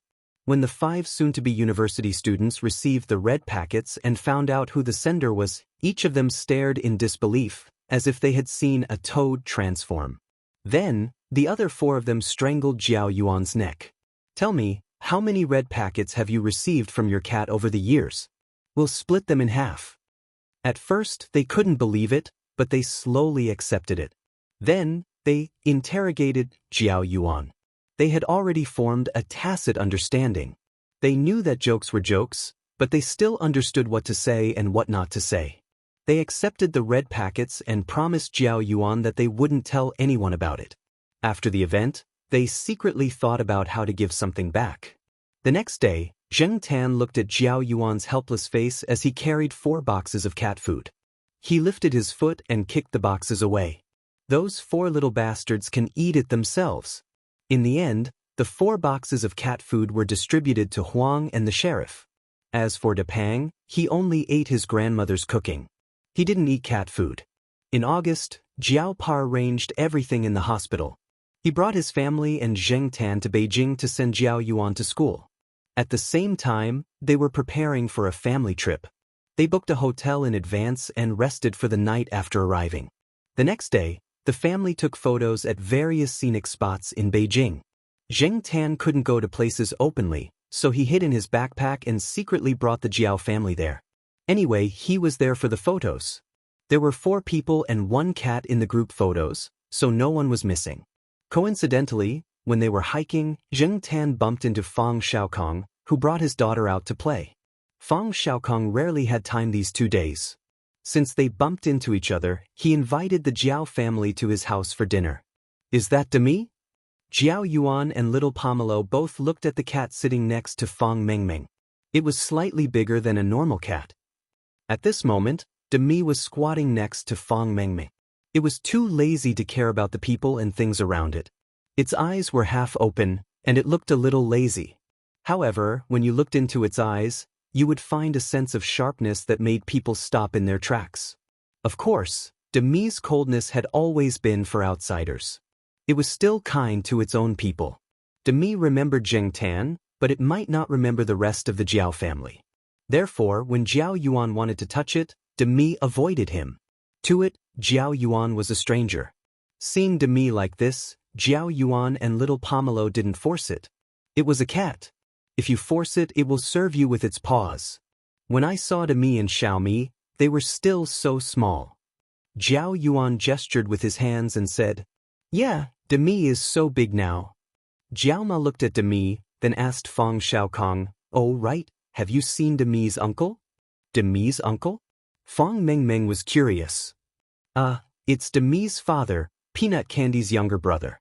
Jiao Ma said. "What does Demi's uncle look like?" Fang Mengmeng was curious. She had only seen the photos of Peanut Candy and Black Rice taken by her father. She had never seen anything else. However, Jiao Pa and Jiao Ma had never taken any photos. Jiao Yuan and little Pomelo had only seen him once or twice. Fortunately, Sesame left a deep impression on them. They could talk about it without any photos. Demi's uncle is a spotted cat. Yeah, it's similar to a spotted dog. It's white with black spots, but its fur is slightly longer. It's a very mischievous fellow. Speaking of cats, Jiao Yuan, little Pomelo, and Fang Mengmeng started chatting. On the other side, the adults' conversation was also in progress. Knowing that Jiao Yuan was going to study at Beijing University, Fang Xiaokong assured Jiao Pa that he knew many people at Beijing University. When the time came, he would ask someone to take care of him. Although he had already visited a few teachers and friends at Beijing University, Jiao Pa and Jiao Ma were still worried that their child would be alone in such a big city. Now, with Fang Xiaokong's words, they felt more at ease. The situation in Beijing was too complicated. If anything happened, Jiao Pa could not take care of it in Chuhua City. Distant water could not put out a nearby fire. Third Master Fang, who was familiar with Beijing, was more reliable. This was the second time Zheng Tan had come to Fang Xiaokong's house. The first time was when he came to Beijing to film a documentary and stayed for a few days.